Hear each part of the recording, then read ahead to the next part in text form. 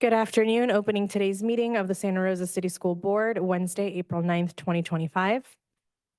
At this time, I will take public comment on closed session agenda items only. Speakers will have 2 minutes each.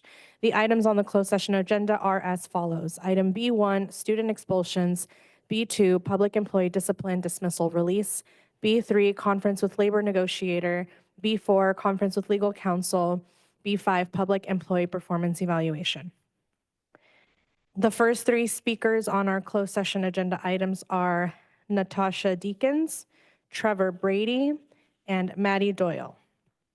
Vice President Manieri, our timer is not quite going yet, so we're going to do it on our phone. It's 2 minutes, and we'll let them know when your time is up. Hopefully the timer starts working in just a moment here. Thank you, and you can make your way up to the podium. She's running a little late.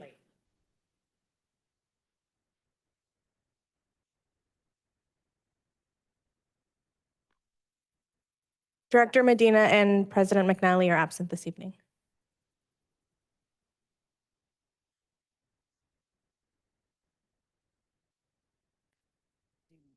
Is it? Just check. All right. Is it? Oh, sorry. Okay, there we go. Can you hear me? Oh, there you go. Okay, sorry. Now I got to go with my glasses. Oh, wait, I didn't start yet. A week ago today, we asked what specific criteria is the cabinet using to determine administrative placements. Dr. Castro stated, and I quote, "There is an evaluation process for administrators. We follow the process put out by HR, and there's a timeline where an executive is assigned to a principal where they will meet with them 1 or every 2 weeks. I have regular touch points with the principal themselves as well as their executives, and then touch back with the cabinet. This information guides cabinet decisions." When pressed, he confirmed that Samuel Martinez is Amy Weiss's direct supervisor, who then checks in with Castro. When asked if administrators get copies of these evaluations, he responded, "Yes, consistently." And then that drives the superintendent's evaluation. But here's the truth. The evaluation put forth by the HR is simply a self-reflection done by the administrator. The only time the evaluator provides any feedback is at the end of the year. Weekly agenda, they talked about having a weekly agenda, which is simply a glorified to-do list. There are no evaluations of her as a principal in her file at all. And I wonder if her direct supervisor was even consulted in her removal. Yet you chose to remove Amy Weiss based on the words of cabinet members and a superintendent unable to provide any evidence of evaluations or of infractions. Let me remind you, you chose to let her go before the district office had even bothered to document any infractions, without giving her an opportunity to defend herself. Removing a principal of this caliber, who is well-loved and respected at her site and community, is devastating. But what is now even more infuriating is that she has been brought back and reassigned at an elementary school. What possible rationale could you have? I can understand that the district is in transition, the need to shake things up. But if you were a business, and I know many of you actually have business expertise, you took the one department that was successful on all measurements and you destroyed it by removing all 4 administrators. This feels like a clear assault by the cabinet. Thank you. Your time is up. Right. And I know by your board policy that you could extend that. I'd ask for just 30 more seconds, or unless you want to silence me. To be fair to all the other speakers, we're going to keep it at 2 minutes. Thank you. Next, we have Trevor Brady, followed by Maddie Doyle, followed by Darren Trainin. Hello. First, I want to extend my appreciation to the members of the cabinet and board who took the time to come to Maria Carrillo last week and answer the questions from our AC. Your willingness to engage directly and face difficult questions was noted and appreciated. It brings me faith that we can undo previous decisions and actually do what is in the best interest of our school and its students. We've already seen such examples like bringing back 2 of our 4 admin to Maria Carrillo. Sincerely, thank you for listening and reinstating these vital members of the Puma community. But I must also be clear, what I fail to appreciate is the dysfunction and lack of transparency and the inability to answer critical questions at last week's meeting. The inability to answer the questions directly, questions that were shared to the cabinet in advance, mind you, was very telling of an inept cabinet. When asked directly, the answers were either vague, riddled with inaccuracies, or were contradictory to previous statements. Now I understand that personnel matters come with legal and confidential boundaries. I also understand the realities of seniority-based decisions. But what I cannot understand and what I cannot accept is the complete failure to articulate how these decisions, removing and displacing administrators and key support staff, will in fact help Maria Carrillo. When asked for specific examples of how these changes would benefit students, not one was given, not one. That silence speaks volumes. It tells me that there is no clear vision from the district office. What I did hear again and again from the cabinet were vague reassurances about a process for evaluating admin, a process for staffing decisions, a process for site placements and RIF timelines. But in all these processes, all I'm seeing is a pattern of decisions being made behind closed doors, defended with vague language in actions that are inconsistent with the very process the cabinet claims to follow. To me, a process without action and without integrity is just a blueprint for failure and confusion. And right now, that's exactly what we're seeing time and time again from our district office, failure and confusion. I stand with the 97% of Santa Rosa City staff who no longer have confidence in Dr. Morales, but I would also add I do not have confidence in the cabinet. So I urge the board to continue to ask the hard questions, demand real answers. Thank you. from Your the time is cabinet. up. Thank you. Thank you. Next is Maddie Doyle, followed by Darren Trainin. I'm aware that Ms. Weiss has been reassigned based on things that may or may not be in her personnel file, and I cannot in good faith allow this to happen without speaking of the things you may not know, but that the people who are with her daily do. This is an administrator who commits her mind, soul, and body to our school. This is an administrator who drove several hours to watch our girls' soccer team take state, broke a rib while there, and still continued to work with impeccable professionalism and communication. This is an administrator who, after being told she was not a good fit for the school at which she's dedicated the last 7 years of her life, still attended the spring musical that night. This is an administrator whose message to the community after being horrifically treated by her employer was, quote, "I will continue to show up every day for our Pumas, and I encourage you to continue being a part of our Puma community too." This is an administrator who is at my wedding, whose children I've taught, who's watched my dog, and whose honor and reputation is something I will never stop defending. This is one of the most trusted, valued, and loved individuals, let alone administrators, who has ever worked at our school. She is incredibly student-centered and has particularly and habitually advocated for our multilingual learners and special education students. She's intensely supportive of our co-teaching partnerships and pushes our staff towards best practices and differentiation strategies and equitable grading practices. Unlike so many administrators whose programs and agendas, while often well-intentioned, come and go with their employment at our school, Ms. Weiss has the credibility and trust to build programs and practices that last. She builds bench strength, a phrase that she taught me. I cannot, under any circumstances, imagine a better fit for our school than Amy Weiss, particularly when the district seems to have no clear, succinct vision for the ways in which our school needs to change. The assertions on safety are baffling for a few reasons. One being the completely flawed logic behind reassigning her to an elementary school. Two being the uptick in WASC data that demonstrates increased feelings of safety in Ms. Weiss's time as principal. And three being that Ms. Weiss's own children attend our school. There is no one with more skin in the game as it pertains to student safety than Amy. In voting for her removal, I need you to know you've also voted for daily confusion and devastation from the students who don't want her to leave, emotional and physical turmoil from a leader who has committed everything she has, and complete exhaustion from a staff who is not yet ready to give up. Thank you. Next is Darren Trainin. Darren Trinan. I want to address the obvious disparity between the communities and the administration's perception of Maria Carrillo and Rincon Valley Middle School principals Amy Weiss and Darryl Coriel. In contrast to the hollow corporate speak employed in the district updates, these two principals engage their communities with plain, approachable communication that allows students, parents, and faculty to feel like we are part of the conversation rather than being spoken over. The changes that each brought to their schools are not only noticed and discussed by parents, staff, and students, but they're recorded in various surveys and dashboard results, perception, and data. What we get from the administration regarding these changes in leadership is not a good fit. Before Mr. Coriel took over as the RVMS principal, campus fights and bullying were reported almost daily. Some of these were high profile, leading to a plethora of negative headlines and even lawsuits challenging the gross negligence of leadership there. I challenge anyone here to compare the incident reports since Mr. Coriel has taken the helm.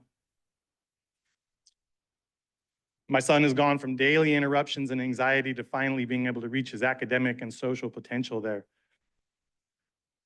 If the vast improvements at RVMS that every parent and student I've interacted with this year are a demonstration of unfit, I can only ask what possible direction you could have for this school that would be better. My other son is a junior at Maria Carrillo. I can't overstate enough how it feels to interact with an administrator like Amy Weiss. Compared to almost every other principal and VP we've known over the years in Santa Rosa, she truly interacts with everyone. Much like Mr. Coriel, Amy Weiss is completely approachable, thoroughly relatable. This is not a single parent, student, or teacher that I've spoken with who doesn't sincerely believe that she is guiding the school in a positive direction. I've got a sheet of stuff from the Youth Truth Survey that obviously the time limit's gonna not allow me to get over, but I will hand out packets to each and every one of you, and I advise Thank you you. all to take a look at it. Thank because- you. Feel free to email that to us. Thank you.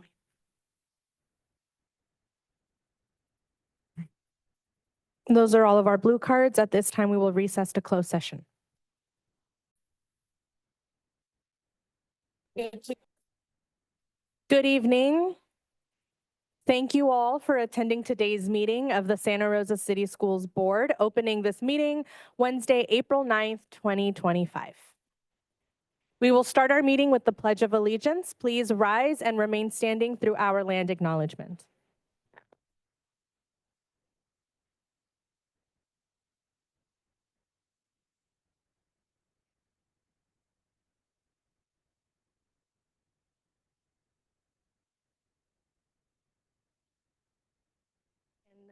Leading us in our land acknowledgement today is Jessica Santana. I acknowledge that Santa Rosa City Schools is on the traditional territory and homelands of the Pomo people, traditional territory and homelands of the Coast Miwok people, and honor with gratitude the land itself and the people who have stewarded it throughout the generations. This land acknowledgement calls us to commit to continuing to learn how to be better stewards of the land we inhabit. By offering this land acknowledgement, we affirm Indigenous sovereignty and will work to hold Santa Rosa City Schools more accountable to the needs of the American Indian and Indigenous people. Reconozco que las escuelas de la ciudad de Santa Rosa se encuentran en el territorio tradicional y las tierras natales del pueblo Pomo, el territorio tradicional y las tierras natales del pueblo Miwok de la costa. Y honro con gratitud la tierra misma y las personas que la han cuidado y administrado a lo largo de las generaciones. Este reconocimiento de la tierra nos llama a comprometernos a seguir aprendiendo cómo ser mejores administradores y cuidar de la tierra que habitamos. Al ofrecer este reconocimiento de tierras, afirmamos la soberanía indígena y trabajaremos para que las escuelas de la ciudad de Santa Rosa sean más responsables ante las necesidades de los pueblos indígenas y nativos. Thank you. Thank you. You may all be seated.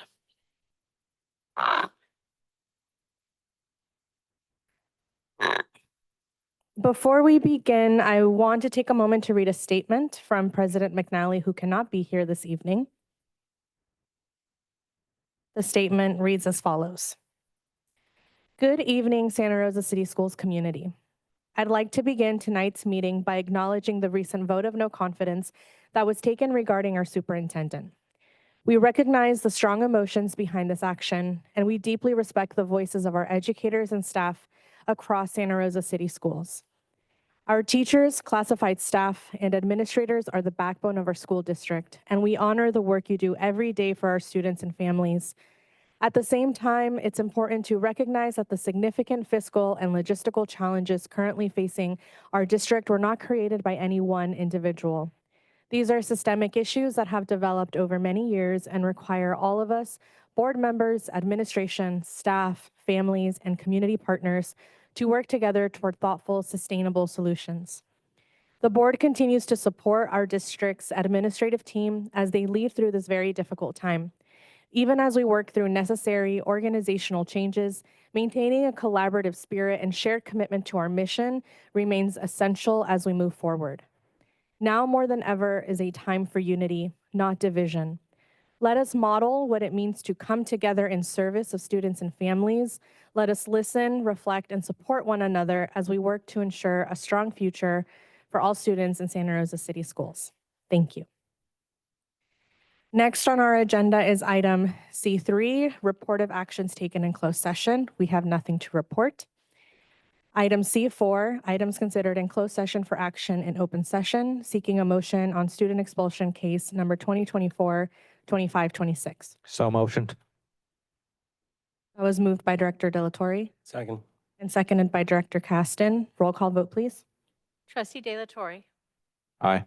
Trustee Caston, Aye. Trustee Kirby, Aye. Trustee Jenkins, Aye.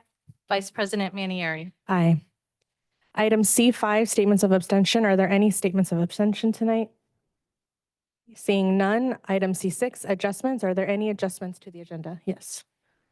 Can I pull, what is it called?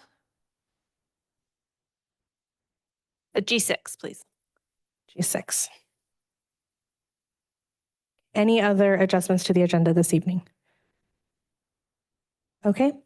This brings us to item C7, special presentations for Student of the Month and Certificated and Classified Employees of the Month. Tonight we have students, families, and school staff joining us from Luther Burbank Elementary School, Santa Rosa Middle School, and Santa Rosa High School. Starting us off, we have Principal Tucker from Luther Burbank Elementary School.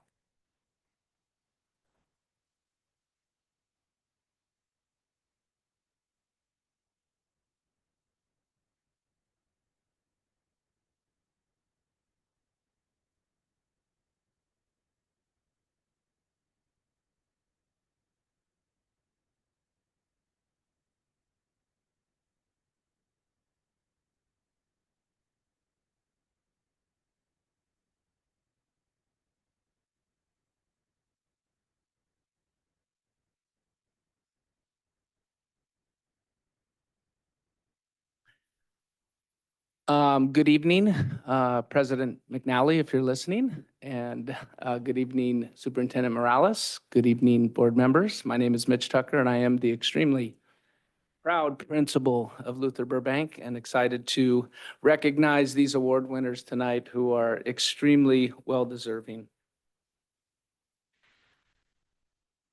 Luther Burbank teachers and staff are proud to celebrate and honor Margarita Garcia as the Santa Rosa City Schools Student of the Month. Margarita consistently exemplifies the core values that define our school community, being safe, respectful, responsible, and kind. She approaches each day with a positive attitude and is always a role model for her peers. Her commitment to these values has not only made her an outstanding student, but also a source of inspiration to those around her. Her good friend Sarai says, Margarita is an awesome friend. Her confidence inspires me, and I admire her courage. She has a wonderful way of making people feel happy when they are around her, and she encourages them to never give up. Margarita sees challenges as opportunities, a mindset her mother instilled in her. She believes embracing challenges creates possibilities for the future and helps her support others. By improving in math and writing, she's able to assist her younger brother with schoolwork and help her mother with her catering business.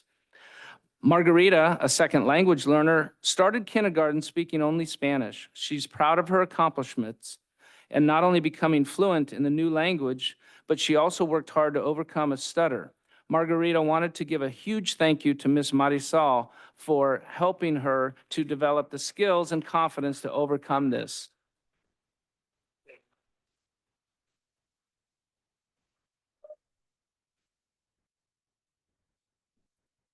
She said that giving a speech in front of half the school for student council was proof that she was able to face her fears and overcome an obstacle.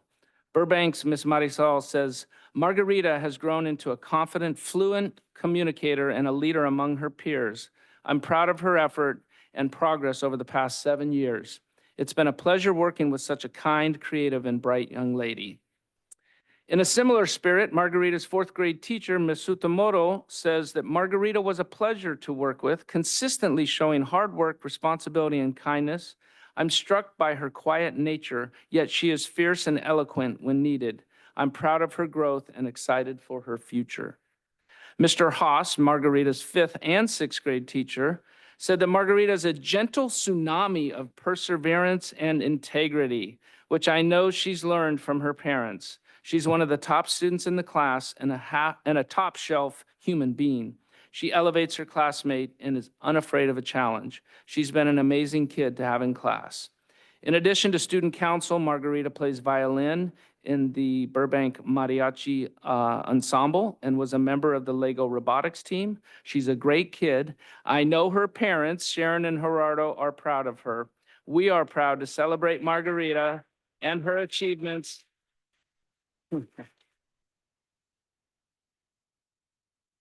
And the impact that she has made on our school community. We are confident that she will continue to thrive and make meaningful contributions to Santa Rosa High next year and the broader community. Congratulations.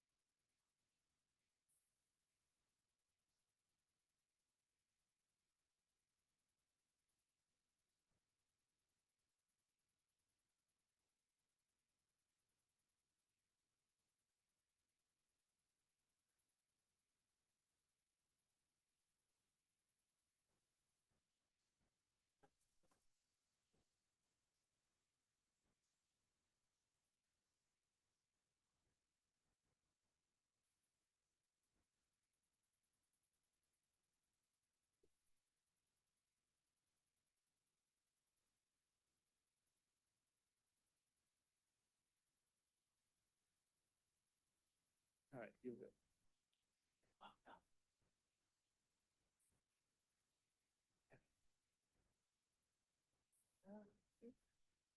Get that too. I need these. Whew, all right. Maria. Luther Burbank Elementary School is proud to announce that Maria Campos Ceja has been chosen by her peers to represent Luther Burbank as our Santa Rosa City School Classified Employee of the Month. Yes.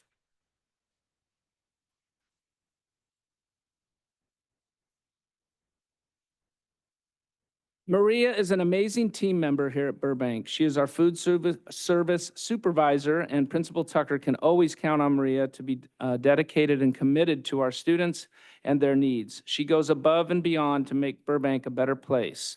Here are some comments from her peers. Maria always has a smile, and she is very helpful with tutoring snacks. Her job is very fast-paced and stressful at times, but she's always upbeat and positive. That's from Miss Maloney. Maria is always willing to help out students and staff. If students are late for school, she makes sure to accommodate them. She is a hard worker and so deserving of this award from Miss Reyes. Maria cheerfully makes the kids food daily. She is here bright and early with an enthusiastic attitude and kind words for every student. She also makes sure that every student is fed and makes the extra effort to do that. We love having Maria at Burbank. Maria's love for the children of this school is clear through her hard work to nourish them, ensuring that there are nutritious options and that no child goes hungry. That's from Miss Denna. If Burbank School was a body, Maria would be an organ that we couldn't live without. The lengths that she will go to make sure that every kid is properly fed breakfast and lunch is impressive. She can pivot on a dime and is sometimes a miracle worker when field trip plans change or hit a snag. The kids always get fed. That's from Mr. Haas. Maria is very tuned into teachers and our off-campus trips. She often double checks to make sure that we have what we need for our kids. Maria's nurturing way of making sure that our kids have healthy snacks and food available is a good beginning. Staff and kids alike love Maria. That's from Miss Rummel. Miss Maria has brought organization, efficiency, and professionalism to our Burbank lunch program. But more importantly, she fills the cafeteria with love and care for our students. From Miss Reyes. Thank you, Maria, for the love you share with our children. You are amazing. From Miss Barajas. We are so lucky to have Maria here at Burbank. She is a beautiful human inside and out. Not only is she so kind and thoughtful with our students, but she really takes care of the teachers too. And that's from Miss West. Go take some pictures. Yes. All right. You give me a hug. Listen to me.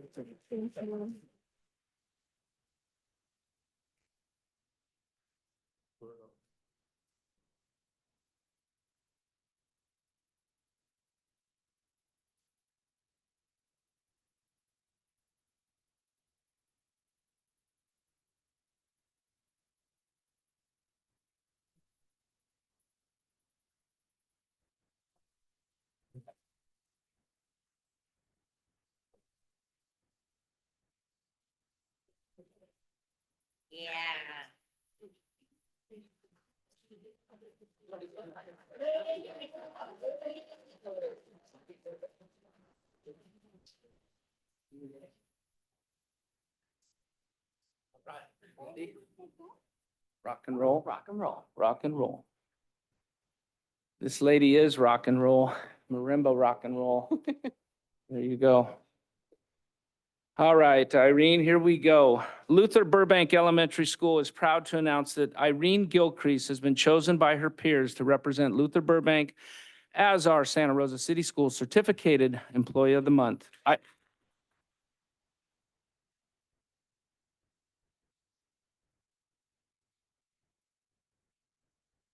Irene is not just an amazing music teacher, she is simply an amazing educator and a wonderful person. Here are some comments from her peers. Irene is so kind, considerate, friendly, and her love for music is infectious.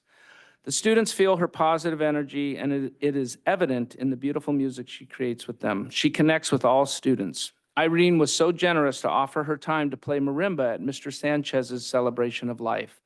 It was an amazing performance that was so appreciated by all. From Ms. Pena. Irene looks for and finds the good in children. She recognizes how powerful that is for kids. From Ms. Rummel.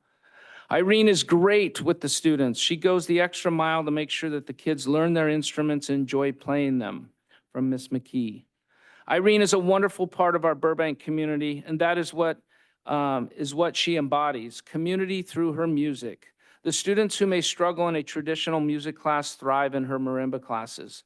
She teaches students that music is fun and a way to express yourself. There is no right versus wrong, and that is why we need at elementary school instilling a love of learning and exploring new things. From Ms. Reichmuth.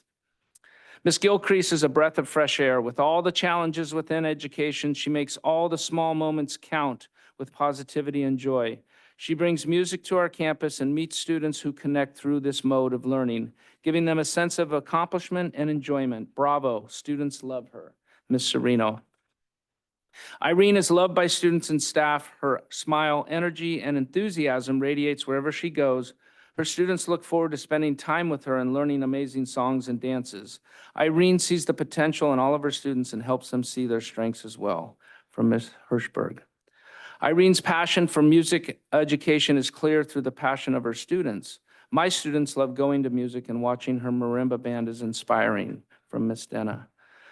Irene's enthusiasm about music and musicians is nothing less than inspiring. Kids need to see that their teacher is excited to be at school and work with them each day. This is what helps them buy in and elevate. Irene vibrates this authentic passion and excitement at the highest levels. Blending this with student happiness and creativity, music is made. From Mr. Haas. Ms. Gilcrease brings excitement and positive vibes to the music program at Burbank. She has given the students something to be motivated about and has taught them to be proud of themselves. From Ms. Reyes. And then from Ms. West, it is such an honor and pleasure to work with Irene. Irene, the magical marimba maven. She is amazing and a beautiful human. Her enthusiasm for music and the students is electric.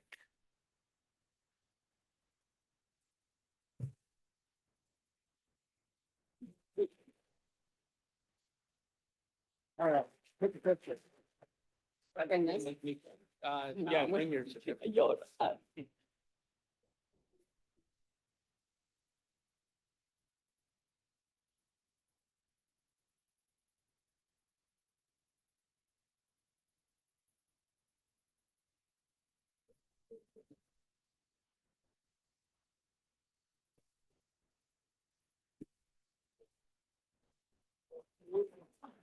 Thank you, Principal Tucker. And next, we'll invite Principal O'Connor from Santa Rosa Middle School to join us.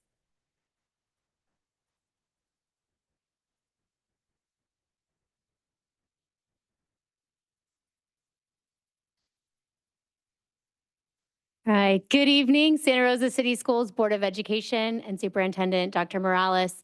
I'm Sarah O'Connor. I'm the, as I refer to myself, loud and proud principal of Santa Rosa Middle School.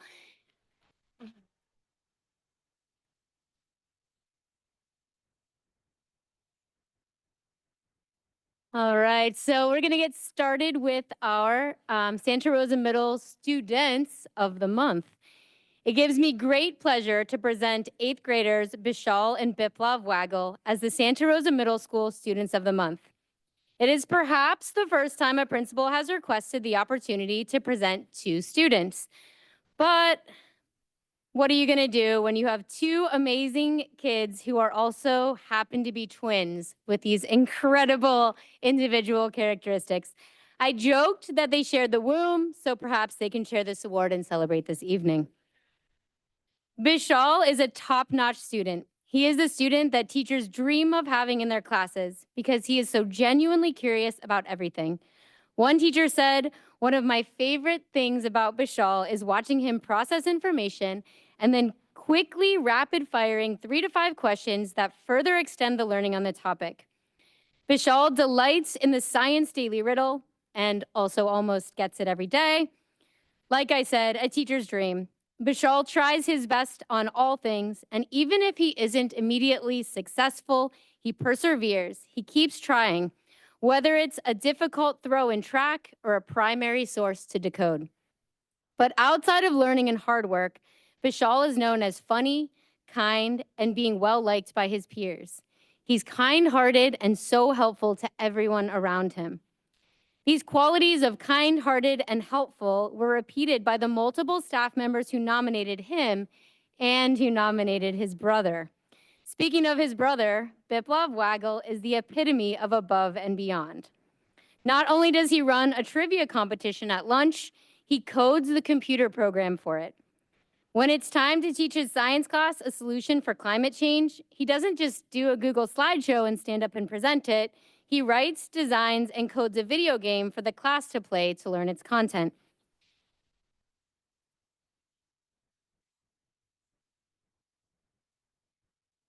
He's constantly seeking ways to improve, connect, and contribute.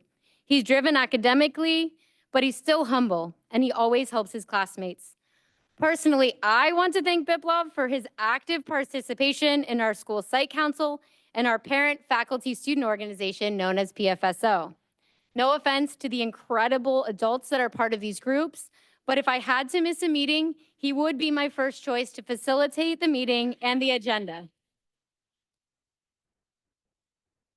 These kids sure are something else. Congratulations to both Bishal and Biplav Waggle. We're so proud of you for who you are and for how you contribute to our Santa Rosa Middle community.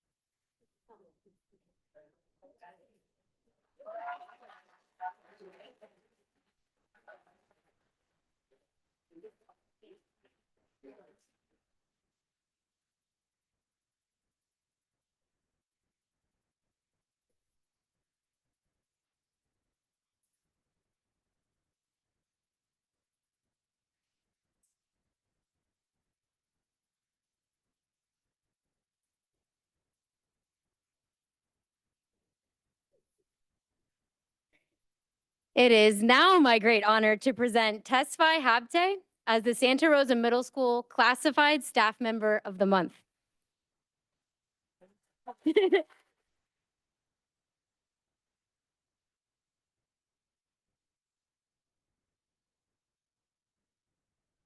Testify serves as the Santa Rosa Middle School head custodian. Of course, Testify's job on face value is keeping our campus clean. And I assure you, the campus is sparkling. But what is his job really? It's seemingly just about everything. A locker's jammed, Testify. Someone threw up in the health office, Testify. Cereal spill, milk and all, middle of the quad, Testify. Toilet clogged, Testify. Broken desk in room 3, Testify. To these examples and literally countless others, Testify's response is always, okay. But what makes our Testify not just valued by all, but truly loved by all, is how he engages with our students every day.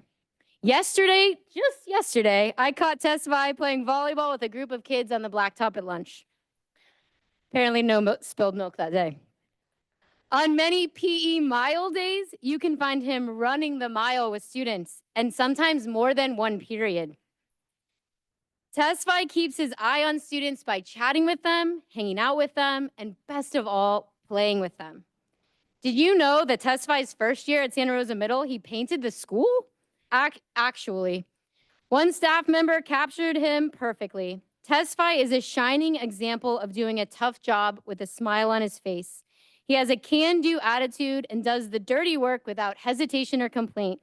He brightens the campus with his smile and love of our students and staff. Congratulations, Testify, and thank you for being an important and impactful presence in our school community. Congratulations.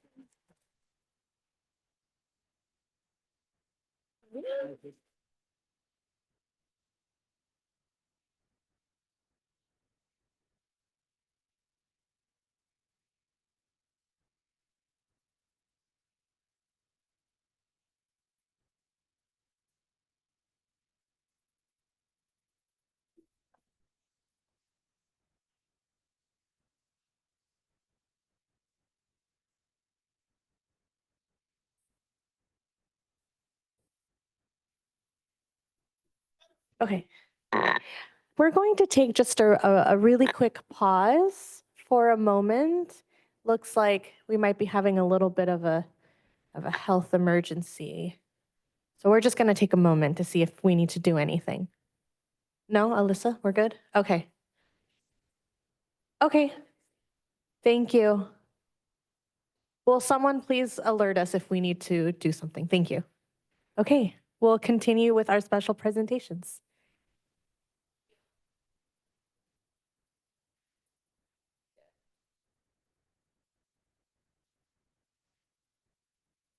All right.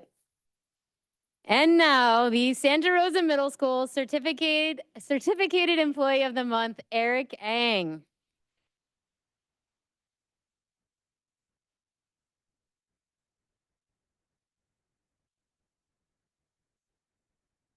It is my great honor to present Eric Ang as the Santa Rosa Middle School Certificated Staff of the Month. Eric Ang teaches 8th grade science and Making Gardens Grow at Santa Rosa Middle School. Eric is a team player on the science team. His science classroom is always abuzz with relevant, hands-on, structured, and supported learning. But if you want to catch Eric, you're much more likely to catch him outside of the classroom. And that's because he teaches 3 Making Gardens Grow classes at Santa Rosa Middle School. The class would be more accurately named Making Santa Rosa Middle School More Beautiful and Taking Care of the Santa Rosa Middle School Community. Need a garden or yard work tool cleaned or sharpened, like from your house? Eric's garden class can do it. Have a succulent that's dying? Bring it to Eric's garden class. Want that area outside your classroom or office spruced up? Eric's garden class. Need centerpiece for an event? Eric's garden class. This guy can run 3 large gardening elective classes with a bunch of tweenagers and get them all excited about compost, succulents, and chicken coops. With a science, yeah, all right. Here's a cheers. With a science credential and a master's degree in bugs, I'll get to that in a minute, Eric took the challenge of revamping our school garden area. planting, beautifying, and growing the whole campus in return. Gardening is almost a farm-to-table class because the food they grow, they eat and take home. There's also salad bar day where everyone brings toppings and they eat the lettuce harvested from the garden. He delivers food to us staff. They take our orders and everything.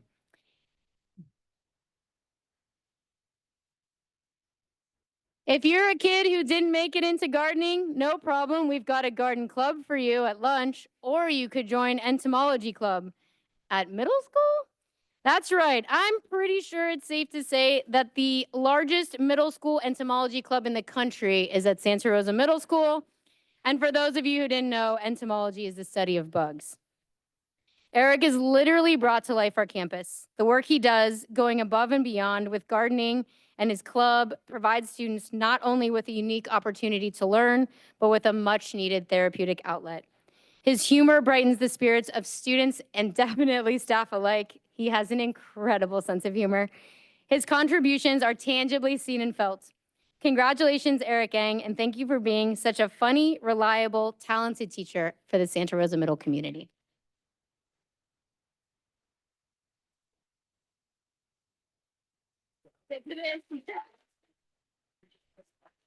Sir?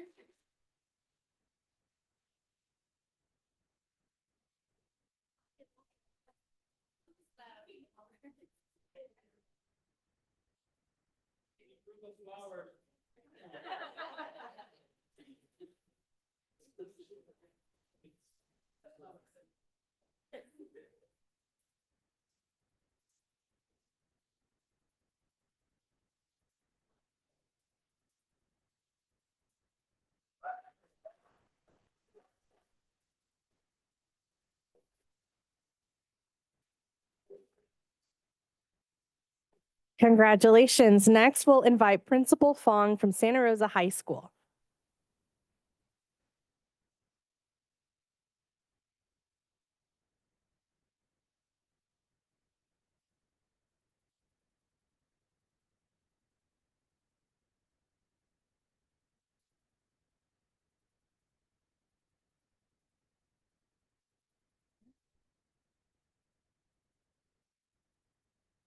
Good evening, Board of Directors and Dr. Morales and audience members and everybody at home. I'm Dr. Monica Fong. I'm the principal at Santa Rosa High School.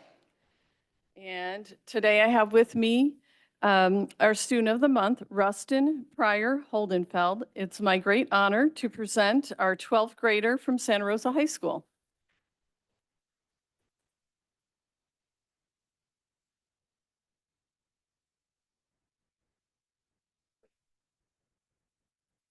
Below are just a few of the comments that I got about Rustin from the many teachers and coaches that have worked with him.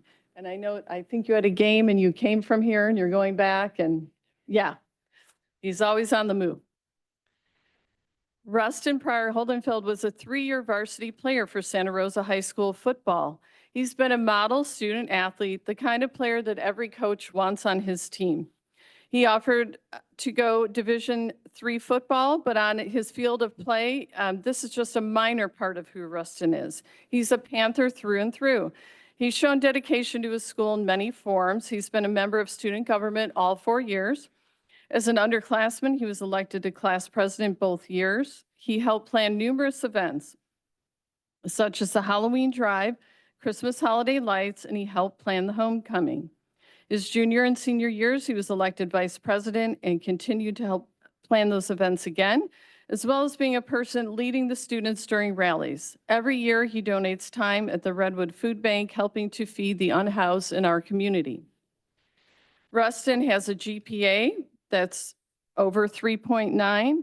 He's taken AP classes every semester, and he's a 2-sport athlete. Also, volunteering extracurricular time, he was still able to maintain his GPA. A counselor said that Rustin played football and baseball for all 4 years at Santa Rosa High School, and as well as being in student government.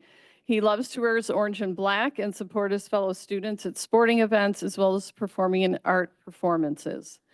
I always see him with a smile on his face, and he seems to be a very positive and enthusiastic young man. He's also volunteered at our Special Olympics basketball events.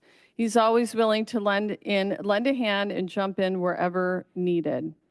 And I think all of those comments really represent how Rustin is at school.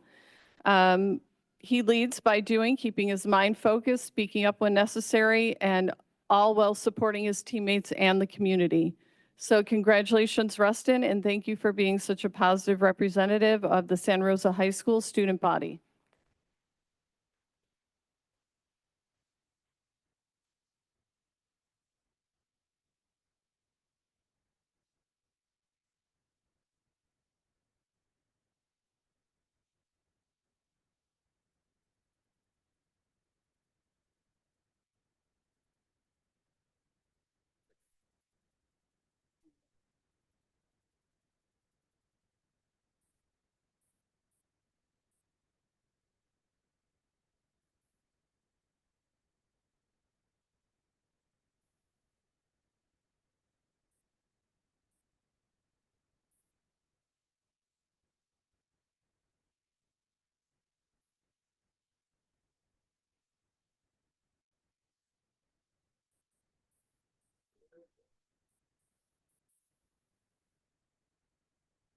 All right, folks, before we continue, we're being told that we're over capacity in the chambers right now.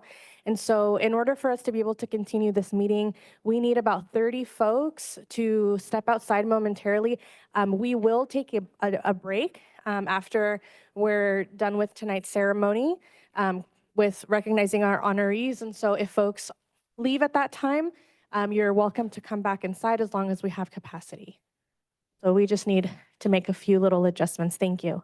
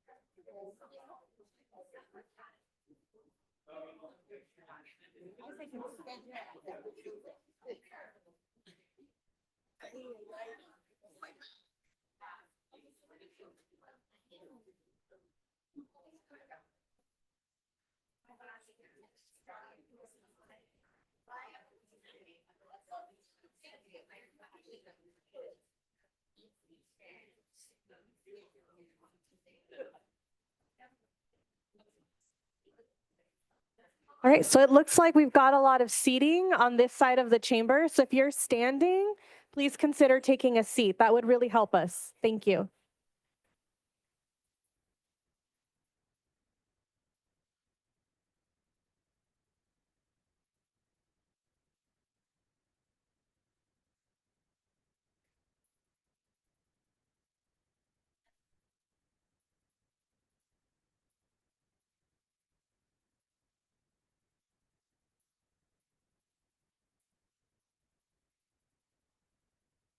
All right, it looks like we have the green light from the fire marshal, so we're going to continue with tonight's presentation.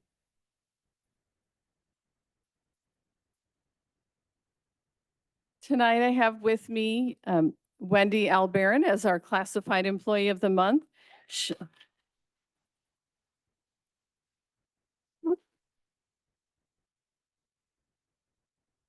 And Wendy runs the business office at Santa Rosa High School. Some comments from some of her colleagues. Besides being one of the sweetest, kindest people I know, Wendy is also the hardest working person on campus. She's always willing to help out wherever and whenever, no matter what, no questions asked. She has a generous heart and will do anything to help our students. She helps plan, collect, and distribute gift cards, blankets, clothes, prom dresses, and food every year for our students. She's the perfect example of Panther Pride. Wendy goes out of her way to help teachers and students on the campus. She's friendly, always polite, and does her job impeccably. She always has a smile on her face and has fierce Panther pride. She runs the business office of a large school on her own and never complains, and she is someone we can always count on, and for that, she deserves this honor.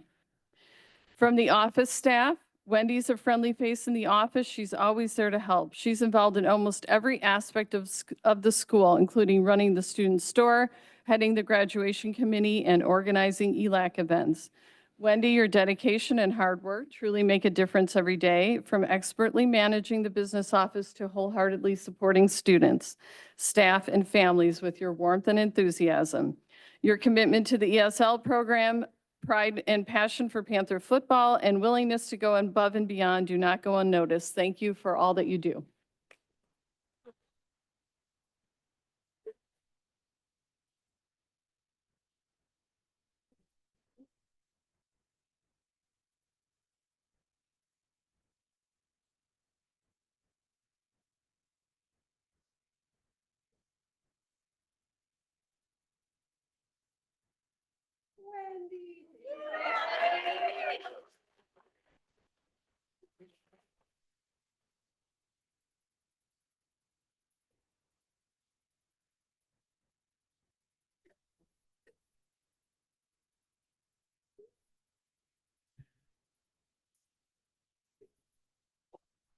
And last but not least, our certificated employee of the month, we have Miss Justine Mendoza, and who teaches fine arts.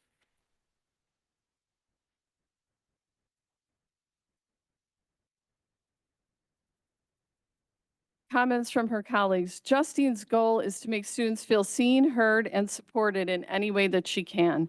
Ms. Mendoza, in her few short years with us, has made a major impact on the lives of her colleagues and students. She's a supportive friend and teacher. She gives of her time, resources, and talents without complaint. Her students know that she cares for them and will challenge them to do their best. She is a warm and welcoming environment in which students feel safe. The Fine Arts Department Chair at Santa Rosa High says, I've been honored to have Justine Mendoza as a member of my department for the past 3 years. She's been an integral part of our department and the school community as a whole. Ms. Mendoza began as an enthusiastic student teacher in the ArtQuest program at Santa Rosa High School. We immediately recognized her strengths both in and out of the classroom, and she was hired as a full-time teacher at Santa Rosa High. She is unique in that she has been taught in 2 distinct programs, the Fine Arts program and the ArtQuest art program. She's done an excellent job navigating and working within both departments with her time here. She pours her heart into teaching the elective students on campus and helps them grow as artists and individuals. There's lots of comments I'm going to give you, but the students adore and respect her. She's earned that in every way. Her tireless support of Santa Rosa High and its students is felt by all. As a teacher, she engages lessons and brings her joy of art to all of her students. She's gone above and beyond in her community, even designing our fine arts logo that we all use today. She helped promote the t-shirt design at the 150th anniversary of our school, and she brought a beautiful mural to life on our campus with the help of her students. Santa Rosa High School is truly a better school due to the contributions that Justina has made on our campus.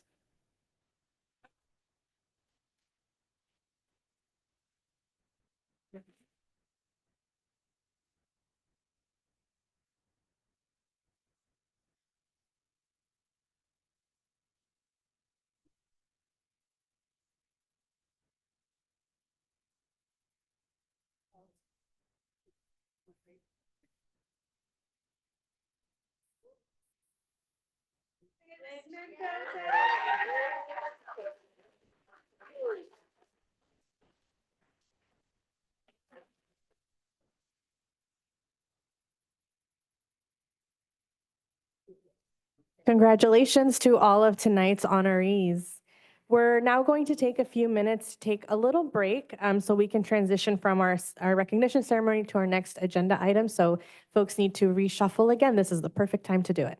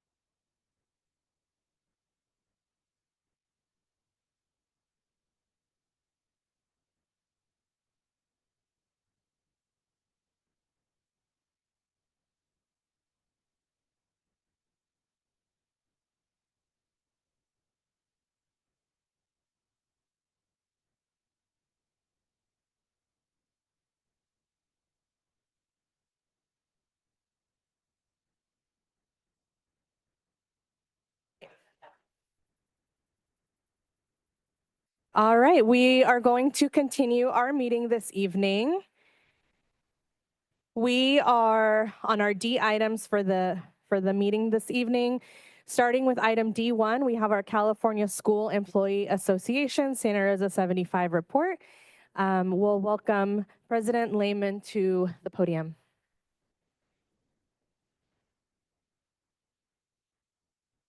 Good evening. Good evening, Vice President Stephanie Manieri, Governing Board, Superintendent Dr. Morales, Student Board Member, Cabinet members, and everyone joining us on Zoom. I also want to thank everyone else for being here tonight. We are Santa Rosa City Schools community. We are here because we care about the well-being of all of our students, families, staff, teachers, and admins. CSEA wants to congratulate the students and teachers of the month at Luther Burbank, Santa Rosa Middle School, and Santa Rosa High School. Special congratulations to our classified employees. From Luther Burbank, Maria, Santa Rosa Middle School, Tess Faye, and at Santa Rosa High, Wendy.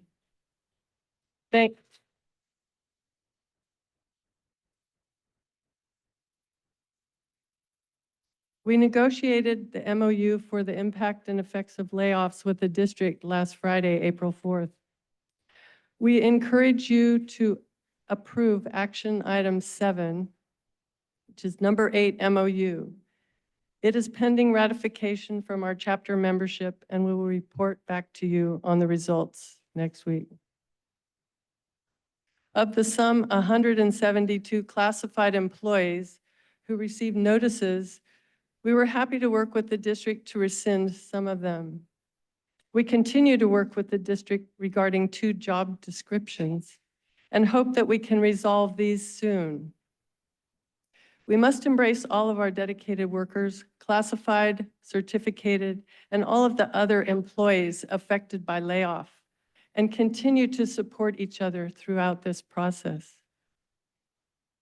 As adults, we can help our students and families move forward with the changes that are coming.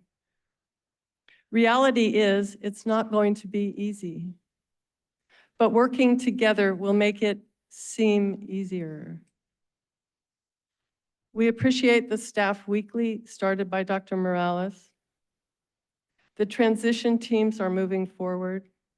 SCO is coming to assist. We all must work together so that structure, stability, and positive change will emerge from all of this. With courage and compassion, thank you.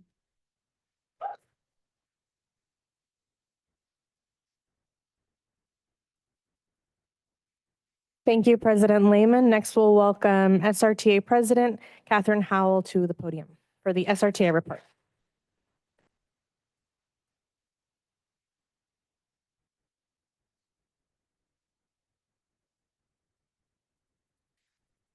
Good evening, Vice President Manieri, Superintendent Morales, members of the board, members of the community. I want to start with saying congratulations and adding my congratulations to all of the honorees tonight. It is wonderful to hear about how much joy people take in their jobs at their schools and how much pride we have in our students and how much excitement the students have for learning. But before I go any further, I need to take a moment tonight to celebrate one of our own who has passed away this past week, much too soon, and leaving behind her a wake of sorrow and loss. Trish Terrell was an amazing, strong, and loving wife and mother and English teacher at Maria Carrillo High School. She was the grievance chair, among other titles, for SRTA. And she was a champion for our community. She was never afraid to stand up and do what is right. If she could, she would be here right now with us today.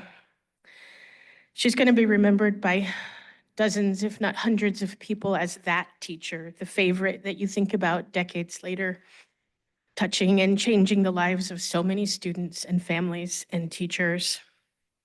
I've heard her described as a gift giver of her time, her patience, her energy, her knowledge. Sometimes her gift was her smile, her attitude, the small affirmation that made your day, or the kick in the butt that you needed to get going. I got a lot of those from Trish. We love you, Trish. We miss you. And thank you for pouring your heart into Santa Rosa.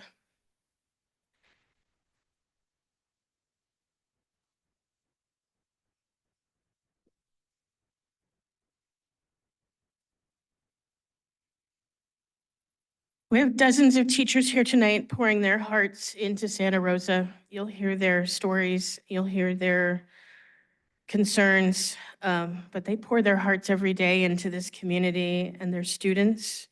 You're going to hear their stories of lack of leadership, of intentional chaos and uncertainty, not just around the school closures, but day-to-day operations. What this board needs to realize that this is not just a right now thing. It's not just this room at this moment. It's not just the administrative movement, although removing trusted administrators from their positions did and has and will create unneeded chaos. It's not just the schools that are closing that are the problem. We're united here tonight fighting for the future of education in our city. This Santa Rosa, where generations have been educated by Santa Rosa City Schools, where generations are represented in this room by these teachers.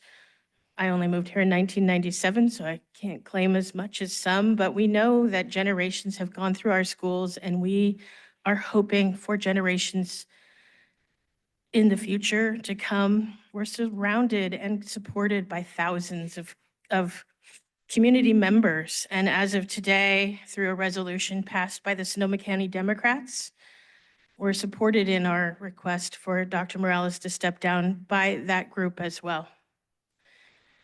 The educators of Santa Rosa Teachers Association represent deep roots in Santa Rosa City Schools and in Santa Rosa. We have been here long before this cabinet. We will be here long after the members of our administration who have mostly no ties to this community. Long after our superintendent has moved on, again, no ties to this community. We're not just fighting for ourselves, we're fighting for our students, and we're fighting for the future of education in Santa Rosa. We're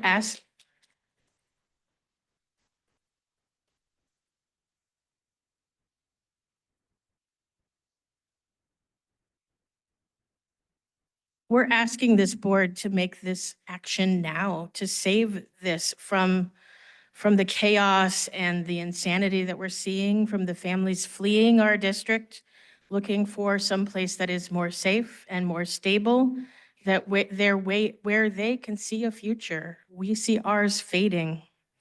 And I'm going to leave with the words of some of the words from the resolution of the Sonoma County Democrats that calls SRTA calls upon Superintendent Daisy Morales to resign from her position, urges the Santa Rosa City School Board to act expeditiously to restore trust and stability for students, teachers, staff, and the broader community. Thank you.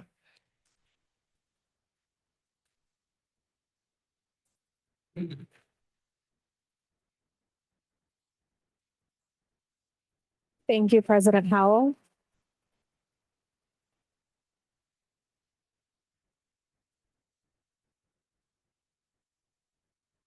Next, we have the superintendent report.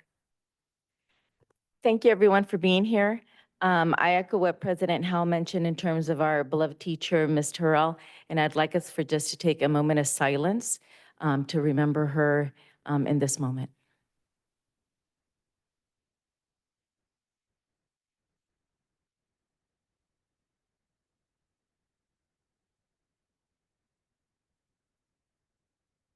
Thank you.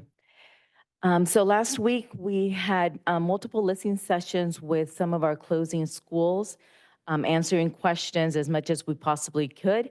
I also met with a group of parents from our school campus alliance around safety and the protocols that we've put in place. We started also our LCAP feedback sessions. The ones that are done in the fall are really to learn what LCAP is. And the ones now in the spring are really to provide feedback as to our modifications for our actions and services. So next week, we will have one on Monday at Santa Rosa High, on Wednesday at LC Allen, and on Thursday at Montgomery High School. So please come and join that conversation as we update the LCAP. I was able to do an interview around enrollment registrations in Spanish with our local wine radio in order to be able to continue to promote our enrollment process. And it was an interesting look at how the radio world works from the inside.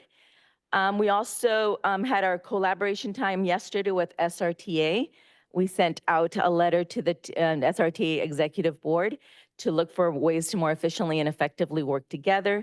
And we're also going to be asking this of our CSEA members, and I met with them today. And we'll also be sending out a letter for them to join the California Labor Management Institute format, so we could better facilitate our work and also share out what those meetings are about so that everybody is aware of the topics that are discussed in that space and how do we continue to work together. So thank you. Thank you, Superintendent. Next is Board President report. There is no Board President this evening, so we will move on to item D5, Board Member reports. Do we have board members who have reports this evening? I see Trustee Jenkins, Trustee Caston, and Trustee Kirby. I'm back to writing things down. So it has been a busy 2 weeks as usual. I attended the Anchors Away event in Montgomery, which was very positive with a clear path forward. Specific locations decided upon for the 7th and 8th graders. Worked the Montgomery Alumni Association Polenta Feed with Project Grad, which was a hit and a ton of fun. I do know that Santa Rosa has so many parents who are also alumni of our high schools, and I want to encourage you all to pop into the alumni events of the school that you graduated from, especially if your kids are attending. I made it to the final fentanyl gang awareness presentation at CHOPS, which was super well attended. It was exciting to see representation from the DEA, as well as an organization called, I'm not going to pronounce it correctly, but the initials are HIDTA. I haven't interacted with either of those organizations before, but it was pretty fascinating stuff. There's a follow-up Zoom tomorrow about what a drug-free community would look like in Santa Rosa. So we'll see what that's about. Checked out the ArtQuest Spring Showcase on Saturday. Honestly, I have not been to the ArtQuest stuff before. I was very impressed with both the facilities and the students' work. It was so cool. And it was just really cool. So that was very great. Thank you to whomever sent me those invites. Let's see, what else did I do? The LCAP presentation on Monday at Curio, I was there for a bit. And then I headed to the parent meeting in Montgomery following that. And yesterday was SART, the Safety Advisory Roundtable, which has been a bit of a slow start this year, but I'm hopeful that we'll kind of swing back to to being a direct feedback loop for Dr. Morales of how to best serve the students with a safety lens at the center. I'm finding that the district is really good at starting things and implementation at the get-go, but that we could improve on follow through, follow up, and closing the loop. And we will. Something that I've been thinking about lately also are the 3 E's, the embrace, engage, and empower. I understand that the district is doing its best to carry this out for students, but we are kind of missing the target when it comes to the adults who care for, support, and educate these students. And this includes families, staff, and site admin. I understand being focused on outcomes of the individual young minds. However, we are missing that if the adults who are tasked with developing those minds are not getting their needs met in a stable environment with clear expectations and understandings of what is coming down the line, that instability will have significant ramifications on the individual young minds. We have to give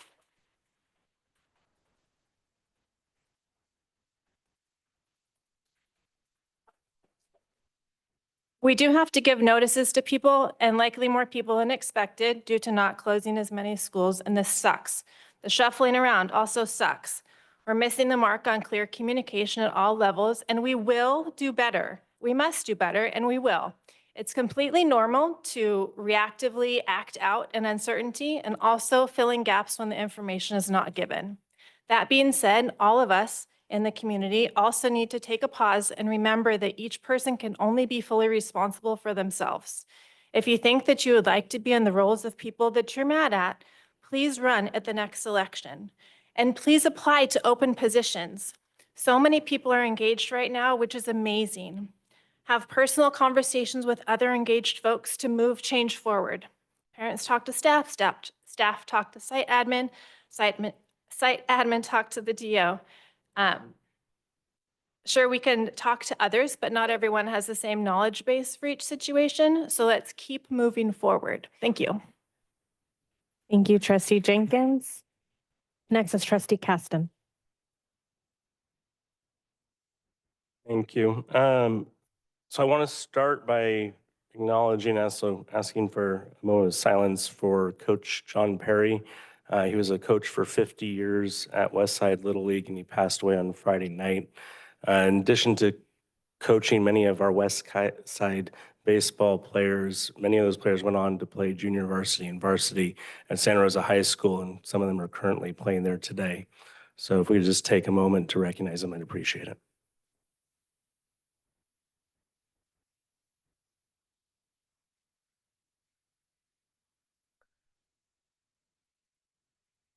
Thank you. My other activities in the last 2 weeks. I attended the Low CN General Membership Meeting 2 weeks ago. They elected a new board, including many folks who actually have kids in our school district. So I'm hoping for good and continued engagement with Low CN. We held our second Finance Committee meeting this last Monday. We didn't have quorum, so we didn't take action on any recommendations, but we did receive reports on the Child Youth Behavioral Health Initiative, which is an initiative where we're going to be able to bring in additional revenue for therapy, mental health, and other programs that we've lost one-time funds for in recent years. And while the timing is not perfect, there is hope that we'll be able to sustain at least some of the programs and staff that we've come to rely on since 2017. All of this is on video, and you can go watch it on YouTube if you missed the committee meeting. So it's all there for folks to access because it's a public meeting. We also received a report on our CTE grants and funding obligations attached to those grants, specifically involving our matching obligations and how we use certain staff positions within the district office and on different sites in order to be able to receive the grants that fund some of our CTE and college and career readiness programs. And we were able to receive reports on our audit process and internal controls.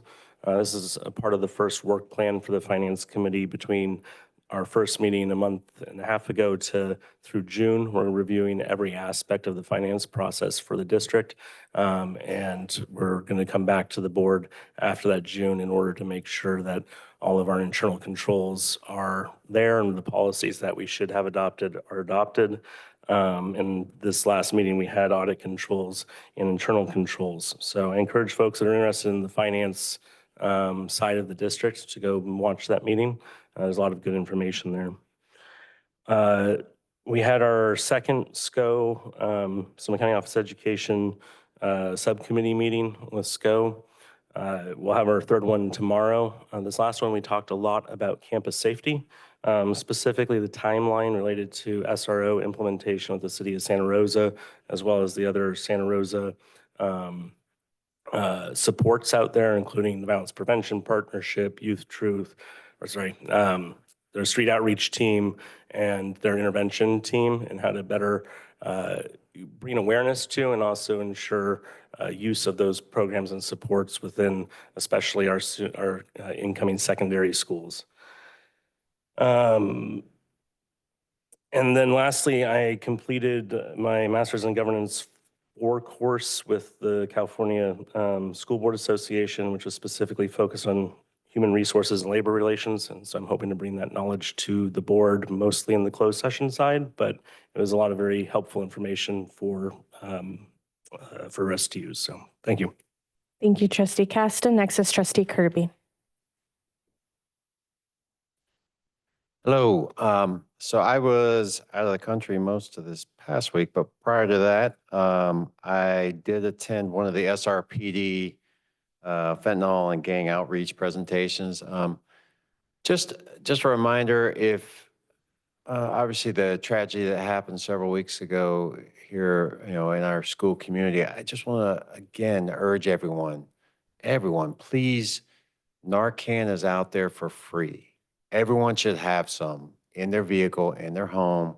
It's free. Go to CVS, Walgreens, Kaiser, Face to Face, right down the street near the police station here. Please have some that you may save a life. Please get that. I also took a in-depth tour of ArtQuest and got to see all the facilities, learn the history of the program, and spent a lot of time getting to know the director and assistant and just hearing all about that program.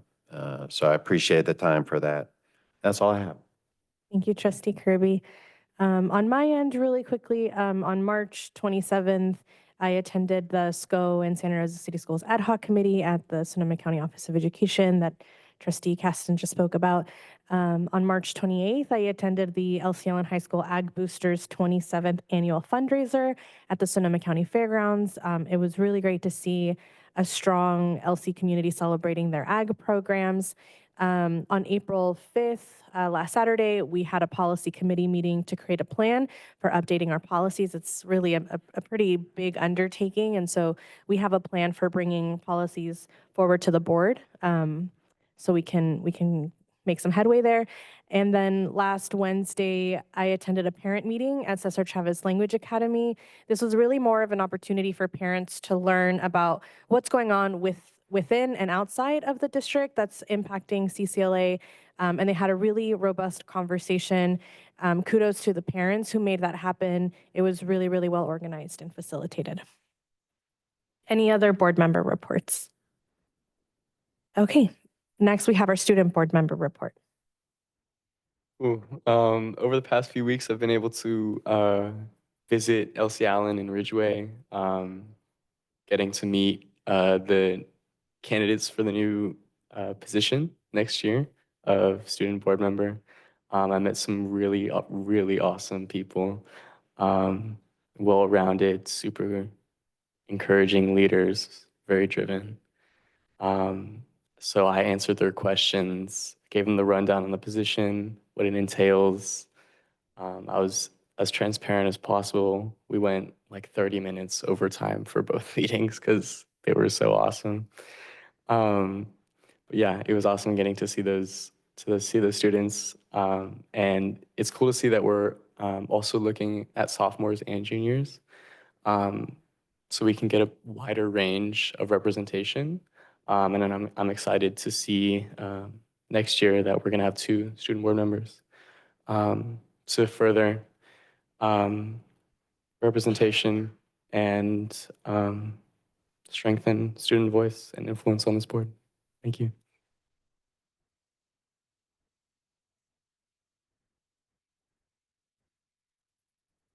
Next, we have item D7, our consolidation and transition report. I'll ask the team to come on down. As they do that, we wanted to share the new document in terms of really shifting the conversation around what our schools will actually look like. So we're, let me see if the team, so it's, I won't read it verbatim, but it's the senior, junior high schools. Is that what we'll be calling our new schools? It talks about it's 1 campus, 2 programs, so there'll be 2 different bell schedules. We share the benefits of the model as well as how we will be defining success, as well as measure how we're going to measure that success. And we also talk about the consolidation of our elementary schools and how we're going to ensure continuity of supports, talk a little bit about the curriculum. So this is open for the board to look through it, read it, give us any feedback in terms of anything we need to modify as we continue the conversation. And so the team is here also to give any updates and share any new information around what's coming our way. So I will open it up first to, who wants to take it first? Stacy or Lisa, who wants to start the conversation of what we're working on? Maybe even start with the Empower teams. If in terms of the work, I know the Empower teams met this week. So we'll start there and then we can chime into the other departments. So Thank you. team. Thank you, Vice President Manieri, members of the board, and student, staff, and community at Santa Rosa City Schools. And I really want to thank the executive directors, Elisa Haley and Dr. Lucilena Perez, for heading up this work with the teams. I'll go ahead and turn it over to them. They've been there for the full day meetings with both of these communities. So I'll start. First, good evening. The Slater and Montgomery team, their Empower team, met on Tuesday. I had to think what today was. And we went over some key items, which is such as bell schedule, which it was determined that Slater, Herbert Slater would keep their current bell schedule and Montgomery would keep their current bell schedule. They might switch around a few things just to make minutes will be the same, but to make it so staff meetings can overlap. So the principal can have time with Slater alone together and then Montgomery alone. So but they can work on things together as well. And that will be definitely for this upcoming year. As they move through the process and see how things are going, they will reevaluate.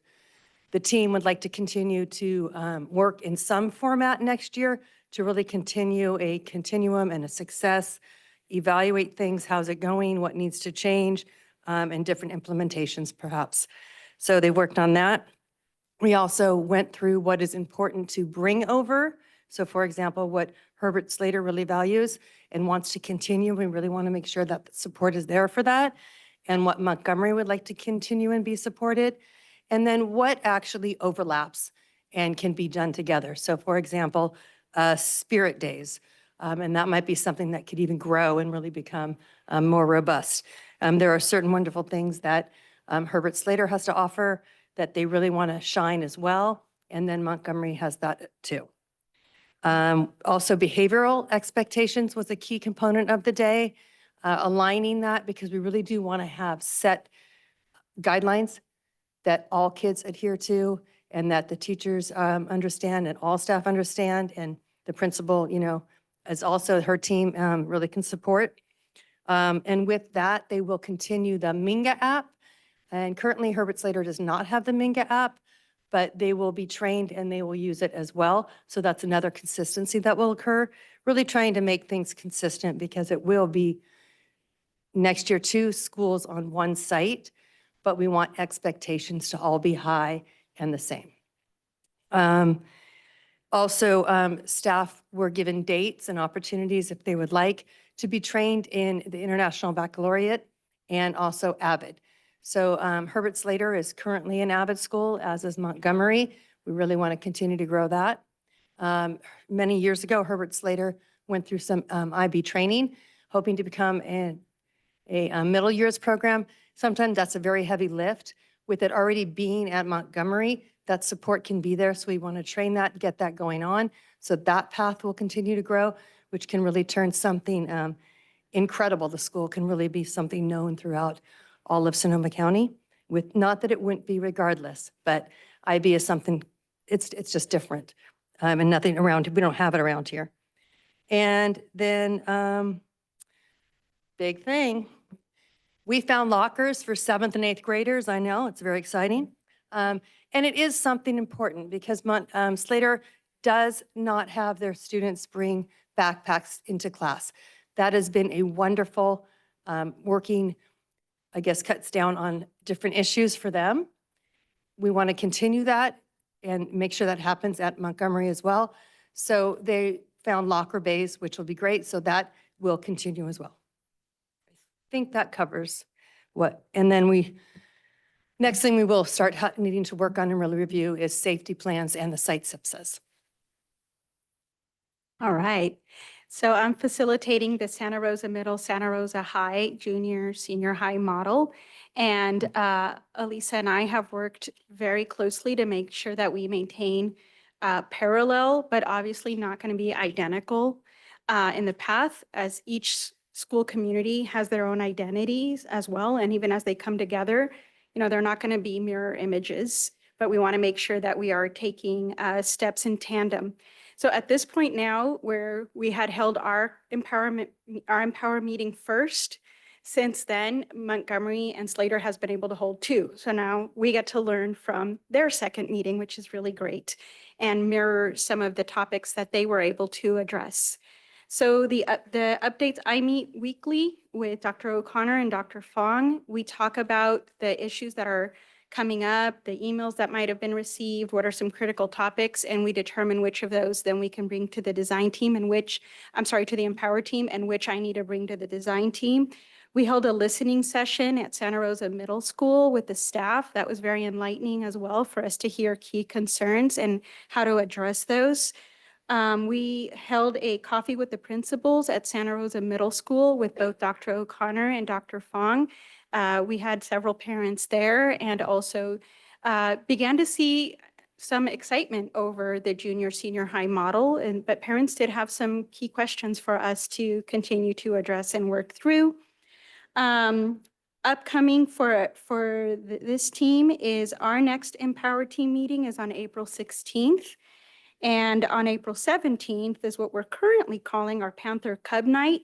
And so this is the first opportunity for the incoming 7th and 8th grade parents, staff, community in general to be at Santa Rosa High School and have a presentation in the auditorium and then kind of look around the facilities.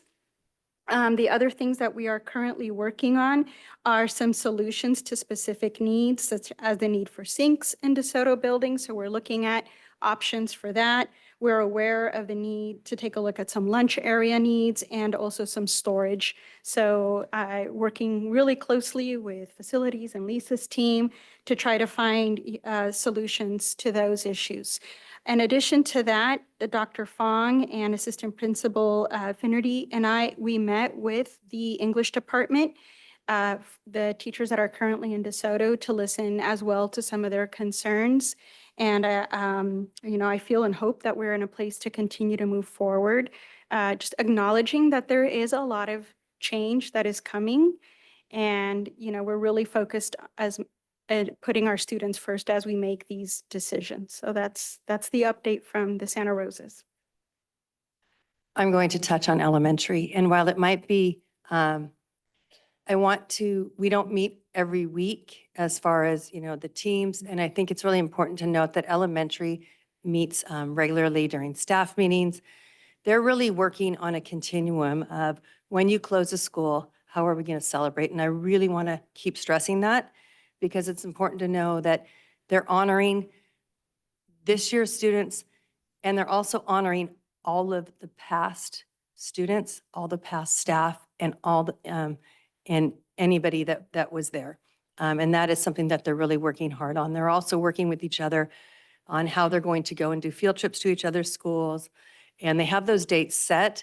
So those are set and those are happening. But when they happen, then there'll be more to share about what happens there. And they're also working on sharing information. And Director Caston, I just really want to address, I know you're really concerned about 504s. So I just want to address that at least at the elementary level. Our elementary teachers and our principals are, seriously, I can't give enough shout outs.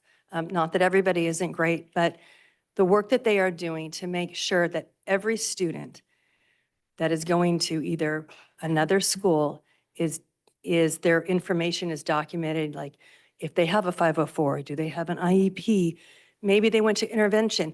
Maybe they don't really, this is just one thing when they get there, just to really acknowledge them and stories. And they're really having detailed notes about that to share with the staff that they will receive. And so that is huge, and that is not an easy undertaking.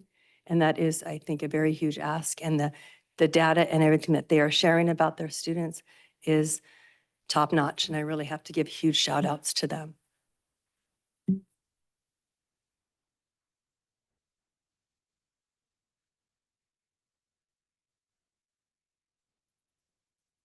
All right. I'm here tonight to give a very, very brief. There's been a lot of work being done on continuing the open enrollment. In addition to ensuring that all families had an update on their open enrollment requests, we are currently this week honoring the requests for appeal. We had approximately 27 requests for appeal. We finished, I think, 11 of them today, and Friday is going to be a very long day, continuing the rest of the appeals. For families who are currently on the waiting list, all families who are on the waiting list were offered their second choice of school. And many families did say, yes, that would be wonderful, and they have already been placed. There's just a handful of families that are asking to have their application reconsidered. So we're continuing with that process. We've also been working very diligently on the processing of the inter-district transfer requests. And there's been a lot of energy and interest in information on that. And so I'm going to divide my information into two different categories. There are the inter-district transfer requests that are coming to Santa Rosa. These are families that live outside of the Santa Rosa area, but want to attend one of our schools. And the inter-district requests of families who are asking to attend a school other than a Santa Rosa and leave our district. So I'm going to start with the outgoing. It is important to know that the data that we have to share today is only the number of families who have requested. This is not the number of families who have been accepted, because every outside district has their own timelines. They may have not said yes to a family yet. And so until we get that information from the district, I would not be prepared to tell you, hey, 700 people got accepted. So it is important to know that I'll also compare this to ongoing information. We currently have 755 pending requests to attend a school outside of Santa Rosa. That is actually about the same. Last year, there were 722. The year before that, 754. In the 22-23 school year, there were 815. I could keep going all the way back. The big years that we talked about before were the years of 2019-20 and 2018-19, where we had over 1,000 requests. But this year so far, we're seeming just about on par with what we've seen over the last 3 years of the number of pending reasons. The number one reason that families are requesting to leave, because it's so difficult to capture each individual, there's different categories. The largest category is what they call other. That is a personal reason that doesn't fall into one of the other categories. The second most common is that I'm a continuing student in this other district and I want to continue. These are not new requests. There are 200 continuing students. In addition to that, there were 114 requests because the younger child now has a sibling that is already in another district and wants to continue. So just to kind of frame, just about 300 of these families are actually families that have been continuing outside of Santa Rosa, so they are not really new requests. We've had 45 families asking to move because of childcare, 35 looking for a change in social settings, 11 for health reasons. There are 8 who have a pending change of residence. 16 of them indicated that they are being considered for a specialized program, 3 for employment, and 4 of them have requested this based on closure and consolidation, because that was one of the choices that they could choose. 7 have requested due to bullying or other safety concerns. So those are the ones that we have. I also have, and I'm not going to get into the weeds because these numbers are going to be difficult to track without seeing the slide, but there is one of the highest numbers are students requesting to leave Piner due to the proximity to Windsor, because Windsor is one of those districts that people go to, and it is, there's a lot of our families who live in that Piner neighborhood that are very close to where the Windsor neighborhood is. There's actually a street where if you live on the south side of the street, you belong to Piner. If you live on the north side of the street, you belong to Windsor. And if you live slightly to the east, you belong to Carrillo. So there are some interesting nuances up in the north area.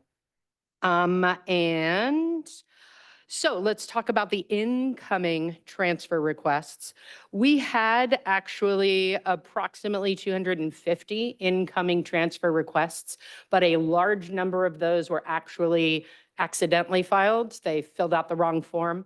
They were actually our students asking to attend a different one of our schools, and they filled out the inter-district rather than the intra-district transfer. But so far this year, we are processing 84 requests to come in to our district. Of those 84, most of those transfers are coming from the Cotati-Rohnert Park area who are coming up our direction. And the highest number of requests are requesting to go to Santa Rosa High School. The largest number of students, at about 20 of the students, so about a fourth of them, are continuing students. They've been in our district and they want to be able to continue with us. The second highest number of students wanting to come to our district are requesting to come to some of our specialized programs, such as International Baccalaureate, Art Quest, some of these other specialty programs. 10 of these students are requesting to come our direction because a sibling is already enrolled with our district. And there's lots of little reasons. One or two are children of employees, or our school is closer to where they live than their actual assigned school. 3 are asking for childcare, and so on. So we have a number of different pieces. Now, I know that was a lot of information without the visual.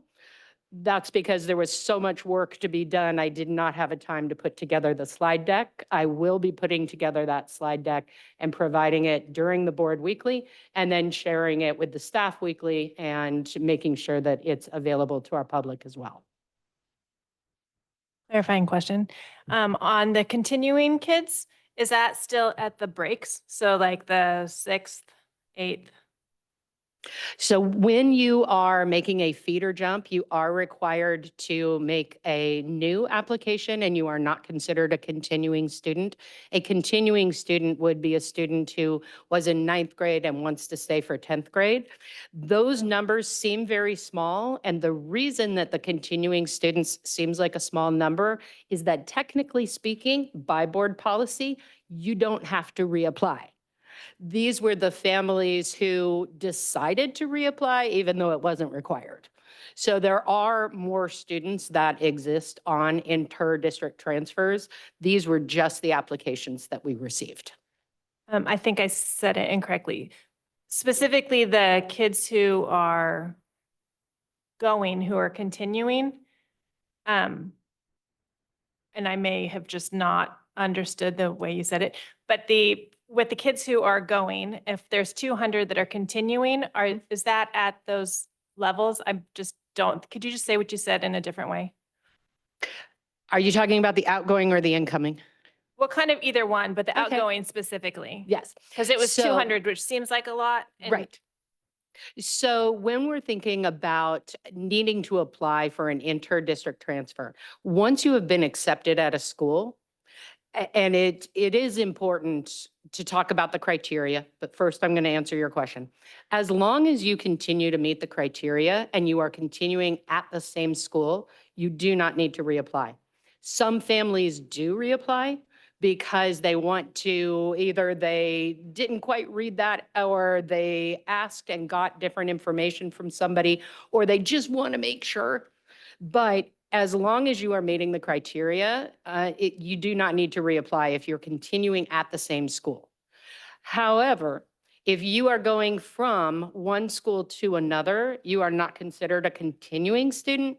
You are a new student, and you would need to reapply. So going from 6th grade to 7th grade, going from 7th grade to 8th grade, until we have our junior, senior highs. And once a student is accepted at the junior, senior high, because that is their one school with 2 programs, they are allowed to stay and continue as long as they're meeting the criteria. They will not need to reapply. So the criteria for an inter, where the intra open enrollment, it's 100% based on capacity. If the school has room, you are welcome. At the inter-district, there are 3 criteria that all students must meet. They must have good attendance, and that's defined by 90% or better. The second is that they must have good academic progress. At the secondary level, that means that they're carrying a 2.0 or better. At the elementary level, that means that they are making good academic progress as guided by any specialty program. So guided by their goals in a 504, guided by their goals and services with an IEP, they have to be making good academic progress. The third criteria is that you can have no behavior issues, no suspensions or expulsions. We have a practice here in Santa Rosa that if a student is not meeting one of those 3 criteria, the school immediately does an improvement plan with the family. We have a little written agreement that they sit down, they offer services to the family, they talk about what's getting in the way. And if the family is not able to course correct and get that back into alignment, we may have to say thank you to the family, but have them return to their neighborhood school. Stacy, are we able to identify, I heard there's seems like a big push from Pioneer to Windsor due to their location and where they're living. Does that have anything to do with the boundaries that we changed? That's something that's been going on for a while. I don't know that, I have not done the analysis to compare that number this year to numbers in the past. But we do see that when a family leaves the district, they tend to leave the district for a school that's relatively close to their area. So if a family is doing a transfer from Calistoga, they tend to want Maria Carrillo because it's the closest. If they are coming from, some of the north side, they may choose Pioneer as the closest school to them, unless there are specialty programs. And we do know that the Windsor School District right now has a couple of specialty programs that, while we've been deeply discussing these programs, we aren't offering yet. Programs like Sakova, which is a virtual academy, programs like their, what's their small school? Oh, it's not Windsor Oaks, it's the other one, North Bay Met. So they have a couple of programs that we don't necessarily offer yet, but I know that Ed Services, under the direction from the board, is looking at alternative instructional programs. So as the Area 7 trustee, I just want to let you know, I am getting a lot of communication from concerned families that boundaries have been changed. Families that have bought homes, assuming their child would go to RVMS and MCHS, are now being sent elsewhere. And that's a real frustration for those families. And at what point that gets communicated, whether they're still in elementary or whether they're currently at RVMS, that's something we may need to look at, because I personally getting a lot of communication that that's been a concern for our families in that area.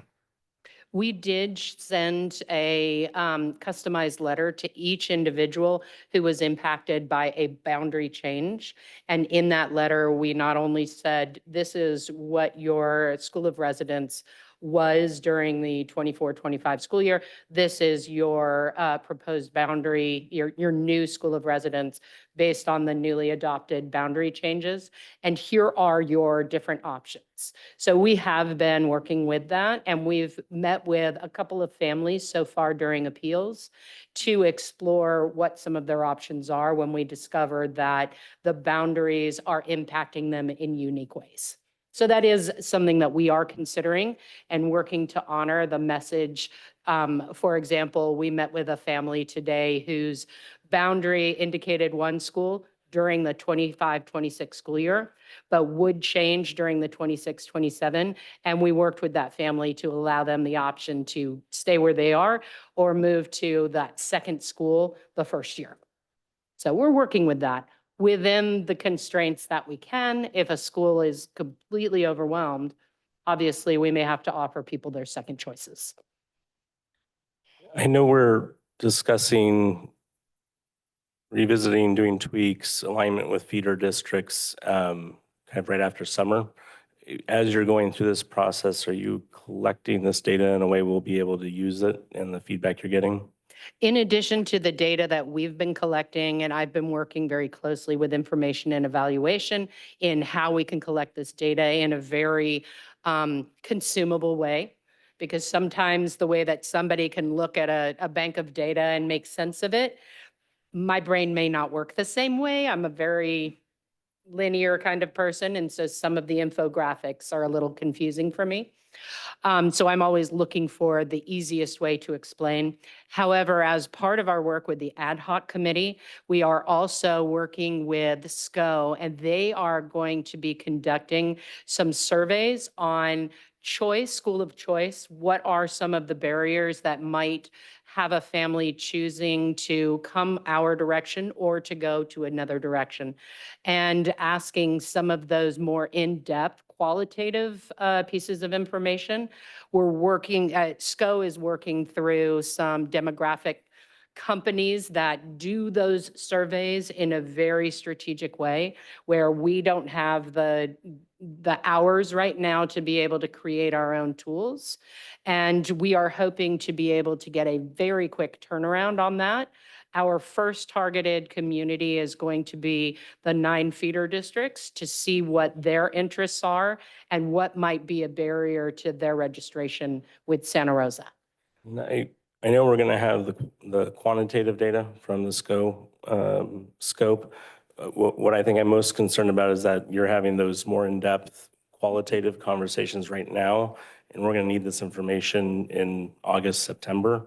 So if there's just a way that we can make sure we're capturing it so that we can have that information available. The tool that we're working on is going to, right now, it's the way we're writing it is that it's going to have not just the quantitative data, but the opportunity for actual open-ended conversations with the families.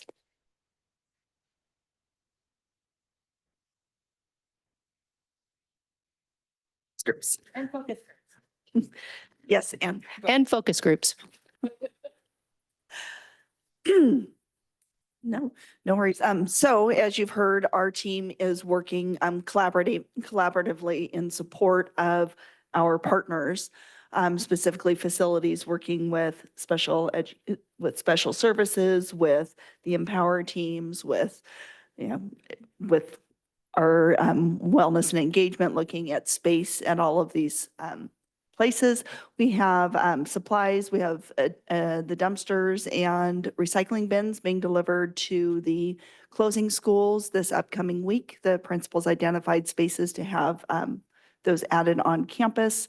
Ed Burke is joining in community events and trying to generate some excitement and learn what parents are looking for when bringing their students related to nutrition services, and hoping to allay some concerns about meal service, helping to understand that, yes, the menu options are the same for junior and senior high school students, but they don't eat together necessarily. Those are all things that we can put some fears to rest about. Excuse me. Sorry, we have, obviously, most of the information was reported with the Empower teams.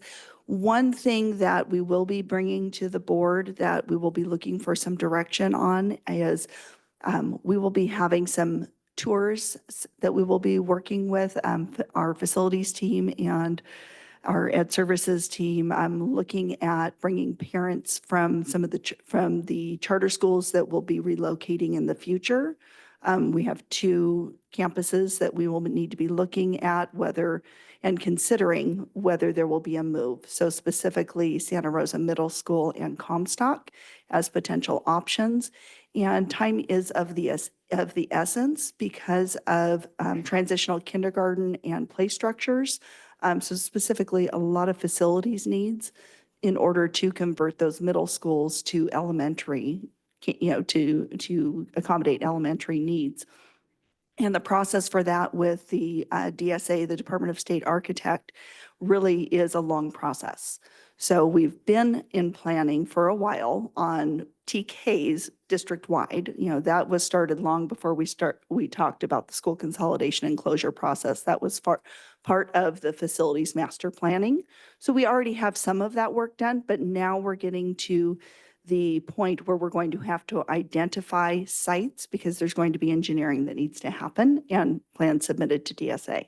So we're going to be working on those tours and information to be provided related to available facilities, size, permanent classrooms, what additional recreational facilities are available, or changes that may be needed for excuse me, sorry, for pickup, drop off, that kind of thing at those sites. So that will be coming to the board pretty soon after we reach out to those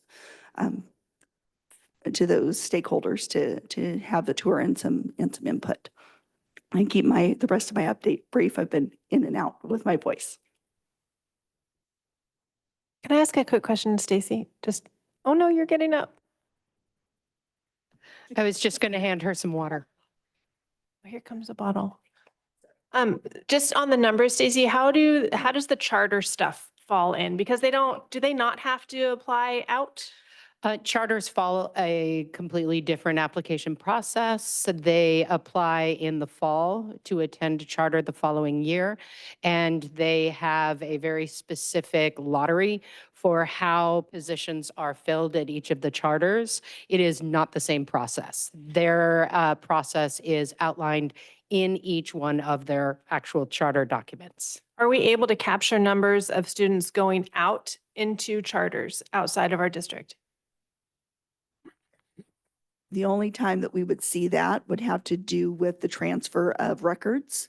And in, excuse me, state reporting, there's each student in California has an SSID, so a state student identifier number that follows with them in the state. So that's where we would see that transfer out.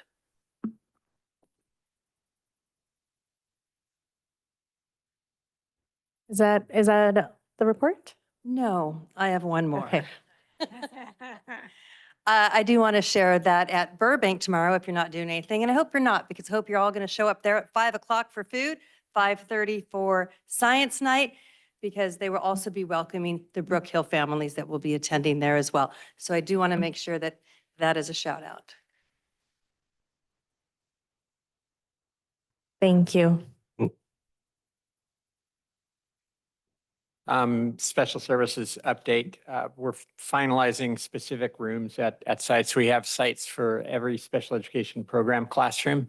Speaking particularly to high school principals over the course of the next week. In addition, we're looking for the auxiliary spaces such as for speech therapists, school psychologists, et cetera. We have another listening session co-sponsored by SELPA for special education students from the closing schools. That's going to be at Monty on April 22nd. And then another exciting part, working with business services.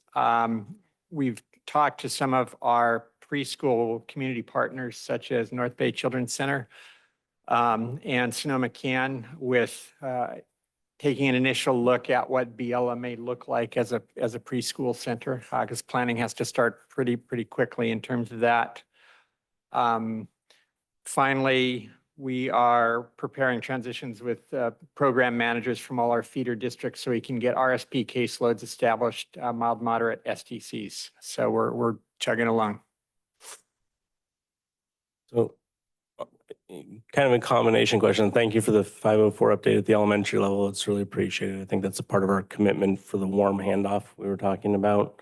I want to be really cognizant, especially of our schools that are receiving more students than they've had in the past, that accommodations both in IEPs and in 504s may have been established assuming space availability for things like quiet locations for taking tests and those types of concerns.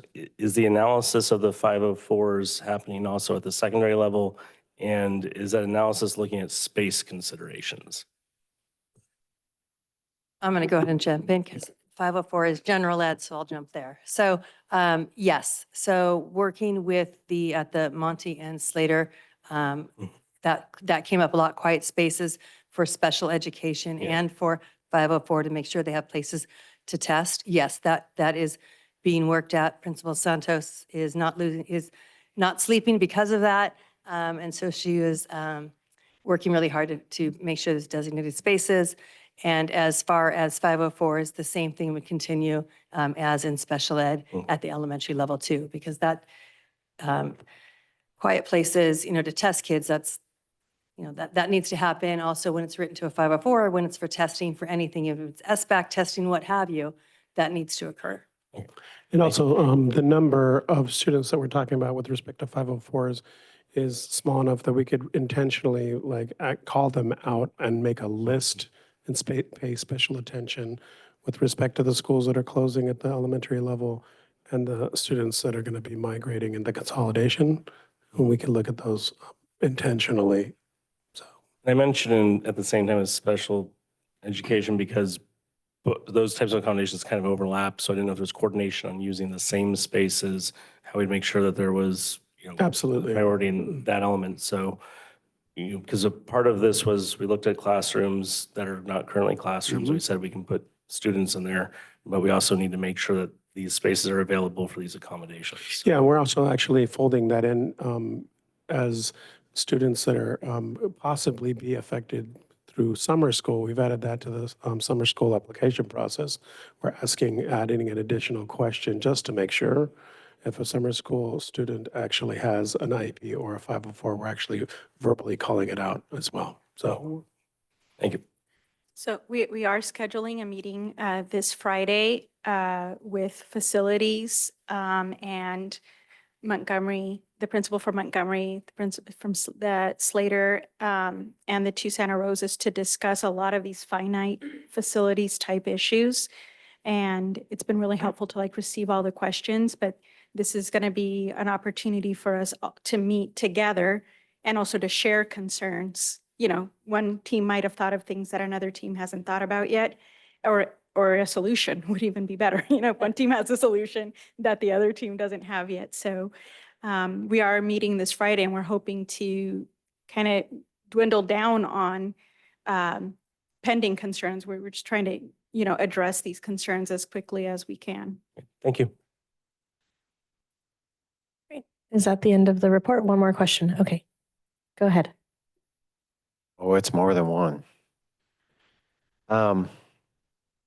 So regarding the Slater Monty update, the Empower sessions, and I guess for Santa Rosa also, did staff participate in the Empower session? Because we had heard that perhaps staff wasn't participating in that. No, and there has been, at the first one, I even said to the admin there, we get no vote. It is not our vote. So it is the staff. We have equal numbers for the sides. That is very important. And as we continue, sometimes, yeah, I'm opinionated, I might give them, but it doesn't mean they mean anything.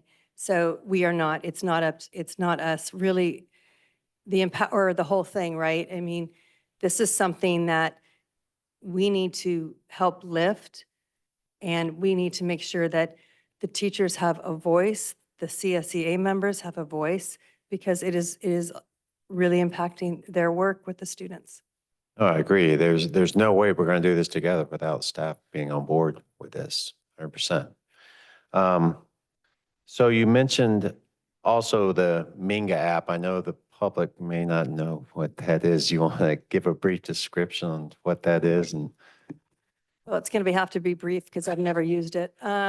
So it is where it's like a bathroom pass, but it's electronic. And so they use a iPad to, you know, go to the restroom. Oh, here comes Principal Santos.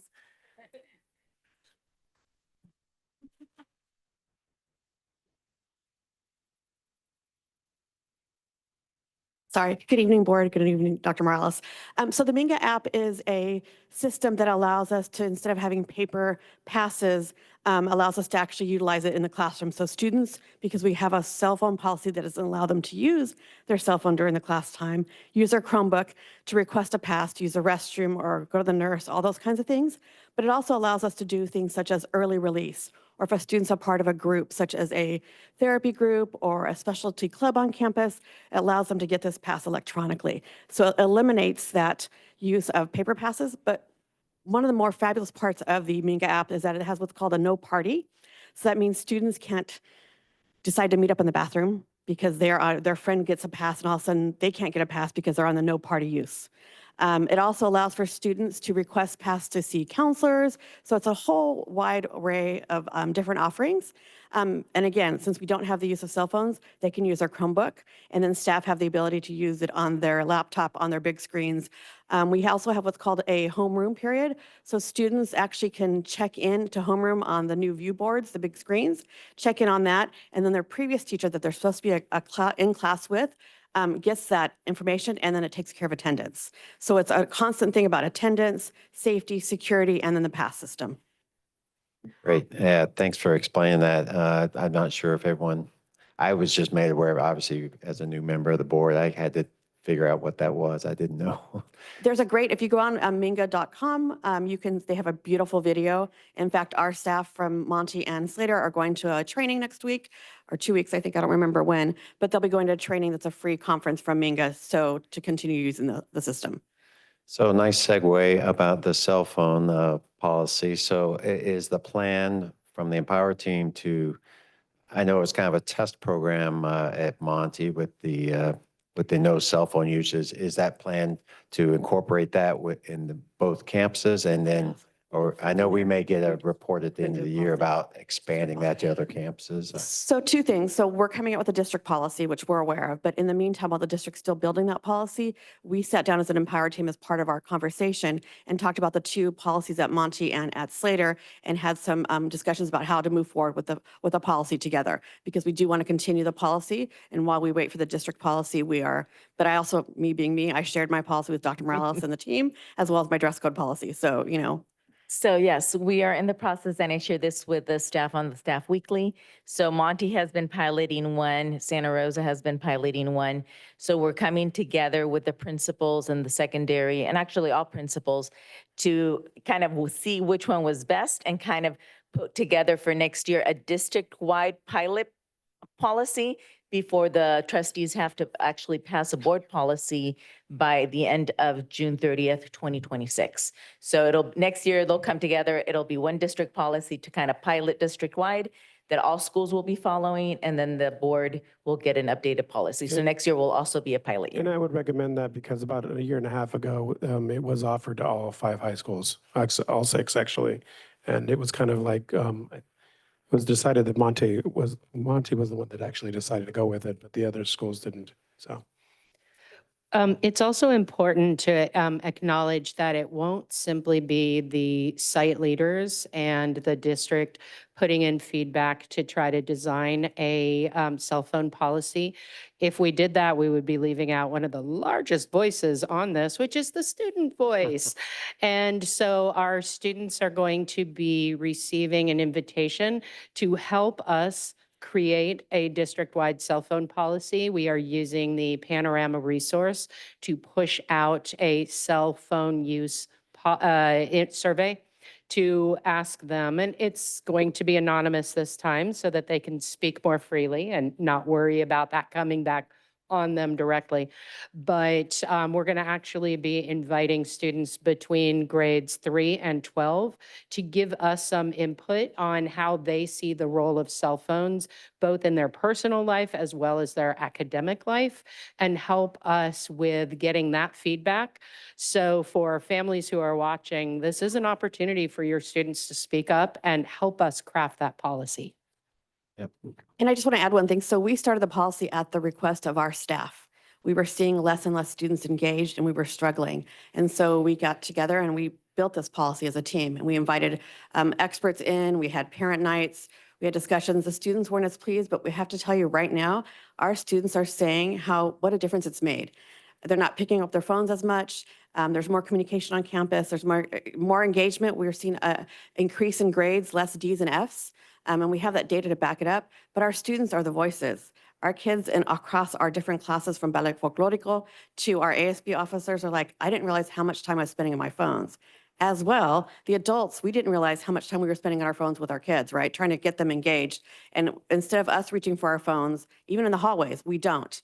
If a kid's like Miss Santos, I'm like, I'm leaving, I'm walking off campus, because we have built such a climate and culture of respect and expectations. I appreciate that. Thanks for the follow-up.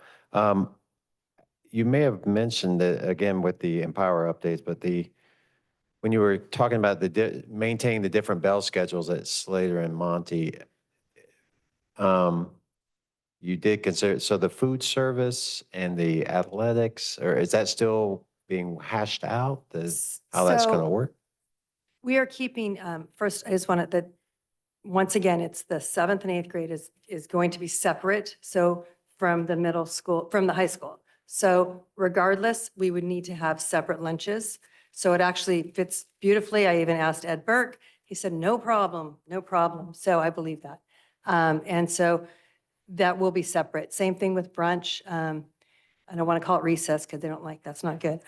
So same with brunch. So it is that separate time. So we really do need those different allocated times to do that.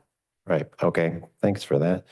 Let me just look down my list here. For Stacy, so you gave a little bit of the background of the transfer, the history on the transfers leaving. I may have missed it. The 84 requests to leave, is that in keeping with the historical numbers, or is that greater?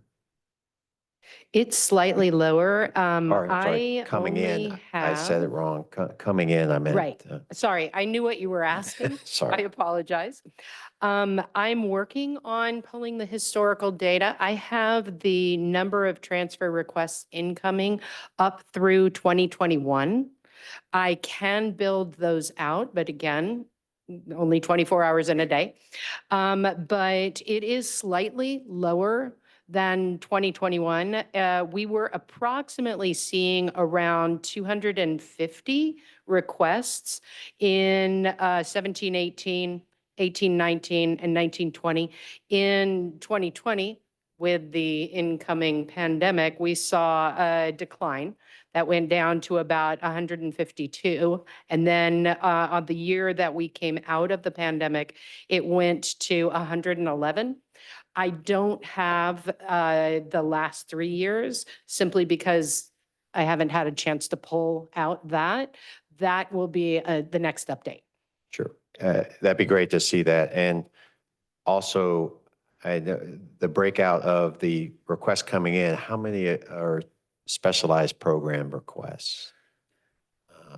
You said there were some. I didn't know how many of those. When we look at those specialized programs and on the application, it does not actually show what those specialized programs, because again, the form has to work for everybody and it has to be legible. We had 16 requests for a specialized program. Oh, I was hoping for more. Okay.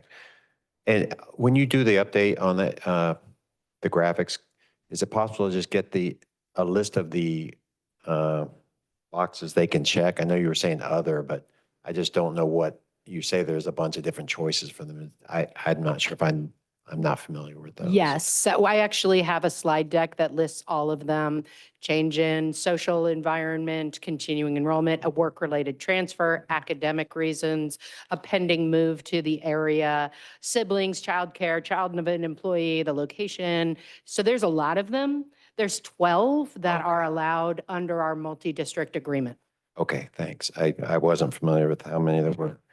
And lastly, for Dr. Castro, I believe.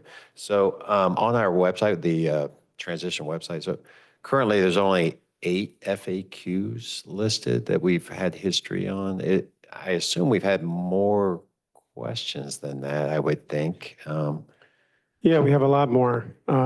We have to catch up. We have a lot of work to do on that. And I'll be working with James on getting those answers and getting that updated. Absolutely. If it's possible, maybe also to put the date when those questions are put in, so we know when new ones are coming in, like, just as we can see kind of the running history of the FAQs as they come in, because just don't know if they're an older question or a brand new one that just came in. That would be helpful, I think. Absolutely.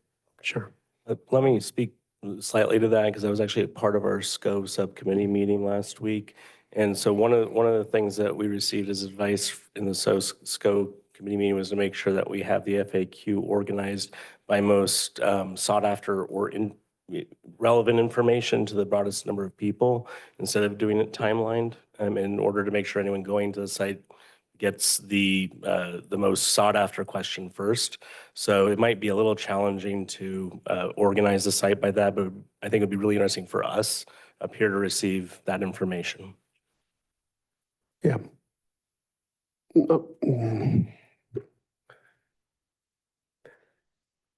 Check. I just want to say with the facts, right? We got, as I'm speaking right now, we have almost 70 responses from the community on a wide range of topics with questions that they want answers to. from our Google form on that transition page. And as I'm speaking, I'm sure we're going to get more. We're doing our best to deconflict from repetitive questions. And like Trustee Casson said, make sure the ones that are like across the board, the most ones that people want answers to are represented with the most urgency at the top. So we're working through that as a team right now. I'm hopeful that we can have that updated soon on that page. All right, thanks, James. I appreciate that. And I know at some point we're probably Director Oden is going to give us a facilities kind of maybe next board meeting, kind of just an update on what's going on with that portion of everything. Yes, we can absolutely do that. He is kind of putting just what's coming up really quickly in the weekly updates that are going out. The next board meeting, we do have a deferred maintenance update, and so that at least will cover kind of some of the other facilities things, and we'll have some opportunity. So I'll ask him to do an additional narrative for the next report as Sure. well. Thank you. Thank you. One thing not for today. Actually, two things. If we could receive information specifically on specific written information in the report on the bathroom capacity, student ratios for all the campuses at a future meeting. And then also, if we can, I appreciate the current data we're getting on a week by week, but it's also a very dangerous thing to do statistically. So if we can make sure we have something scheduled out where we're going to be able to look at the research data combined with, a time where we have the full aggregate of the data together. So we know that we're not, so we know we're looking at the whole picture and not just receiving it in tidbits that could be misleading.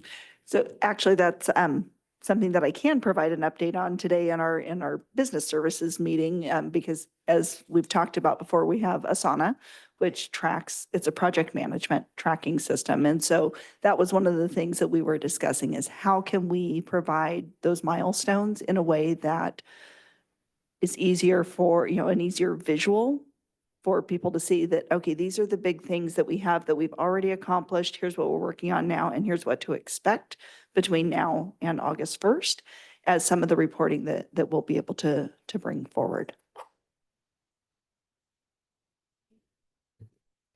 All right, board, I just want to do a quick time check. We have about 3.5 hours before this chamber automatically shuts off on us.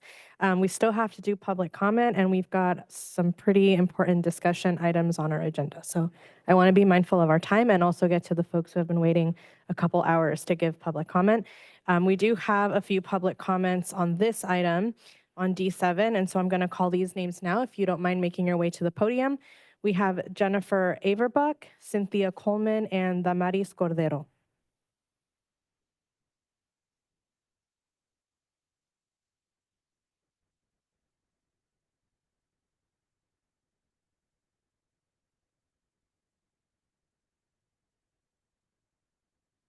Hello, my name is Jennifer Averbuck, and I'm a teacher at Proctor Terrace with two of my colleagues here behind me in support.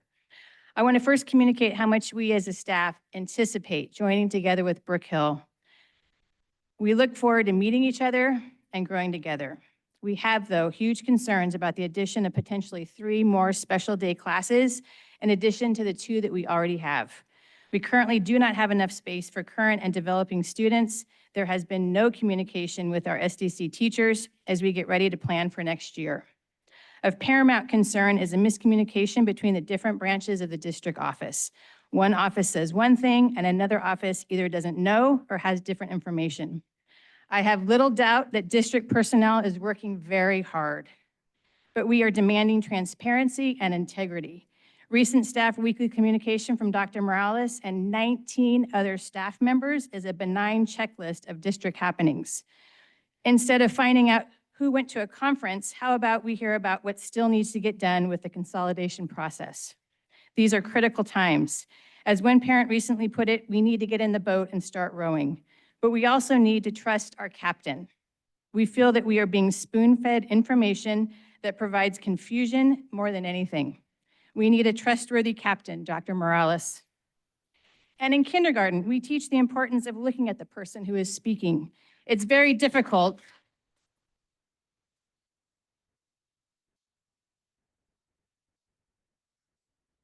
It's very difficult to trust a leader who doesn't look at those who are addressing her. Thank you.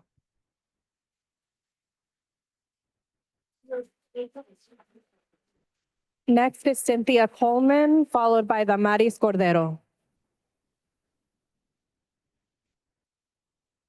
Is Cynthia here? Sorry, I couldn't hear that with all the applause. I'm not sure this was in the right category because I wasn't sure where this was in the agenda, but I wanted to talk this evening about the potential elimination of the French program from the school system. So would you like for me to wait to discuss that? That might actually be better done during F4, if you're able to stay that long. I will wait. Okay, thank you.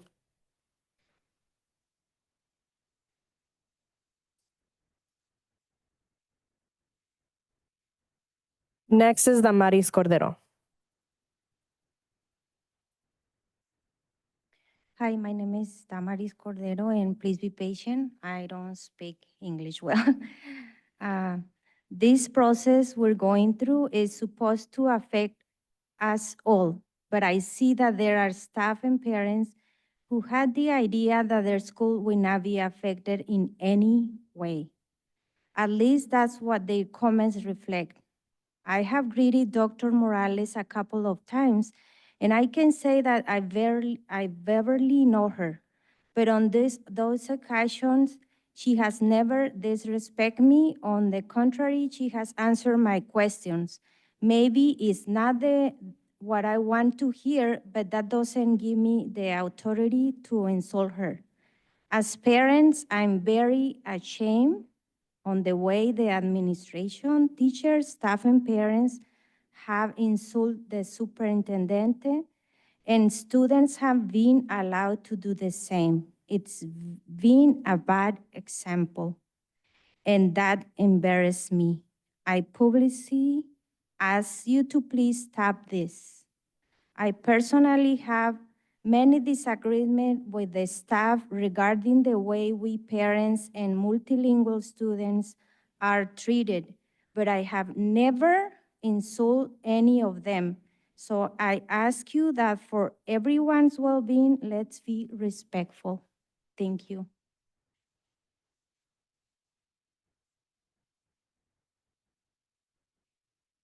Thank you. That concludes our consolidation and transition report for this evening. We will now transition to public comment on non-agenda items. So given our time, the time that we have left, we're going to, in order to hear everyone also, we're going to limit non-agenda public comment to 90 seconds per person and a total of 1 hour. I believe we can get through every speaker within the next hour. So that is our plan for this evening. The first 3 speakers, if you'd like to make your way to the podium, are Martín Garcia, Marla Tusa, and Emily Turk.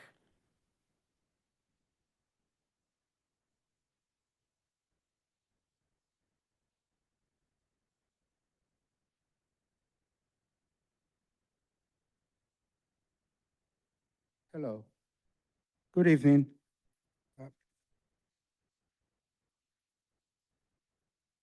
Mi nombre es Martín Ortega. De los exalumnos, tengo 2 exalumnos de la escuela Elsie Allen y quiero expresar mi frustración contra la mesa directiva de Santa Rosa City Schools.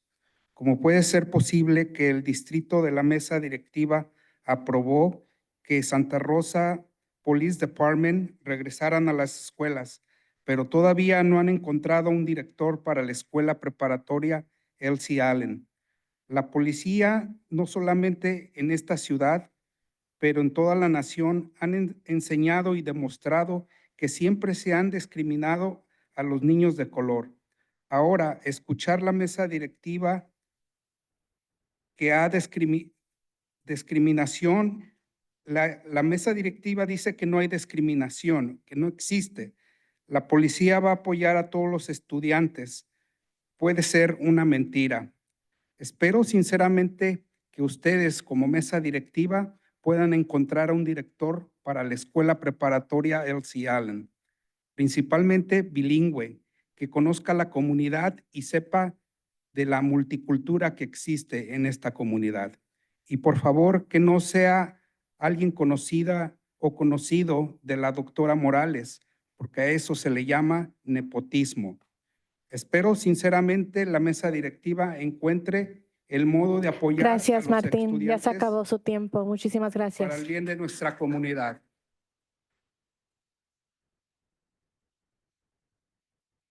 I will be reading Mr. Martin Ortega's comments. I am Martin Ortega. I am a father of a former student of Elsie Allen High School, and I want to express my frustration against the Board of Directors of Santa Rosa City Schools.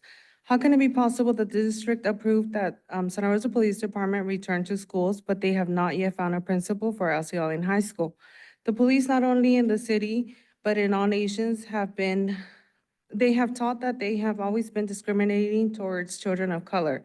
Now to hear that the board members say discrimination doesn't exist and that the police will support all the students, it can be a lie. I sincerely hope that you as board members can find a principal for Elsie Allen High School, mainly bilingual, that knows about the community and knows about multiple cultures in this community. Please, that it's not someone known by Dr. Morales, because that is called nepotism. I honestly hope the board members find a way to support, and that's where he stopped. Next is Marla Tusa, followed by Emily Turk, followed by Leticia Contreras. Hello, my name is Marla Tusa, and I'm a music teacher at Santa Rosa High School and ArtQuest. I'd like to thank you for hearing me speak tonight about two critical issues. There are many, but these are the two I chose. The need to support ArtQuest at Santa Rosa High School and the proper implementation of Proposition 28, Law 8820. So for over 30 years, ArtQuest has brought in over $750,000 annually through inter-district transfers. Santa Rosa High School has the highest transfer application rate in the district, largely due to ArtQuest. Undermining this program risks both its legacy and vital funding. Today, without discussion or warning, we learned that the ArtQuest English courses are being eliminated. Students will be reassigned to general ed classes, and the ArtQuest English label has already been removed from ARIES. No consultation occurred with ArtQuest leadership or even the English department chair. ArtQuest English is a cornerstone of our cross-curricular model, which has already been eroded by the removal of ArtQuest history and science. This change further dismantles what makes ArtQuest unique. The ArtQuest coordinator position has also been erased. It must be brought back, or this, I see my time is up, or this entire program Thank you, will Emily. disappear. Thank you. Oh, I'm sorry, that was Marla. Thank you, Marla. Next is Emily Turk, followed by Leticia Contreras, followed by Ross Haas. Hello, my name is Emily Turk. I teach at Steel Lane. I want to come here and say we're exhausted. We're tired of the incompetence. I've been teaching in this district for 11 years. In that time, our district has mysteriously lost $18 million, chose very expensive programs only to throw them out a few years later, paid hundreds of thousands of dollars in a wide range of consultants because they don't know how to do their job and then choose to not follow the advice given to them. Now this plan of school closures is already derailed before it's even began. Why? Because we continue to not put qualified people in our positions of leadership. They cannot do their jobs effectively if they are not properly educated. This problem didn't just start. It has been years and years of bad decisions, but we trade one incompetent employee for another. We are now so far out of compliance that these closures are going to affect generations moving forward, but both staff and students. We have forced families to make really tough decisions. It's time to make a change. Hire new people who know what they're doing and care about students and teachers. Stop wasting money on consultants. Hire the people that have been educated in the areas of finance and human resources. We need people to guide us through this mess that has been made for years and years and years, not the same people that put us in it. Thank you very much. Thank you. Next is Leticia Contreras, followed by Ross Haas, followed by Jill Jackson. Good evening, and thank you for having me. Welcome, viewers. My name is Leticia Contreras, and I want to call out to the school board for your hypocrisy. Jeremy, who isn't here again today as I speak, you said that you weren't looking to replace staff with police officers, but it doesn't matter what you're looking for. Your actions already did that. LC Allen has lost a counselor, a family engagement facilitator, and the restorative specialist. You said you want police officers to be part of a team. What team are you talking about? You laid them off. Dr. Morales, you said that the staff at LC Allen would be just fine. Mr. Brookshire and Mr. Cunningham. But now, for the next school year, you're taking Mr. Cunningham for half of the week's work and moving Dr. Yates to Comstock. And you still haven't found a principal for LC Allen. Why do you keep dragging your feet when it comes to supporting LC Allen? Are you trying to set Thank you, Leticia. Next is Ross Haas, followed by Jill Jackson, followed by Donna Gibson. Hello, my name is Ross Haas, and I teach at Luther Burbank Elementary School. First off, I want to say congratulations to all my Burbank Bengal honorees tonight, and we're proud of them, and my student Margarita, I'm proud of her. I also want to acknowledge the 3 teachers at my site who are getting riffed. They're wonderful teachers, and they're wonderful contributors to what goes on at Luther Burbank. My fingers are crossed for them, and I hope that for them, that they might be able to continue with us if things work out, or at least if they get another opportunity to land on their feet somewhere else where they're able to be loved like they are loved at our site. And speaking of loved, we would like to give a big heartfelt shout out to our principal, Mr. Tucker.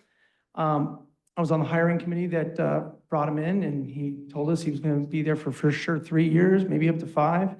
And it was good news for us as we had a lot of principals in a short amount of time, a lot of transition. We're looking for consistency and stability. And he brought a breath of fresh air to our teaching and learning community. He brought needed energy and joy and excitement for the kids in school to come to school, and passion and dedication for the kids and the teachers and the families. We could see this, we could feel it. So it was frustrating and confusing to have him taken from our site. I know there's a lot of movement and perhaps there is chaos in our district. I recognize that every decision is not one that is completely understood from every vantage point, but I just want you to understand that we miss our principal.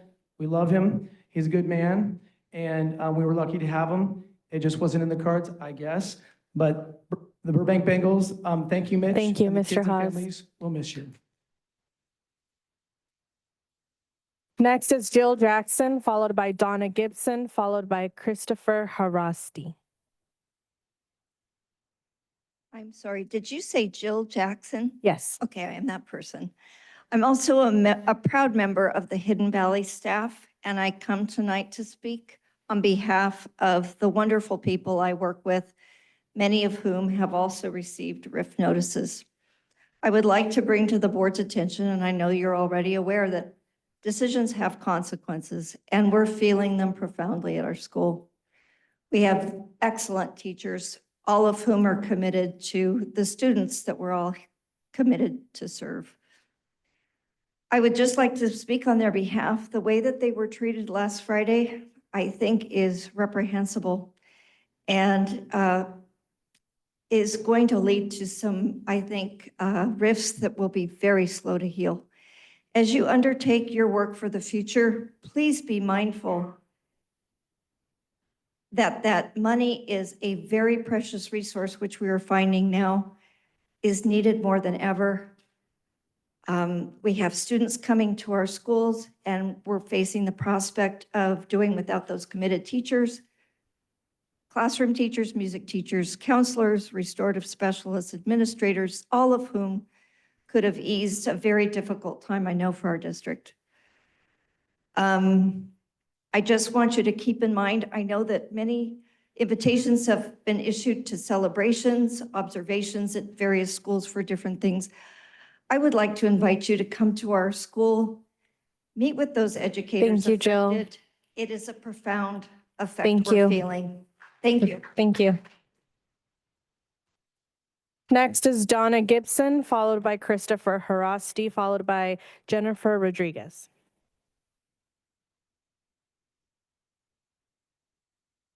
Hi, my name is Donna Gibson, and I am speaking, I'm a teacher at Abraham Lincoln Elementary School, and I'm speaking on behalf of our school counselor, Audrey Mosquera. She says that she's had the privilege of serving as a counselor at Abraham Lincoln for the past 6 years, and she stands before you deeply concerned about the prospects of cuts to our counseling staff and the impact that will be for our school community. And as you know, we are already facing significant challenges. Our students, families, and staff have been stretched thin with limited access to school-based therapists, family, student engagement services, and no restorative specialists. These resources are vital, especially to the times of change and uncertainty. Removing our counselor was only deepen the struggle that we all face on campus. Even if a new counselor were to take over the role, it would take years to build the relationship of trust and understanding that she has worked so hard to establish with our families and our students. That connection is irreplaceable. We are already well beyond the recommended ratio of 1 counselor to 250 students.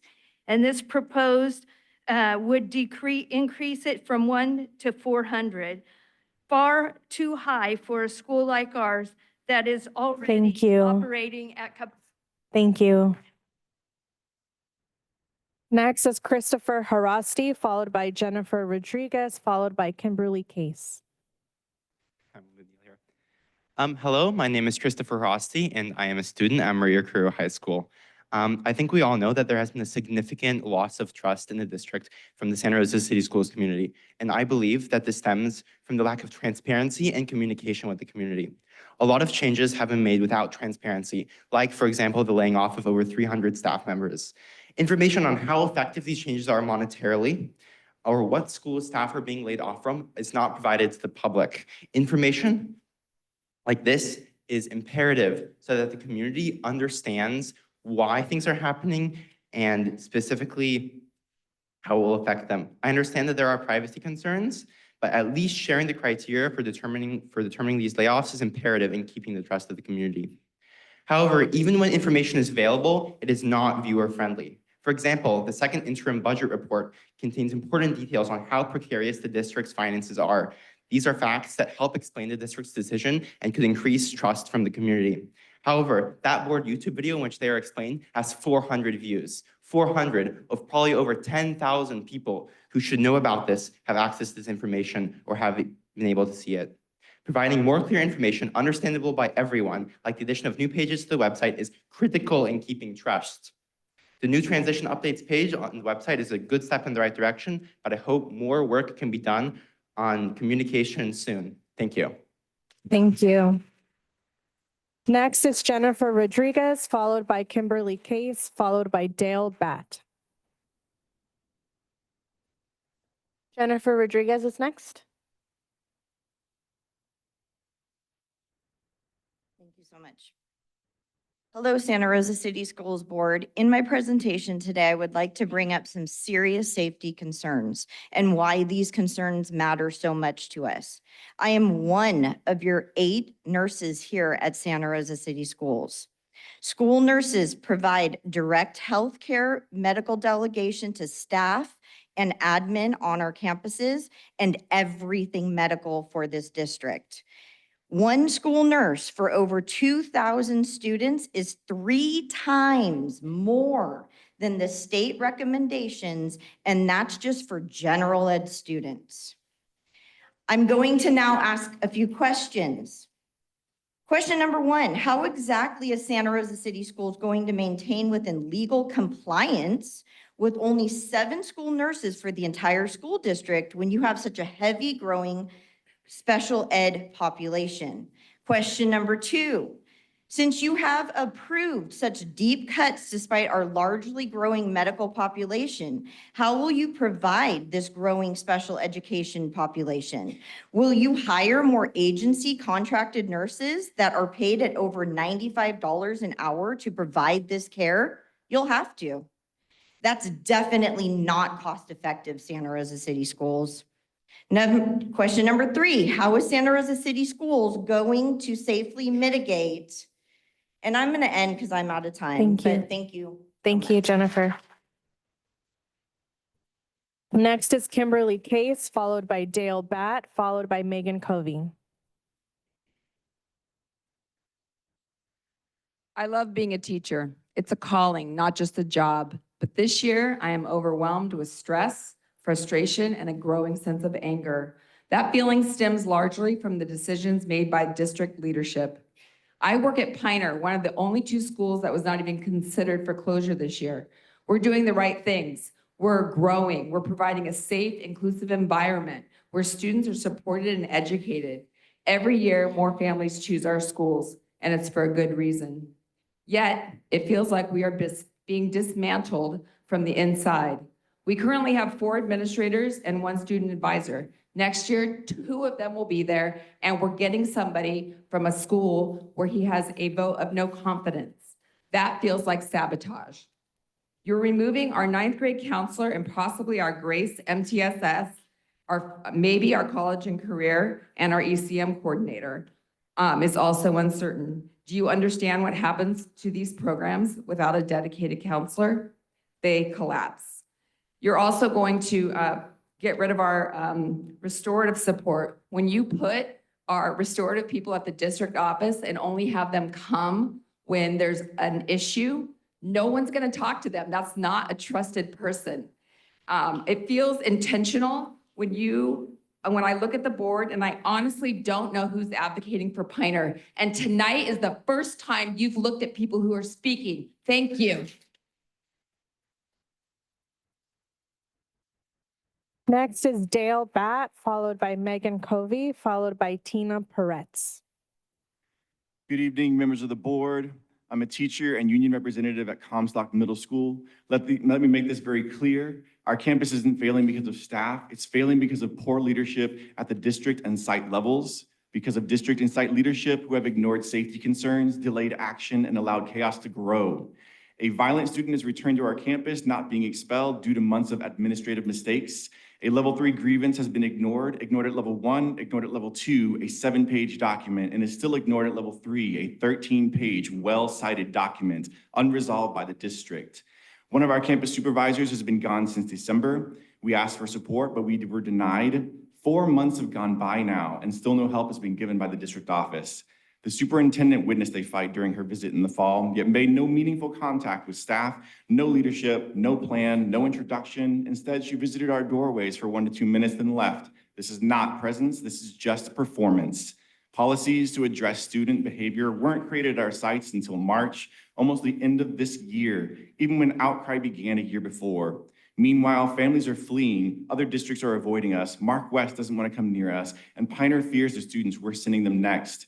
Comstock has been abandoned, and we are not just watching and waiting, hoping for your response anymore. We are documenting and crying out against your negligence. Thank you. Next is Megan Covey, followed by Tina Peretz, followed by Sierra Bradley. Hi, my name is Megan Covey. I work at Slater Middle School. Just want to say hi. I'm up here. When we present creative solutions to the issues that we are having with our merger with Monty, like doing VAPA storage containers, building extra bathrooms, anything like that, we're told no, just so you know. Removing Mercedes Thompson from Slater was a catastrophic mistake. She was one of the only leaders deeply connected to our newcomer students, to our Spanish-speaking families, to those who need the most support navigating our school system.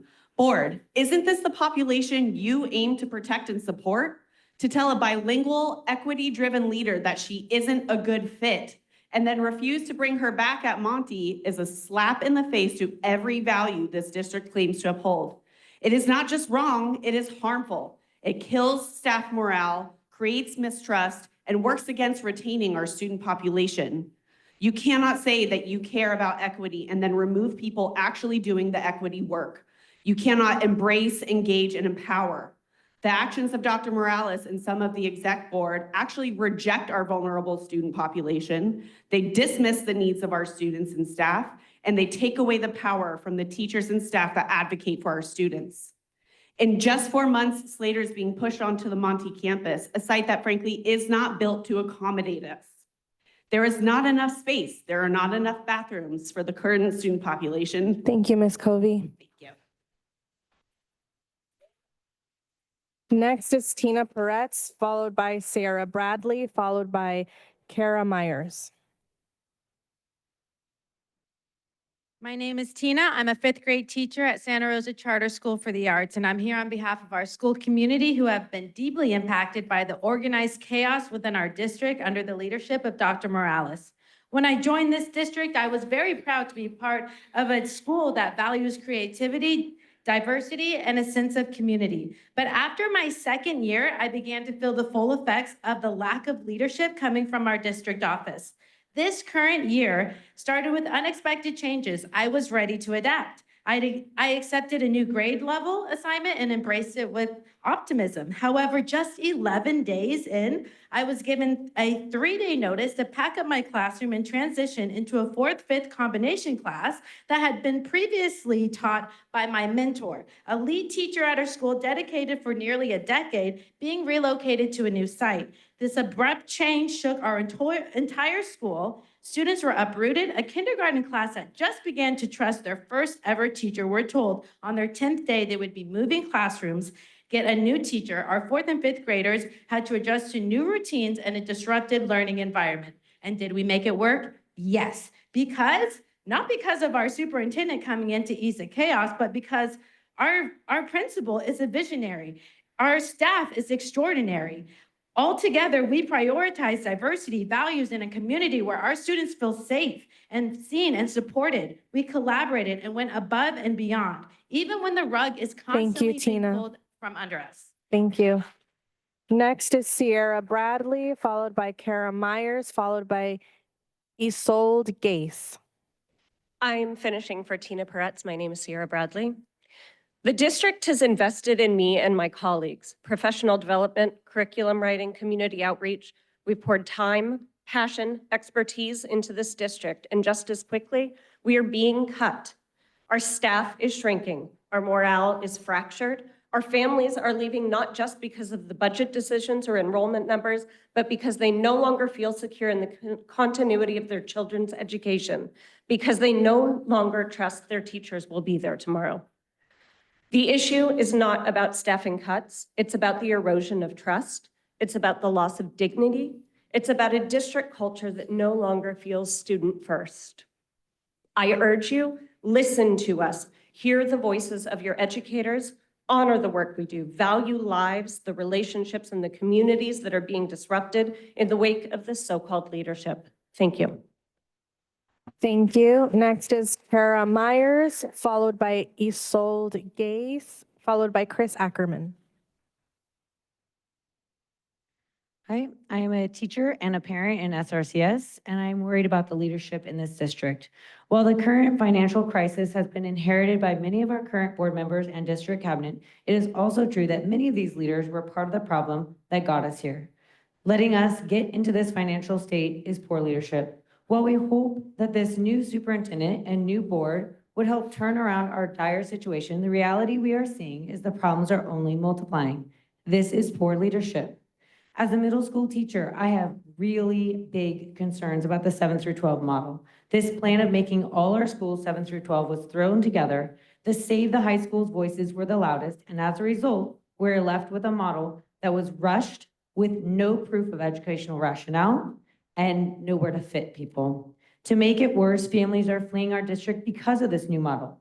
This is lack of foresight, and this is poor leadership.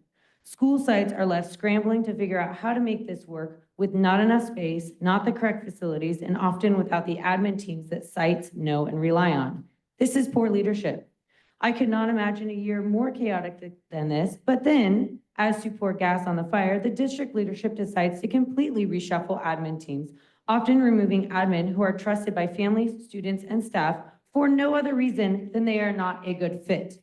This is true at my site, where we have rising youth truth and panorama data, sites and families supporting our admin and other admin. Thank you. This is poor leadership. Thank you. Next is Isolde Gaze, followed by Chris Ackerman, followed by Colette Scafani. Good evening, board. Thank you for being patient with me. This is the first time I've ever spoken. My name is Isolde Geis. I teach at Santa Rosa High School. I teach Spanish. I love my job. I'm also the department chair, and I love our world language department.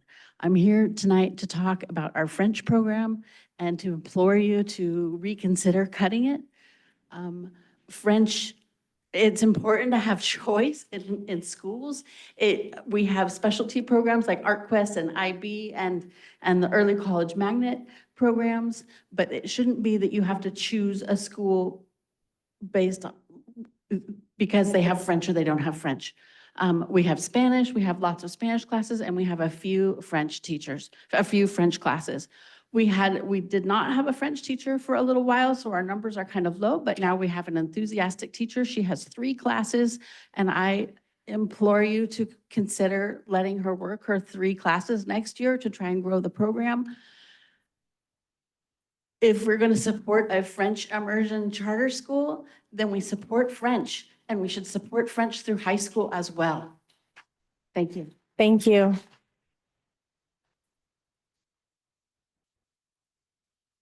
Cynthia Coleman, are you still here somewhere? Okay, since folks seem to be talking about the French program, I will have you go after the next couple speakers. Yeah, so it'll be Chris Ackerman, then Colette Scafani, then Cynthia Coleman. Good evening. My name is Chris Ackerman. I teach middle school at Cesar Chavez Language Academy, and I just have questions that so far nobody's been able to answer. So hopefully you can ask the questions of the powers that be, and hopefully you can get answers for me. With charters, the enrollment, as you know, goes different than with transfers. What you may not understand is the district tells us how many people we can enroll each year. This last year for the middle school, we had a wait list. We weren't allowed to enroll anybody on the wait list. Enrollment is complicated. You have to juggle different things to make sure things fit. Hey, I get it. This year, we were told that we had to keep numbers exactly the same, even though we knew last year we had a wait list. Guess what? We have a wait list again. So what I want to know is, how do you figure out how many middle schoolers belong on the charter? Can you tell me that? How many students do you need to hire a new teacher? Can you figure that out for me? Thank you. Thank you, Chris. Next is Colette Scafani, followed by Cynthia Coleman, followed by Maureen Cecil. Bonsoir tout le monde. I'm Colette Scafani. I am the French teacher at Santa Rosa High School that was recently hired in October. And Isolde so nicely espoused what's been going on. I was hired, I have a lot of experience. I'm half French and half Sicilian, and I've taught for over 30 years. And I want to be given a chance to grow my program. That's the charter sort of that I was hired under. Everybody knew that, my hiring committee. I've enjoyed a wonderful environment at Santa Rosa High School. For the first time in many years, I have administrators who said, Colette, whatever you need, we're there for you. I haven't heard that in about 25 years in my teaching experience in several different districts. So I urge you to please allow my students to flourish in the program. We have a lot of things we've been doing. I encourage any and all members to come visit me. I'm in room 212 at Santa Rosa High, and I hope I can have a chance to grow my program. You also have a bunch of student letters. There's packets there, one for every board member. And please listen to us. Consult us before you do across-the-board changes like all of these people are talking about. Nobody's had any warning, okay? We need help with that, but please trust in us and trust in your students here. Thank you. Thank you. Next is Cynthia Coleman, followed by Maureen Cecil, followed by Margaret Boone. Good evening, it's Cynthia Coleman. I'm a parent of a junior at Santa Rosa High School. She's completed her years of French, but I'm here to support maintaining French in the district. I received that notification via Parent Square, and it said that it was going to be eliminated, but there was no discussion. So that's question number one. And two brief comments. First, I do want to recognize you at the board. You're in a really difficult spot, and you get a lot of stones thrown at you, and I appreciate what you do. It's not an easy position to be in, so let me at least let you know that I respect you. I would like to point out, however, French is the primary spoken language in 29 countries versus Spanish, which has 20.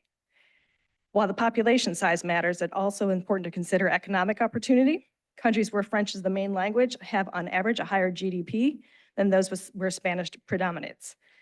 A quick Google search will tell you that the highest paying jobs involving foreign languages often favor French, German, and Mandarin. So please consider maintaining at least 2 foreign language options at all of these schools.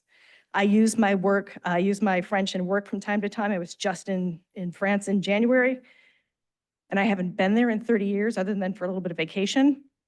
And the gentleman that I was working with said, "You learned your French when you're young, didn't you?" And I said, "Yes, how did you know?" And he said, "Because when you're young, you learn it better, you learn it faster, and you retain it longer."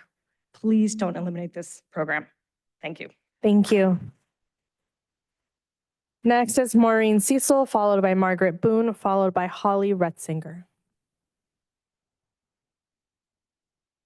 Hello, I'm Maureen Cecil. I was here at the last board meeting talking about the French program.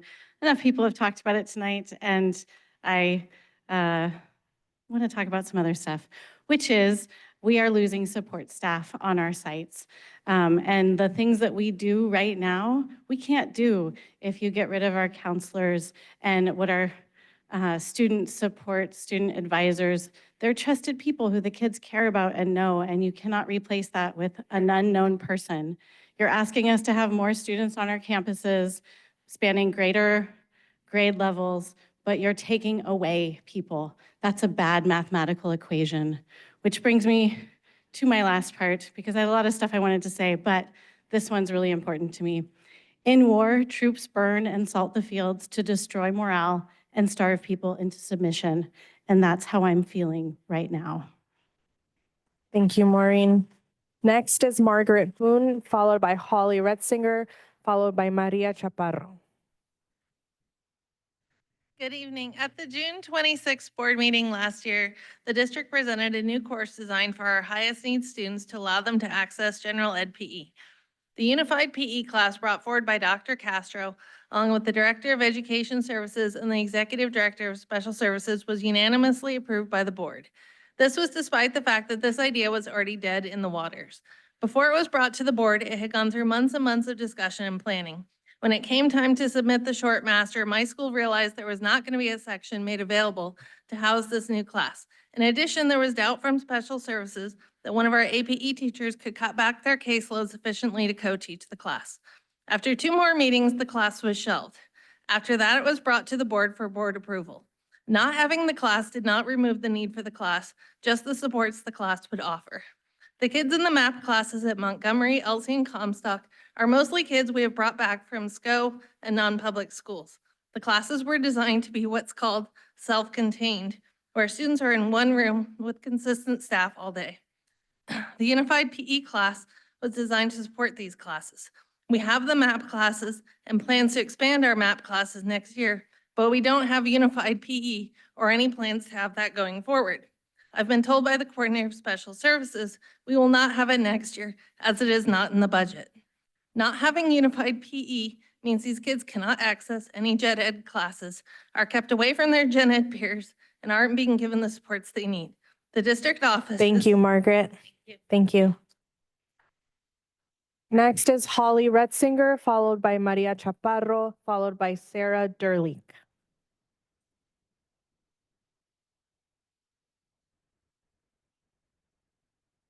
Is Holly here? Okay. Well, thank you. We'll move on to Maria Chaparro, followed by Sarah Durlik, followed by Maritza Ramirez. Buenas noches, solamente hablo español. Yo tengo 10 años trabajando para el Distrito Escolar de Santa Rosa como una Food Service Worker. Yo solamente quiero decir en esta noche que el acoso, las amenazas y las represalias no siempre vienen en voces altas. Algunas veces los abusadores escogen a alguna persona para culparla de cosas irrelevantes, manejando cada movimiento de la persona acosada, haciéndole abuso mental, laboral, psicológico, acusándola de falsedades, disciplinándola con reprimendas, con acusaciones falsas. Todo esto lo he vivido a lo largo de 8 meses, 8 meses trabajando. Ahorita, desde agosto 23, 2024, denuncié a Recursos Humanos estar viviendo acoso laboral, psicológico, mental y emocional. Recursos Humanos me dijo que iban a hacer un plan que se llama Workplace Violence Prevention Plan.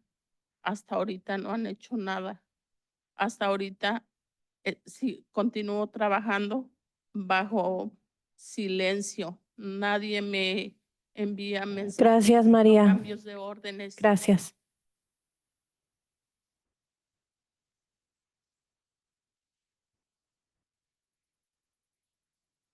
Okay,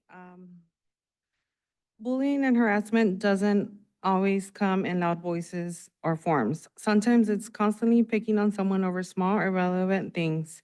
Micromanaging every move, unfair write-ups, false accusations, unfair psychological, laboral, mental abuse, unfair reprimands, write-ups, discipline on natures, and targeting one employee again and again. These actions can deeply affect my mental health. Over time, to work on a hostile work environment causes me stress, PTSD, anxiety, and emotional burnout. No one deserves to feel unsafe or humiliated at work. On August 23, 2024, I sued the HR director that I've been working on, CNS, under psychological, mental, and emotional abuse, that it is under Workplace Violence Prevention Plan.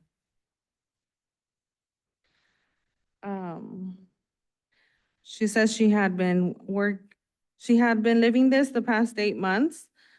They said that they would make a plan for me. There hasn't been a plan yet, and I continue to go through this, and then she finished. Thank you. Next is Sarah Durlik, followed by Maritza Ramirez, followed by Priscilla Dendrinos. Good evening, members of the board, teachers, staff, and parents who are here. Members of the board, I believe my husband gave you a letter from me that was originally written to Mr. Delatorre. Thank you for being here. Democracy is quite messy, or a representative republic.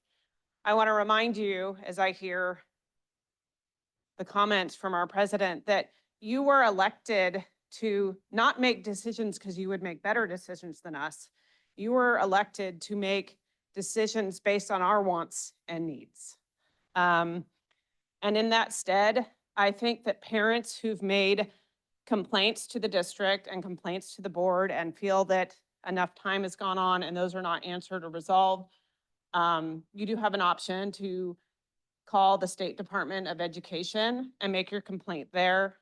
They're pretty well staffed. They will have somebody, for lack of a better word, titrate your call and help you decide whether you have a valid complaint or not.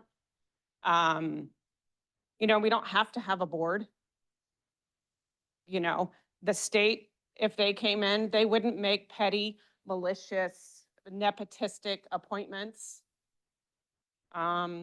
They wouldn't consider closing the best performing school. That would never occur to them. So that's an option. Thank you. Next is Maritza Ramirez, followed by Priscilla Dendrinos, followed by Will Lyon.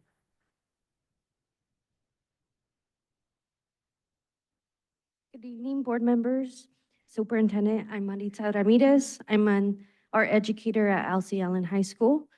5.2 full-time art jobs are on the chopping block, and with them, a critical program like Alcy Allen's photography class. In just 2 years, we've built up this program, 29 cameras, art shows, and students like Henry Boras are seeing photography as a possible career. Kirk Hurley states, photography breaks him out of his shell. Ethan Adams says he couldn't believe he took that photo. And Maya Ta writes, photography lets me express emotions I can't. These are the programs that kids show up for. They give them the chance to grow, to be creative, and to be heard. So where are the Prop 28 funds going?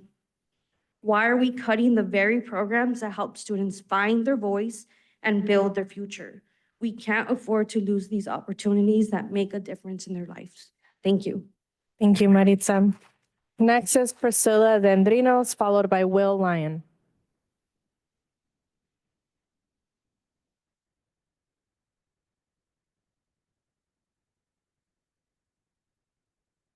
Buenas noches, mi nombre es Priscila Dendrinos, mesa directiva y personal presente. Como comunidad y padres de aprendices de inglés, queremos abogar por nuestro personal bilingüe. Los aprendices de inglés reciben fondos para programas, soporte adicional y personal.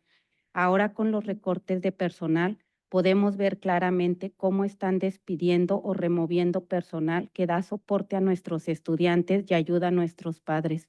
Con el despido de personal bilingüe, los padres y estudiantes nos sentimos atacados. El racismo hacia nosotros y nuestros estudiantes lo podemos ver claramente y pedimos que paren. Ustedes siguen gastando estos fondos y los alocan de manera incorrecta. Contratan personal que no entiende nuestra cultura ni nuestro idioma. Nuestros estudiantes necesitan personal bicultural y que se sientan parte de nuestro distrito y escuela. Puedo entender que como padres y personal estemos en desacuerdo con las decisiones que la doctora Daisy y la mesa directiva están tomando en conjunto, pero eso no nos da el derecho para insultar y hacer bullying. Les pido que paren y demos un buen ejemplo a nuestros estudiantes como adultos que somos. Gracias, Priscila. Board members and staff present, as a community and parents of English learners, we want to advocate for bilingual staff, English learners. English learners receive funds for programs, additional support, and staff. Now with the staff cuts, we can clearly see they are firing or removing our staff that supports our students and helps our parents. With the dismissal of bilingual staff, parents and students feel attacked. We can see the racism towards us and our students, and we ask for that to stop. You continue to spend these funds and use them incorrectly. You hire staff who do not understand our culture or our language. Our students need bicultural staff and who feel part of our district and schools. I can understand that as parents and staff, we disagree with the decisions that Dr. Daisy Morales and the board of directors are taking together, but that does not give us the right to insult and get bullied. I ask you to stop and give a good example to our students as adults that we are. Thank you. Thank you. Next is Will Lyon. Hello, I'm Will Lyon. I teach English at Santa Rosa High School. There are 22 teachers that are being displaced from the DeSoto building. There are currently only 8 open classrooms. Teachers haven't seen a plan that makes that work. Santa Rosa High and Santa Rosa Middle School currently have 3 gyms that are used all day, every day. Combined, we're going down to 2 gyms. Currently, we have 6 administrators. Combined, we're going down to 4. Teachers haven't seen a plan that makes that work. Our spreadsheet capacity is 2,100, but that's a 9 through 12 number. It's never been reevaluated for 7-12.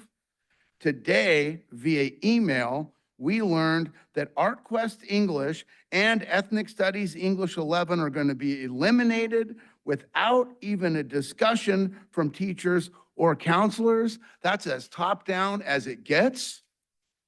If you did determine that you overpromised and underdelivered on capacity for 712. Would you reconsider the decision? Will the 712 save enough money to keep us from being taken over next year? 97% of us don't have confidence that it will. Coscarelli, Weiss, Albavera, Thompson, they deserve to be treated with respect and gratitude. Thank you. Thank you. That concludes our public comment on non-agenda items. If anyone wasn't able to complete their comments, please feel free to email the board with your comments. We're going to move on to our discussion and action items for the evening. The first on this agenda are F1, resolution in support of National Sexual Assault Awareness Month. I will hand this over to Dr. Morales. So yes, we want to bring this resolution to the board to show awareness of this month in terms of people that have suffered victims of sexual violence. And our Wellness and Engagement Executive Director, Stacey Desideri, and our Director of Wellness, Eric Lacci, would be providing some information. Thank you, Board of Trustees, for taking the moment to recognize the impact of sexual assault in our community. This is not an easy topic to talk about, but it's an important topic to talk about because change begins with awareness. And tonight we actually were being joined by a community organization known as Verity. Unfortunately, after 2 hours of waiting, they weren't able to stay with us tonight. So I'm going to speak a little bit on their behalf. When we think about the impact of sexual assault, and we're going to get into some of the statistics as we present the resolution, it's important to realize that sexual assault is about more than the person who is the victim. It impacts families, it impacts the community. When we tear down any one individual, we are all lowered by that. Verity is a community-based organization that we've been working with for many years. In addition to our work with them as a community-based organization, they also come to our campuses and do presentations. So far this year, they have presented to grades K through 7 at CCLA. They've also been at tabling events at Elsie Allen High School, Montgomery High School, and Maria Carrillo High School. Verity not only is a part of our active community lifting up our students, they also work individually with families and students who have been impacted. So I'm sorry that they weren't able to join us today. I am lifted, though, by the number of people here in the room with us tonight that as they walked in and we asked, are you aware that this is Sexual Assault Awareness Month? They all asked if they could participate. You've found on your tables, we've asked you to pick up your bracelets and be able to say to our community that these invisible people need to be lifted up, recognized, and acknowledged. We have a number of resources for Verity that we're going to be sharing with each of our schools. And I don't say each of our high schools because if we think that the concept of sexual assault is something that only happens to teenagers, we know that we are missing a huge part of the problem. And one of the biggest issues with the impact of sexual assault is the underreporting that happens. There is shame, there is stigma, and that's why, although the numbers and the statistics are frightening, we know they're not even the tip of the iceberg. So thank you for giving us an opportunity to present this resolution to you tonight. Eric, would you like to speak or begin the presentation? Or both? I think I will read the resolution. This is resolution number 2024-25-104. It is a resolution in recognition of Sexual Assault Awareness Month. Whereas sexual assault is illegal, a form of sex discrimination, and is a violation of the Title VII of the Civil Rights Act of 1964. And research shows that all victims under 18, 2 out of 3 are ages 12 to 17, representing 66% with vast underreporting of these statistics. Also identified, and research shows that 20% or more of college-age students report being victims of sexual harassment and sexual violence, much of which takes place among peers at educational institutions. And whereas sexual violence or sexual harassment have devastating effects on students by negatively impacting their emotional and physical well-being and can become a barrier to equal and free access to public education. And whereas the viral Me Too movement on social media has helped demonstrate the widespread prevalence of sexual assault and harassment, especially in the workplace, while also bringing vital conversations about sexual violence into the mainstream. And whereas free, confidential help is available to all victims and survivors of sexual assault through the Verity organization by telephone at 707-545-7273 and online at www.rverity.org. And whereas April has been declared National Sexual Assault Awareness Month by the National Sexual Violence Resource Center as a means of educating the public on the actions and behaviors and their consequences that can deeply impact the well-being of our communities.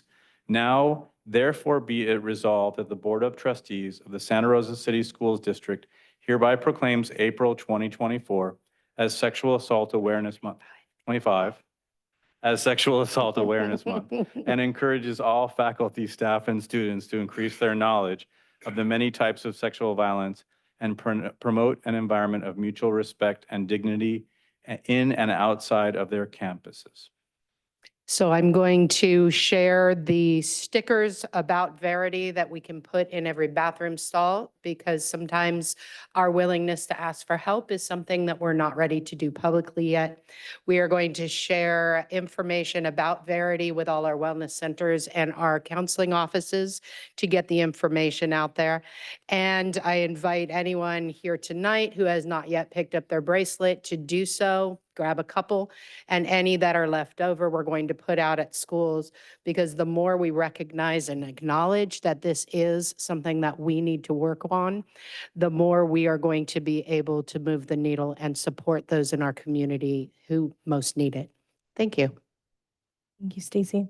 Are there any board member questions? Okay. Moving on to public comment. I have no blue cards, so this comes to the board for any discussion or emotion. Go. This is very close to my heart personally and professionally. So since there's only 4 of us, I'm going to move to approve. Thank you. That was moved by Trustee Jenkins. Could I second it with the amendment to change that one typo at the bottom Yes. there from 2024 to 2025? Yes. we'll Thank you. change That will be updated. We'll Thank- send that immediately over to Melanie. Thank you. That was a move by Trustee Jenkins and a second by Trustee Kirby. Is there any discussion? No? All right, roll call vote, please. Student Board Member Zuniga. Aye. Trustee Jenkins. Aye. Trustee Kirby. Aye. Trustee Caston. Aye. Vice President Manieri. Aye. Thank you. Thank you so much. Thank you. Thank you. The next item on the agenda is item F2, update on the implementation of the EL Master Plan. The Santa Rosa City Schools Multilingual Services Department will provide an update on the English Learner Master Plan. This plan outlines California's policy shifts and reflects the district's mission and vision to support the academic success of all multilingual learners. I will hand this over to Director Castro and Director Llamas. Thank you, Vice President Manieri and members of the board, Superintendent Dr. Morales. Not a lot of people left up there right now. I'm going to go ahead and turn it over to Director Llamas and get the presentation up here.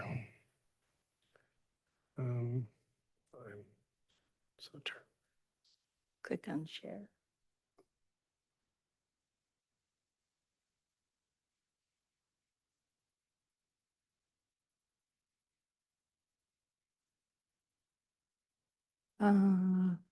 Allow. Then slide. Slide deck. Can you see it? Forward to slide.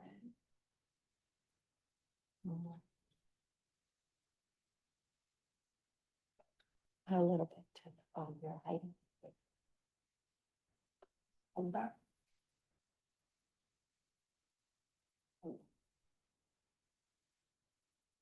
Okay, I'll tell you when, okay? Good evening, Dr. Morales, Vice President Manieri, and members of the board, staff, students, family, and community of Santa Rosa City Schools. My name is Eduvige Llamas, and tonight I'm here to present the Santa Rosa City Schools English Learner Master Plan update. I appreciate the opportunity to present to you this month, as this month we celebrate National Multilingual Learner Advocacy Month, when we celebrate the successes and the needs of our multilingual learners. In August of 2019, I embarked on this journey as the Director of English Learner Services.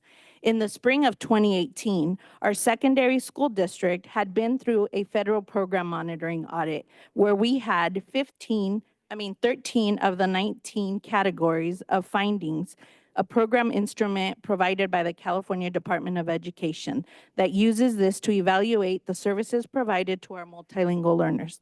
At this time, we were provided the master plan that had been written and approved in 2017 and charged with implementing it throughout Santa Rosa City Schools. Our plan was recognized as a solid plan by statewide organizations who review master plans throughout California. Yet there was one issue. The plan was not fully implemented as it required significant financial resources that had not been identified. As you recall, in the spring of 2020, you have to go back. We faced the COVID-19 pandemic. During this time, Title III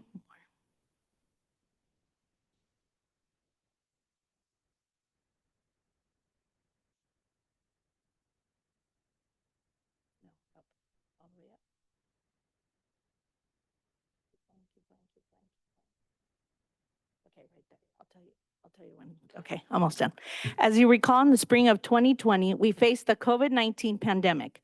During this time, Title III funds were identified to hire 2 English learner teacher on special assignments, one to serve the elementary and one to serve the secondary sites. The subsequent years were difficult for a number of reasons, and the support for our staff, our students, and families was minimal. Next.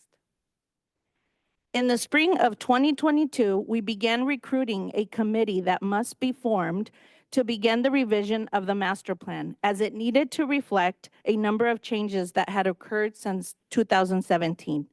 In 2022-2023, we began the heavy lift of revising the English Learner Master Plan. We were tasked with ensuring that the Santa Rosa City Schools mission, vision, and priorities, as well as the 2017 California English Learner Roadmap, were weaved into the district plan to support our multilingual learners. This is a graphic representation of how we were able to visibly represent this alignment. Every chapter in this plan is aligned to the district's MVP and the California English Learner Roadmap. Next slide. According to our California Department of Education data quest, in 2023-2024, nearly half of our Santa Rosa City School students came from homes where another language other than English is spoken. 22.1% of our student population were considered multilingual learners. 24.4% were reclassified students that must legally be monitored for their progress for 4 years. 3% of our students were initially identified as initially English proficient. This means that 46.5% of our students were categorized by the state of California as ever ELs. At one time in their educational experience, they were identified as a multilingual learner. As of today, district-wide, we have 2,964 multilingual learners. We have about 160 students that are transitional kinder who are considered to be determined until they are assessed with the LPAC assessment once they enter kindergarten. 1,487 of our students are being monitored as they are reclassified English proficient. 397 of our students within the last calendar year have arrived to our schools from another country. 751 students considered long-term English learners. 383 who are at risk of becoming long-term. We have 773 students who are identified as duly identified, meaning they are multilingual learners and served with an IEP. Of these duly identified students, 44% or 332 of them are long-term English language learners. In 2017, the master plan called for one full-time English learner specialist to support each site with a minimum of 15% of their student population considered multilingual learner. With the revision of the plan 2 years ago, those positions were kept in the plan as there was no data or metrics to measure the efficacy. This support had never been implemented. 2 years ago, funding was identified in the LCAP for these positions.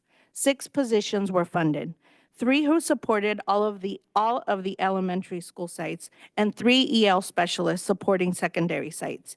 These, along with a K-12 teacher on special assignment, are currently eliminated. Next. According to the 1974 Lau versus Nichols rules, all students who are multilingual learners must receive both integrated and designated English language development daily as part of their core instruction. Prioritizing these offerings and the attendance of staff to trainings that focus both on designated and integrated ELD is strongly recommended. Next slide. Within the last 3 years, the number of professional learning opportunity offerings focusing on our multilingual learners have increased. These opportunities are both focused on designated and integrated English language development, also referred to as best first instructional strategies. Next.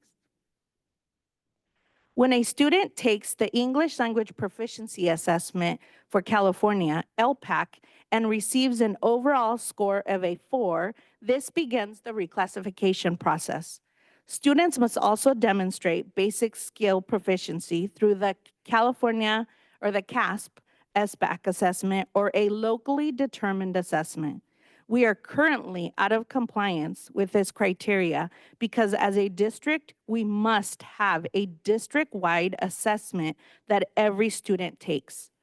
This assessment should be locally normed, and from this, we must document that our multilingual learners are meeting proficiency in basic skills. The current assessment we use, Let's Go Learn, truly others are students, and it is not in compliance with what we must be using for all of our students district-wide. In the fall of 2024, we went through another federal program monitoring for the secondary school district, where we submitted documentation of corrective action where we were in the process of adopting a district-wide assessment that is now only been approved and adopted for our K-6 students. We must adopt a 7 through 12 assessment for all of our students to take that then we will use for reclassification. Using iReady, for example, within our system would allow for the alignment and continuity of one assessment platform district-wide. Another criteria is teacher input. The state is currently recommending we begin to use what is called the Observation Protocol for Teachers of English Learners, or OPTEL, which you will see linked in this slide.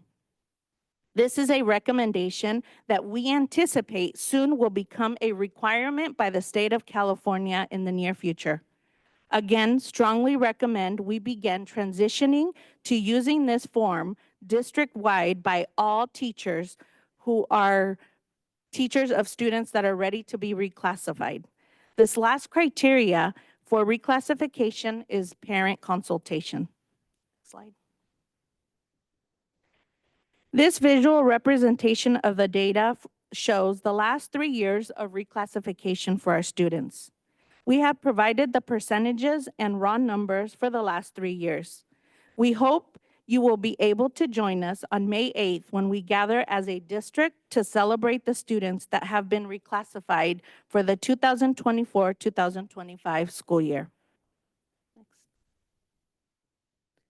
Here you will find a list of the work and focus the Multilingual Services Department has been working on this school year. We have also provided a link with the list of action items we will continue to work on from now until the beginning of the 2025-2026 school year.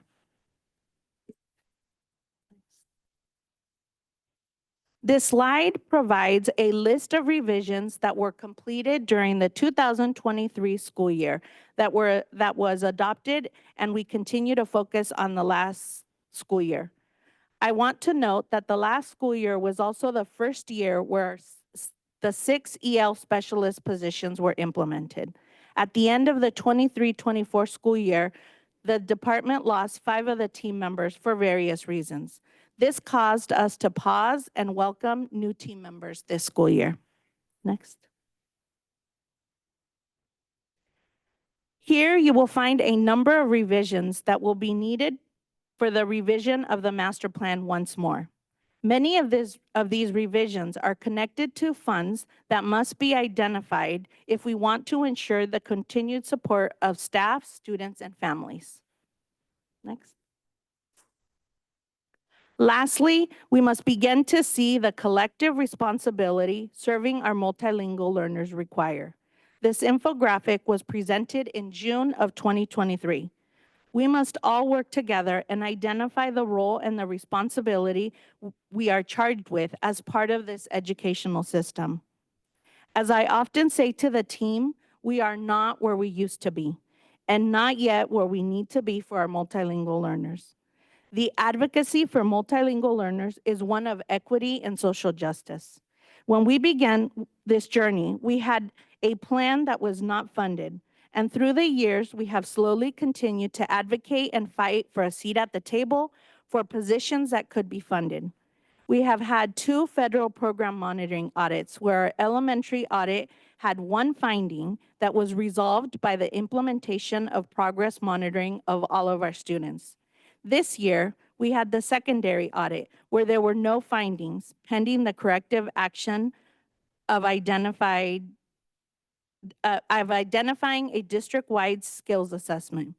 Our team members have been yelled at in the past by colleagues when we began providing professional development, and we persevered. Team members have slowly been invited into classrooms to model and support best first instructional strategies, and the team has continued to advocate and persevere. Our site English Language Advisory Committees, ELACs, have slowly begun growing. Our parents have received leadership opportunities and have learned about services and their rights, and slowly have learned to advocate for their children and all students. Our DLAC committee has steadily increased, and they have learned to advocate too. These parents are using their acquired skills to attend meetings, including board meetings, and have learned to express their concerns and use their voice to advocate for students. Our parents are never questioning the knowledge and the authority of administration. They are learning to navigate this educational system that is foreign to them, how they can become part of the team, and how to advocate and be an active participant in this system.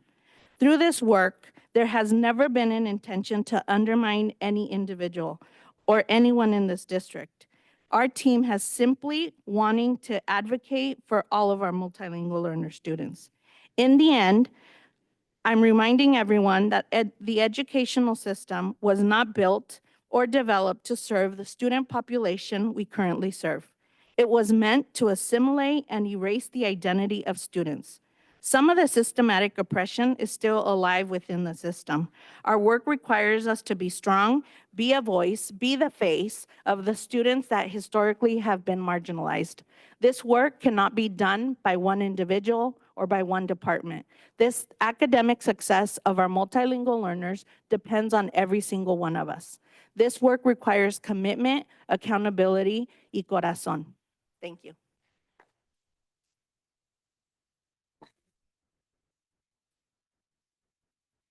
Thank you, Director Yamas. Board members, are there any questions on this item? Trustee Jenkins.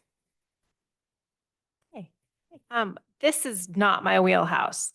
And the information that you just said, there's a lot of that in there that I don't have like a baseline for. And I'm wondering if there's any way that you can actually email your, like, what you said out so that I can digest it better. Because there is a lot of information in there that, well, I mean, I need to get up to speed and I can't get up to speed without the resources, you know? That being said, so I would love that if you could do that. And then something that I have, so professionally, I've held giant caseloads within our community of students who, like a third of my caseload was monolingual speaking families, and I am monolingual English speaking. So have come across language barrier, well, more than language barriers. Anyways, I'm rambling.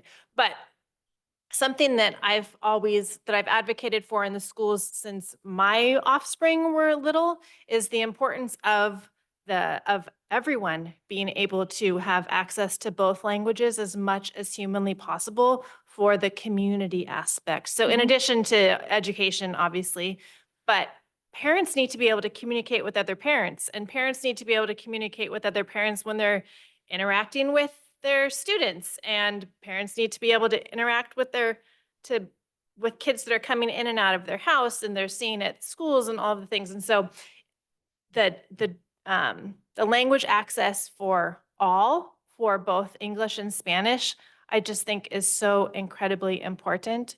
And this presentation makes me very sad that things have gone up and down, and we need to address it better. So thank you, but I would love the information so that I can digest it better and then possibly ask more questions later. Sure, thank you. Questions, Director Caston? Yeah, so in our local assessment in elementary is iReady, right? Yes, Okay, and that's been fully implemented for how long? this is the first year Is of it full fully- implementation. Okay. You're saying that we're out of compliance because we haven't implemented it yet at secondary. 3 months here, so, or 4 months, I guess now. Why have we not implemented it yet at secondary, and when is that expected implementation date? So as you know, we are two districts, elementary and secondary. And so the initial, a lot of work has gone into this, where a few years back, we had been working on implementing a different assessment that was NWEA. And for a variety of reasons, the implementation wasn't done well, and it wasn't well received. It provided a lot of data. Some of the feedback we heard was our staff didn't have enough training, didn't truly understand. So as we move towards really looking at what else is out there, really strategically, we have been talking about the ideal situation would be that we have one assessment throughout all of our systems, so that even though we're two different districts, the data that we get when the student is in our elementary district definitely transfer, and we definitely understand how our students are performing once they're at the secondary level. This definitely requires a lot of collaboration, because at the secondary level, really the assessment would be focused around English language arts and math. And so those would be the two departments that would really need to, we would need to work with and collectively come to an agreement on what assessment we're going to use for the sake of, in general, really being able to assess basic skills, but then the compliance piece of our students would be the state and the federal government never want us to really be othering students. And truly, that's what we have been doing even before this current situation, because we were using a different assessment that is currently the only thing that's board approved for us, that's called Let's Go Learn. And at the secondary level, currently, if we have a student who has an overall LPAC of a 4, we still have to personally go in, pull that student out, and assess them in this assessment, because that's what our board approved years ago. So it's been an issue for many years that we need to address, but we truly need the collaboration of the secondary math and English department to make sure that we're using something that all of our students are using that then can be normed, and then from that data, just be able to pull what's needed for our multilingual learners. I also want to point out, when it comes to the FPM monitoring that we undergo every 2 years, and the review that we underwent, I think it was in 2018, for which there are 15 elements, and we had findings in 13, where we only actually passed the indicator of the name of the district, and that we hand out the home language survey. If we were to meet all 15, that's the foundational, the lowest level when we meet those. So even if we get past all of them, that's the lowest level. So and now that we have been able to pass that, that still just shows that we're able to meet the lowest possible common denominator in terms of how we're serving our students. But we at least now meeting compliance in all of those at the elementary level. We still need to find at the secondary level, we're passing all but the common assessment.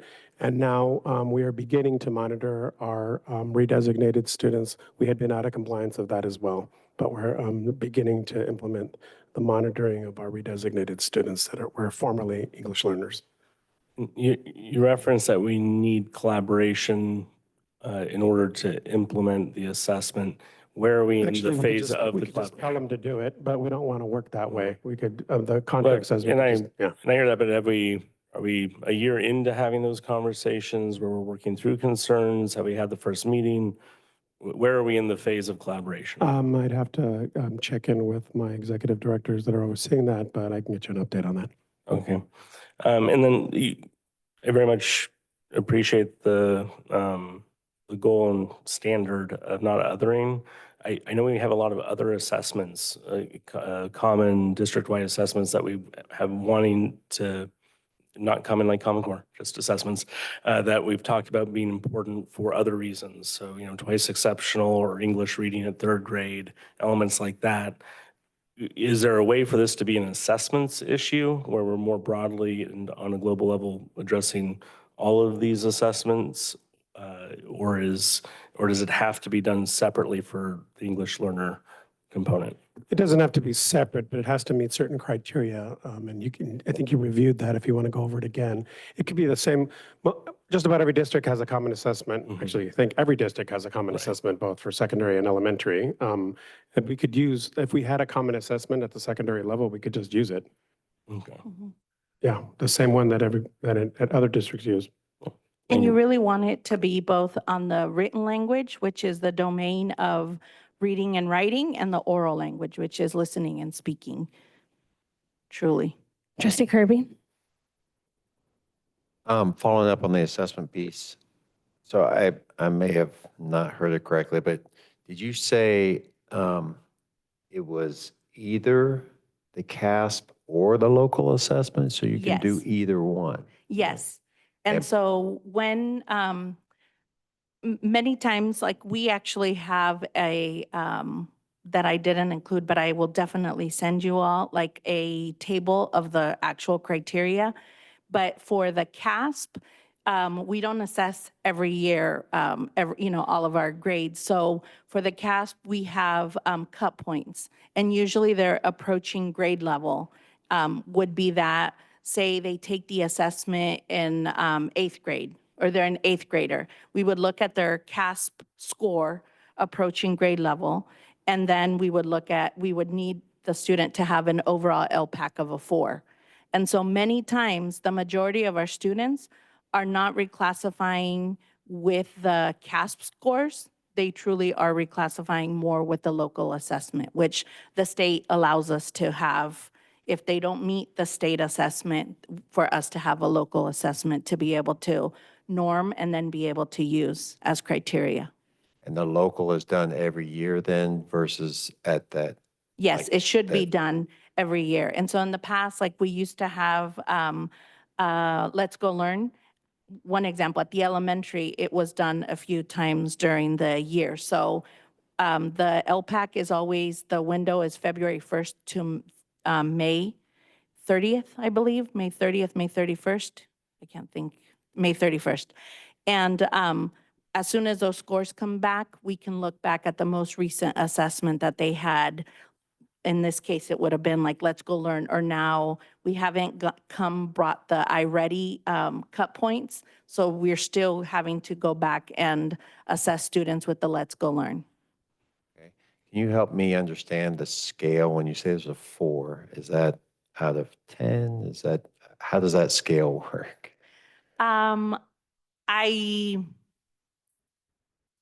It's out of 4. Yeah, it's out of 4. So, sorry, with regards to the LCAP, there's 4 domains.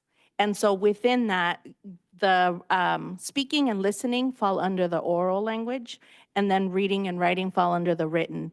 And so when the student assesses, they're assessing in all 4 domains, but the one that is heavier normed, is the written language, the reading and the writing. So collectively, they take the assessment, all 4 domains, and they must score a minimum of a 4 to be able to reclassify or be a candidate for reclassification. Okay, thank you for that. When you say we're not in compliance, I mean, other than the obvious, not educating our students up to the level they need to be, is there any other penalties or as a district that we incur because of that? Well, by not being in compliance? Yes. We're given corrective actions in a certain amount of cycles and days, a 45-day cycle to correct it. And then we come to an agreement after that. But we always will institute corrective actions or a commitment to institute corrective actions. And so, like, for example, we can come up with a temporary, for example, common assessment that can do partial for a certain year, which I think we're working on, that sort of thing. But we need to come up with something permanent that's going to satisfy all of the criteria. Like, I think we have instituted an agreement to have like a common assessment that'll work for 1 year or something. So there are opportunities to have to institute corrective actions and commitments that we make as a district that are signed off by the superintendent. You never want to let this go too long, and first and foremost, because we want to be able to do right by our students. But so there's a process. Okay. And lastly, the teacher evaluation that you're hoping to implement, the Optel. So does that require certification or training of our teachers? Is there a cost associated with that, or is it just a test that they take? How are the teachers getting, or how is their training being implemented to be able to do that? So as I've probably mentioned before, all teachers that have at least a minimum of 1 English learner in their class comes with their credential, the authorization to teach in the state of California English learners. That's something that's a base that comes embedded within the credential of a teacher in the state of California. But that doesn't mean that they're always going to have that kind of knowledge at the fore, especially if they haven't been using it. So one of the things that's a benefit of us having a multilingual services department is having the best and promising practices and trainings and that are developed by the multilingual services department. So we use our resources like Title I and other resources like Title III to build trainings on a regular basis. So that's what Director Llamas was referring to. So we offer those on a regular basis, and we also offer opportunities. I know our teachers have been very participatory this year in building units. That's a great way to not only learn, but build units actually that they can use with their students that actually integrated ELD and designated ELD as part of the practice. That's probably one of the best models in terms of learning and how to improve your practice is actually building units for your students. And we've had a great group of teachers really that have been a part of that this year. It's one of the, I think, best models that we have of doing so. So those are a couple of examples. I don't know if you have some more. And specifically for this observational tool, it would require a training that would be offered. I'm thinking if we have whole day professional development, we would be offering it. We would also, I'm anticipating working with the administrators and being able to offer the training to them because it's a very comprehensive form. And it's really specifically addressing like the basic skills of the student. So it's what is the teacher observing, and it's really a check off. And then the teacher would sign it saying, yes, I observed this in the student, and therefore, the student is ready to be reclassified. That form would then be used to review with the parent to say, your student got an overall LPAC of a 4, they met the local assessment criteria, the teacher reviewed the basic skills that she's seeing in the classroom, and if you sign, this is acknowledging that your child is now reclassified as fluent English proficient. Okay. So the form is very comprehensive, and it's a checkoff. It would be reviewing where the student is and then be able to allow the opportunity for teacher input. Okay, you have a question? Okay, go ahead. I have a few, but you can go ahead. The question that I have is related to the assessments, of course, but is there collaboration happening with our other elementary districts? I'm thinking if we're trying to get things consistent with a high school district, eventually we have to start at the bottom unless we're starting at the top and then moving down, which I don't think that will go over very well. But are we collaborating with them to see what's working in other places and how's that That's a going? fantastic question. And Thank you. at the end of last year, when we visited other districts, actually, what, to my dismay, actually, we were actually a little farther ahead than some of our local districts. And that's something that we're struggling with because if the expectation is the research-based that our students are going to do best when they go into especially secondary grades, you're going to want a student to redesignate so that they're going to be able to hit the ground running, not only in English language arts, but being able to access all of the more rigorous courses in secondary, and then of course being able to fill out their master's schedule and access electives. You want them to be able to be redesignating as soon as possible when they get to our secondary grades. So you want to make sure that our elementary districts are going to be having a strong ELD program, but both integrated and designated ELD. And every single district that I visited for, when I asked that question, they weren't able to give me a clear answer with respect to how they're doing both of them. And so that was something that I was kind of a little frustrated with, because that means that we're receiving students that right when they get to us, we're going to have to really double down on that as soon as they hit our school seats in terms of designated and integrated ELD as well. And by the time they come to us at the beginning of 7th grade, that's when they're considered long-term English learners. Okay, I have a few questions. I actually had a long list of questions, so I might email you, Director Llamas, with my questions for the sake of time this evening. Speaking of our long-term English learners, what specific interventions do we have in place for our long-term English learners who make up a significant portion of our secondary EL population? So we currently do not have anything specific. We are in the next week beginning to work with our secondary teachers, where the information is out right now in terms of coming together and working on really reviewing our newcomer, but really specifically our academic language development courses, which is where many of our students are scheduled into, and really looking at how we can develop courses that are very strategic and specific for long-term English learners. Now, on the middle school, one of the things that we are working with, along with Dr. Perez and our executive director, Ms. Haley, we're looking at AVID. And AVID has a very specific program for middle school called AVID Excel.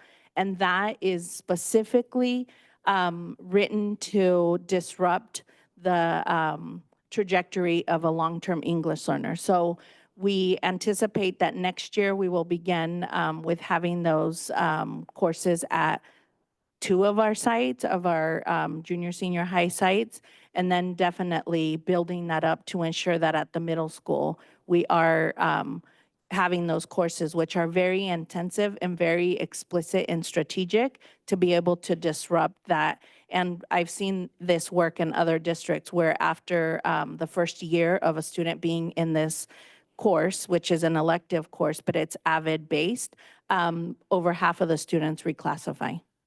That's great to hear. Thank you. We do need to extend, this meeting. Does someone have a motion for extending this meeting? I move to extend to 10:45. We need to make sure to get into to consent today, so. Yeah. If we can commit to it. Let's do 11. We need those 15 minutes. I mean, 11, is that the final motion? Okay, all those in favor? Aye. Any oppositions? Aye. Yes, that was an opposition? No, okay. I don't think it passes if there is. All right, and no abstentions. So we'll continue until 11 p.m. So I'll be quick with my next two questions. How is the district ensuring that all of our teachers, not just our EL specialists, are implementing the SDAIE strategies and integrated ELD consistently? Like, what are we doing to really make sure that this isn't just something that our EL specialists are responsible for? Like that slide that you had around responsibility. What are we doing to really make progress on that? So in the last 3 years, we, since Dr. Castro arrived, we began with street data. And so this year, we really are focusing on Tier 1 best first instructional strategies. And a lot of these are strategies that all of our staff, we know how to use. We just have to be really explicit about how to support students in speaking incomplete sentence when they're speaking as well as when they're writing. So it's really going back and revisiting these best first instructional strategies that will definitely support. And it's when you start being intentional about these strategies, through the content, you are providing those supports with regards to language. So like we just visited an elementary site yesterday, and this elementary site specifically, the whole school has committed to having sentence frames and also word walls. And so those are best first instructional strategies that definitely help support the integrated ELD throughout the day. Yeah, so I could add to that, in terms of understanding what quality first instruction is, then really like clarifying to both teachers and principals and teaching that part of quality first instruction is clarifying that English language development is part of that. When I arrived, it was kind of a misunderstanding. Some people would say, this is something that we don't have time for. And that's not only is that not legal, that's not actually part of quality first instruction. This is something that is part of what you would be doing on a regular basis. So I folded it into the practice of everything that we do. Secondly, I would add it to, I would ask for schedules, like what is the schedule for English language development from site to site? So I would be able to expect to see it if we were to be visiting a school site. So just changing the culture that way. And then also on our end, are we actually supporting the school sites with a regular training? Like when's the last time we actually provided training? And then actually who's going to the training? Because if we're actually offering it, are we seeing that people are actually signing up for the training, and then why not? So then those sorts of practices to see that, that we're making an impact and that we're offering and we're getting responses, those sorts of things. Thank you. And my last question is, what do you need from this board? What policy changes do you need from us? What do you need us to look into? What do you need from us to advance this work and make sure we get it in compliance and move this work forward? I think one thing I will mention is for the first time in a few years, being explicit about the needs of all of our students, specifically our multilingual learners. As I mentioned to Dr. Morales, for the first time in the 6 years that I've been in this position, at one of our first administrative meeting that we had, her question was, what is the data for your English learners? your homework is to look at the data. And that had never been explicitly really asked. And so going along with my ask for the collective responsibility is we need, I believe the right people are on the team now who understand the needs of all of our students. And it's now a matter of working together, collaborating, not making this something separate, but part of everything that we do. When we're having a PD on English language arts, it's how are you going to support all your students? When you're having it on math, on science, even electives, like how are you being explicit with the language acquisition piece of the work? Because over half of our students truly come to us from a home where English is not their home language. And so it's that continuity of accountability and looking at the data and asking those questions and really holding us all accountable and having that commitment really at times. It does require a financial investment, but the commitment of not only the financial investment, but how are we going to get all of our, no, they're not stakeholders, educational partners to truly understand that all of us hold a piece to this work. Yeah, because there isn't really, and it's not acceptable to ask the question, like, if we're removing certain teachers from a school, that what are we going to do about our English learners? Because all of our teachers are there to support our English learners. Thank you. I'm going to move on to public comment. We have 2 blue cards. First, we have Diane Gunderson, followed by Damaris Cordero.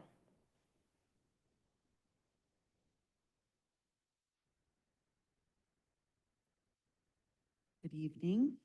My name is Diane Gunderson. I am currently an elementary EL specialist, serving Biela, Brook Hill, and Steel Lane. I've been an elementary school teacher in this district for 26 years.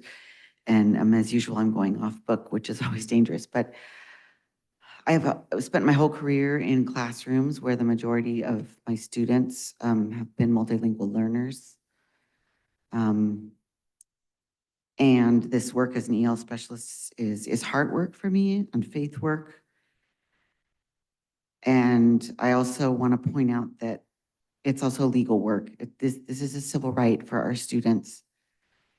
And I hope that amidst all the cuts and the changes, that it's not left to the side again. I mean, I've seen that cycle. Oh, we're talking about it now. We're still doing that? Yeah, we're still doing that. Because although we're working hard, we're still very siloed. And I have to be honest that when I'm no longer showing up at schools, it'll get forgotten. There'll be teachers who are doing it. I work with amazing people. But teachers and administrators are overwhelmed with things. And if it's not made a priority by everyone, it will be set aside. And so I urge you to find a way to keep this moving. Thank you, Diane. Next is Damaris Cordero.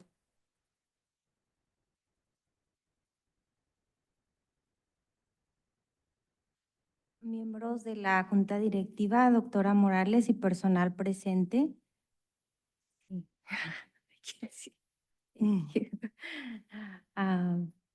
Estoy agradecida por su servicio y por la oportunidad que nos brindan de participar. Nuestro comité DILAC recibió la carta de despedida de la señora Eduviges, directora del Departamento Multilingüe. La señora Llamas no solo es la directora del Departamento Multilingüe, sino que también es la defensora de nuestros estudiantes y familias. Señora Llamas, este distrito nunca luchó con usted, pero nosotros lo hicimos y continuaremos su lucha. Gracias por su servicio.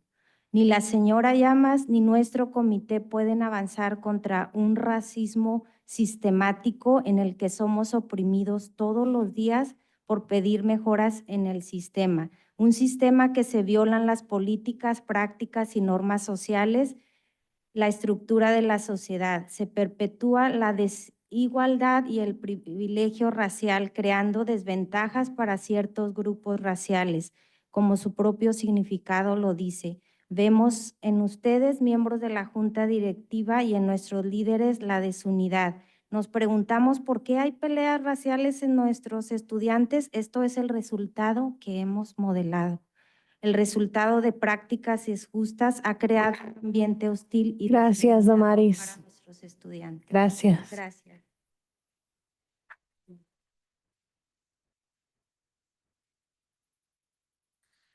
Okay, board members, Dr. Morales and staff present, I am always grateful for your service and the opportunity you give us to participate.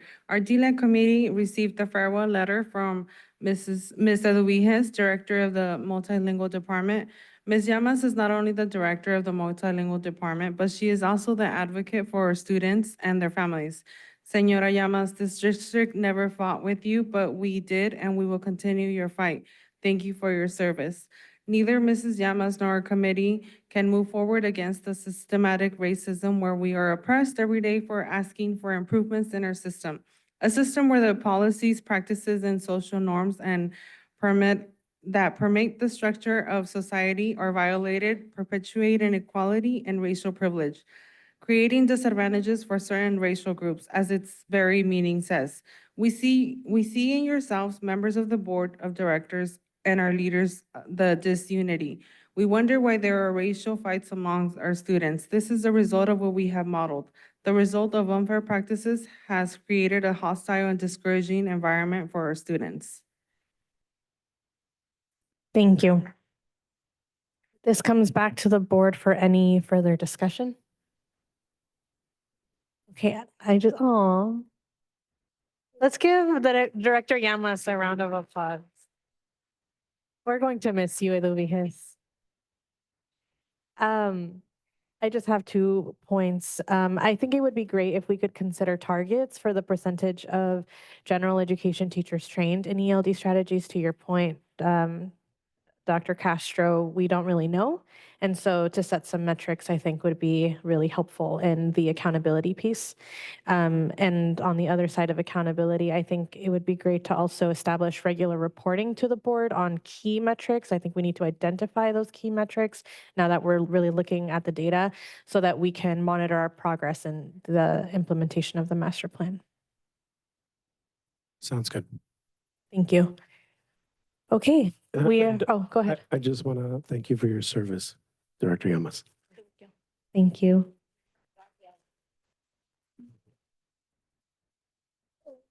Okay, item F3. This is a discussion/action item. This is the delay of move from Lewis Early Learning Academy to Albert Biela Elementary School to the 2026-27 school year to accommodate bathroom and other facility updates. And I will hand this over to Associate Superintendent August, Executive Director John Fisher, and Executive Director Eric Oden.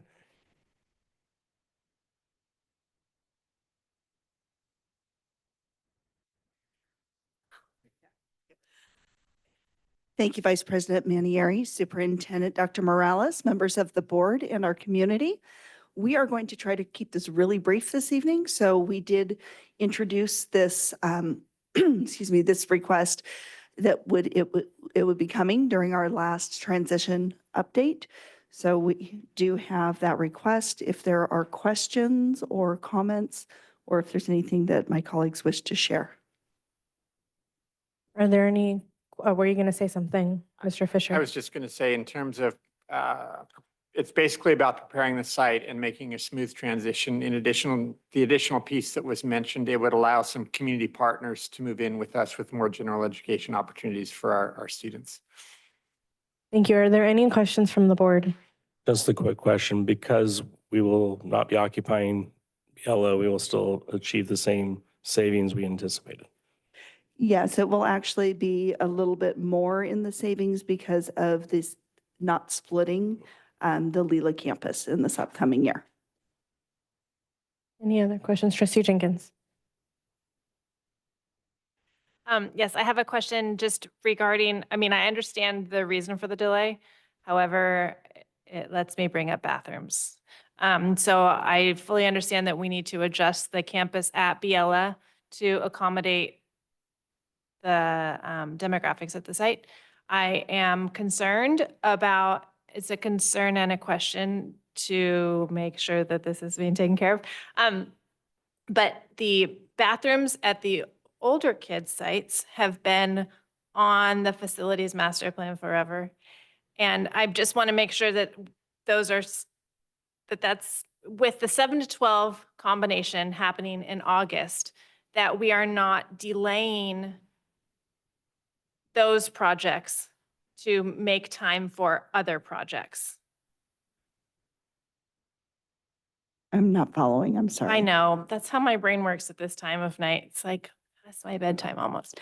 So are you asking, sorry, I Go think ahead. I think I might be following. Yes. Which is, are we, are there things that are falling through the cracks because of the delay on other projects? Is that what you're Yes, asking? because we're giving like an extra year to accommodate Biella and to make sure that that site is being taken care of. It feels like we're also making time for adjustments to campuses. And are we taking the time needed to update the bathrooms at the sites that we're putting more kids on in the fall? So there are differences in what we're doing. Okay. Between the that site versus what's happening at the junior, senior high school campuses. And so, yes, that is part of why there were parameters given to the Empower teams in determining where to establish the areas for seventh and eighth graders. And I realize this probably may be off topic for this agenda item, so we can provide more information with Okay. that, but we also don't have the fiscal ability to delay in the junior, senior high school further than what we have. And I think there's some other like campuses, for instance, CCLA, they have their bathrooms from when I visited for the youngers were not adequate as well. So we have as you said, we have bathrooms on the facilities master plan across the board, and we've been making progress on bathrooms all along. Okay, that suffices. Thanks. Great. There are no blue cards on this item, so this comes back to the board for a discussion. We can entertain a motion. Director Caston. Yeah, I move that we approve the delay of Lewis Early Learning Academy to Albert Biella to the 26-27 school year to accommodate the bathroom and other facility updates. Thank you. That was moved by Director Caston. Sorry, second. Seconded by Director Jenkins. Roll call vote, please. Trustee Caston. Aye. Trustee Jenkins. Aye. Trustee Kirby. Aye. Vice President Manieri. Aye. Thank you. Next is item F4. This is a discussion review of specialized programs at Santa Rosa City Schools, high schools. The Educational Services Division will provide a brief high-level overview of high school programs to the board for discussion. And to kind of frame this conversation, because we have less than an hour to get through the rest of the agenda, I would like to know before we begin, what it is that you are looking for in terms of guidance, if anything, tonight, so that we can make sure that we have a robust discussion and not a really big one, because that could happen if we don't have some parameters. I provide some guidance. So as part of the consolidation, when we were having the consolidation meetings, the conversation came up among the board in terms of if we're going to really, right size the district to have some ability to make decisions to be able to offer those programs and services that would attract students. And so to start that conversation and to get a little bit of guidance from the board in terms of what we're currently offering, because I don't know if the entire board knows what we're currently offering at the different sites, to be able to have those conversations of where we want to move to. So we shared the spreadsheet with all of that information. The team's going to share it. We have our principals here in case there's site-specific questions that the Ed Services team might not be able to answer. So we want from the board kind of yes, let's go in this, keep going in this direction. The team will share about interest from students in our specialized programs. And so that way we can get a little bit of guidance from the board. So that's why it's not an action, it's more guidance. Thank you, Director Caston. Just before we begin this item, can I request that we suspend the rules, take up items G1 through 5, 7, and 8? Right now, they were the non-pulled consent items. You want to move them now? I'd like to move those now. Is that? Yes? Okay. Second. Melanie? Melanie, can you promote me? Okay, can we get a motion on items G1 through 5 and 7 through 8? So moved. Okay, is there a second? Second. Okay, roll call vote, please. Trustee Caston. Aye. Trustee Kirby. Aye. Trustee Jenkins. Aye. Vice President Manieri. Aye. Do we want to do G6 now too? That was pulled? No, it was pulled, so I Okay. don't want to stay. Okay, we'll come back to item F4. Thank you.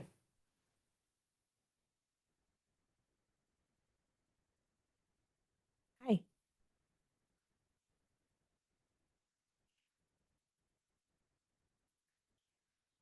Getting the presentation up to be shared. All right. All right, good evening. As Dr. Morales said, we're here to talk about at a very high level, the specialized programs at Santa Rosa City School High Schools. And I want to thank as well all of our high school principals for being here. I know they've had a really long day, and I appreciate them being available to elaborate if needed on any specific programs. So we'll move on to the next slide. And just for kind of use of common vocabulary as much as we can around what a specialized program is, because I think we've had different definitions of how we might look at that. What we're looking at here, first of all of our comprehensive high schools offer full access to robust academic experiences, as well as our continuation high school. We've historically offered innovative CTE programs, which we'll touch on in this presentation. Just want to acknowledge the variety of VAPA programs, world languages, advanced placement, and all the other courses that we have, as well as we will talk a little bit about some of the programs that we have that have a specialized philosophical pedagogy. And so we just want to inform you on the unique programs, and we'll go to the next slide. So we've tried to simplify some really amazing work that happens at our schools in one chart.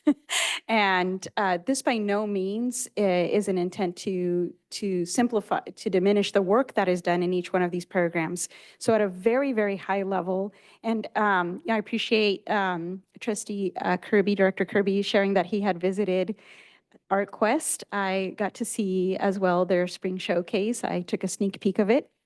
And so we'll start with ArtQuest at Santa Rosa High. As you know, it's an artistic learning community that is devoted to the development of creative problem solving, critical thinking skills, responsibility, respect, empathy, and community mindedness. They offer, I believe, eight art specialties, and this is a program that is by application. This year, there are 356 students in ArtQuest. And then moving on to the programs at Pioneer High School, there's the Early College Magnet Program. It's an educational partnership between Pioneer High School and Santa Rosa Junior College. And students who graduate from Pioneer High School that are in this program, they end up with a year or more of college credit for free. And so that's a real big boost for them as they move on into college. The program is as well by application, this year having 412 students. Pioneer as well has the GRACE program. That's a unique program to help students get back on track to succeed to graduate. They're able to earn credits that were missed during previous years. It's a small group setting with a lot of advocacy. The counselors refer the students to the GRACE program. This year they have 65 students. And then rounding out the special programs at Pioneer is the STEM certificate program. That is not on this slide. I apologize for that. That program offers an opportunity for students to extend and explore their interest in STEM inside and outside the classroom. So they have 3 levels. Level 1 is covered in earth science and living science with all freshmen and sophomores participating. So that's around 700 students. Level 2 and 3 projects are generally completed in 10th and 12th grade. And having around 50 students a year that complete that. The program is supported by a 0.4 FTE coordinator. I know this board has heard quite a bit about the International Baccalaureate program at Montgomery High School. The goal of that program being to encourage personal development and academic achievement, to challenge students to think critically and ask the right questions across disciplines. They foster diversity, curiosity, and a desire for learning.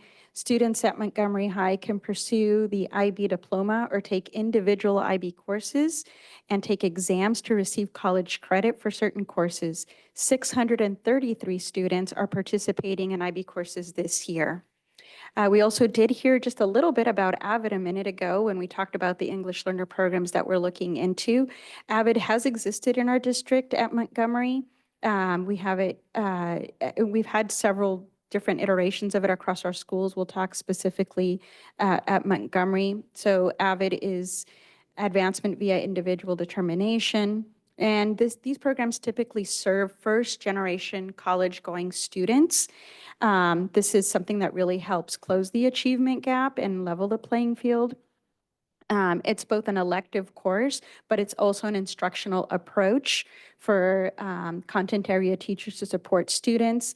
At Montgomery High School, they have 105 students in AVID, and we are growing our AVID program and implementation to other sites, and so we're pretty excited about that. And then the last program that we'll talk about, that I'll talk about here, is the University Center at Elsie Allen High School, a specialized program designed to provide intensive preparation and college courses to motivated high school students. Students enroll in university courses while still in high school. This is due to the unique partnership that Santa Rosa City Schools has with Sonoma State University. And so they participate in their junior and senior years taking college courses and that are transferable units. They are not charged the regular tuition. It's just a fee that they pay. We have 85 students this year participating in that program. So again, I just want to reiterate, this was very high level, really quick, just primer on all the different programs that we consider specialty programs. And with that, I will hand it over to Debbie to talk about career technical education programs. Okay, thank you.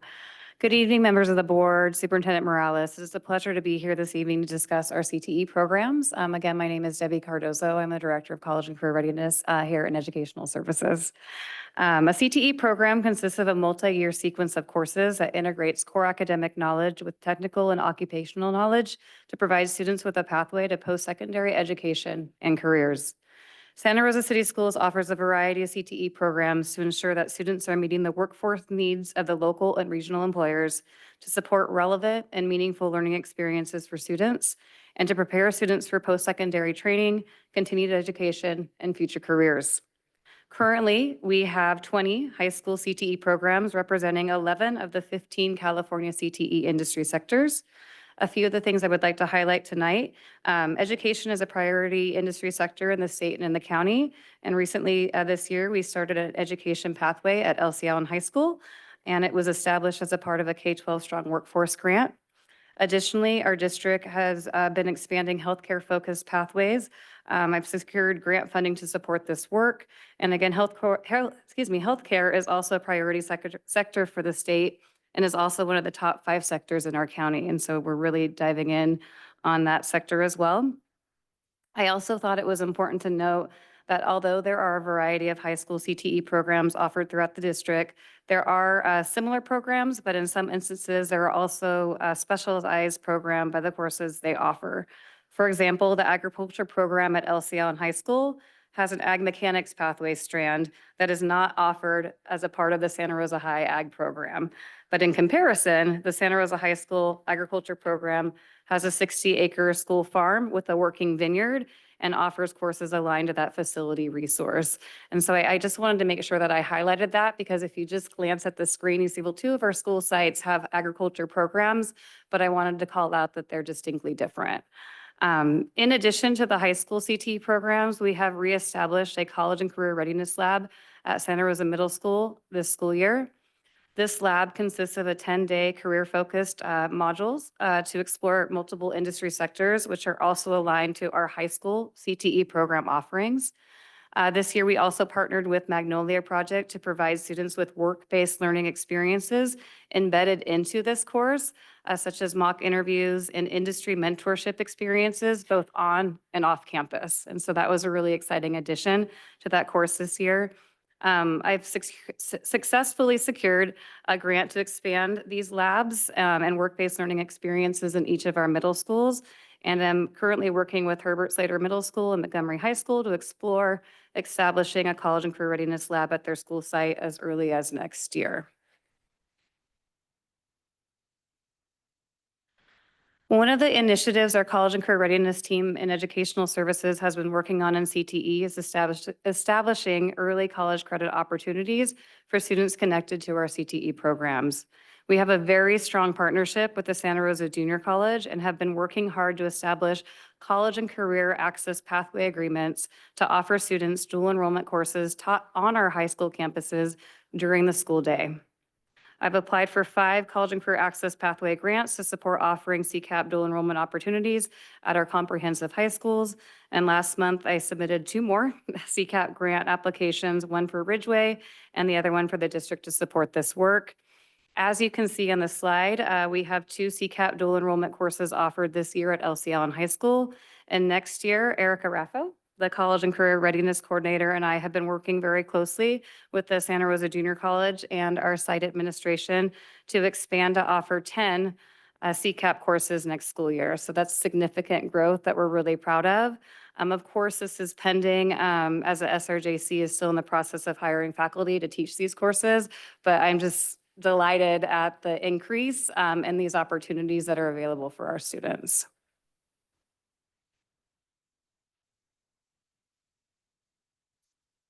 Great. Thank you. Questions from the board? I'm sure there are many. Director Caston. So just to confirm the STEM certificate that you were discussing, that would be what we hear about being referred to as the Spark special program? It is associated. The Spark Center is a part of the geospatial technology program that's offered at Pioneer High School. The STEM certificate does pull in the other CTE programs that are offered at the site. Like they have the health science and biotechnology program as an example. I know Principal Correa is here too, if you have some specific questions about the STEM certificate, but it does integrate that program as a part of it. Well, I think going back to the slide, we were discussing the coordinator percentages assigned to it. And I know the Spark Center also has available to the public, available to other student programs that support the entire district. And so I just want to understand the extent to which that program is also supporting students that may not be at Pioneer, but attend for those events or brought over there for those experiences. Could you repeat the last part, please? The Spark program and the coordinator position specifically support for the evening programs and the programs that support students that come there for that special programming. Yes. So the Spark coordinator position, it's actually a STEM coordinator position. It's at 0.4, and it is funded through our LCFF and the district office. It's a equal split. We are a STEM school, so our STEM coordinator highlights a STEM theme throughout the entire school year. This year, it's UN goal number 11, which is infrastructure and sustainability. So we cross-curricular disciplines and teach lessons on sustainability, however that interacts with whatever curriculum or department you're in. Then on top of that, he is the Spark coordinator, and he is in charge of the Spark building, the telescope, and the planetarium. Then he also welcomes over 900 elementary school students every year to the Spark Center on Wednesdays for free field trips to any elementary school that wants to come and signs up well in advance because he gets booked throughout the year. So yes, that is his 2 preps, his 2 coordinator positions. And as a part of that role, is it also the coordinator's role to raise awareness of the program and Yeah, the so we offering? also run STEM cafes once a month. We do planetarium shows once a month. He does a ton of outreach, rocket launches. They do drones. Thank you. I have not eaten dinner, okay? Yeah. I just want to point that out. Drones, he does a ton of outreach into the community. He's also on the Ferguson Observatory Board, I believe. We also have a Spark Foundation board that he works with. So he is constantly doing things. He's also the summer TOSA for our middle school STEM program. So he does a ton of stuff. It's Kurt Kruger. He's wonderful. In addition to the coordinator, are there any other resources available for the essentially the marketing, the awareness building of the program, or is it predominantly the activities of the coordinator that builds the awareness within our future students? It is predominantly the coordination of the Spark Foundation that funds all of the marketing for that program, and just our week ahead that we put out every Sunday and inviting our community and Facebook and social media and all those things.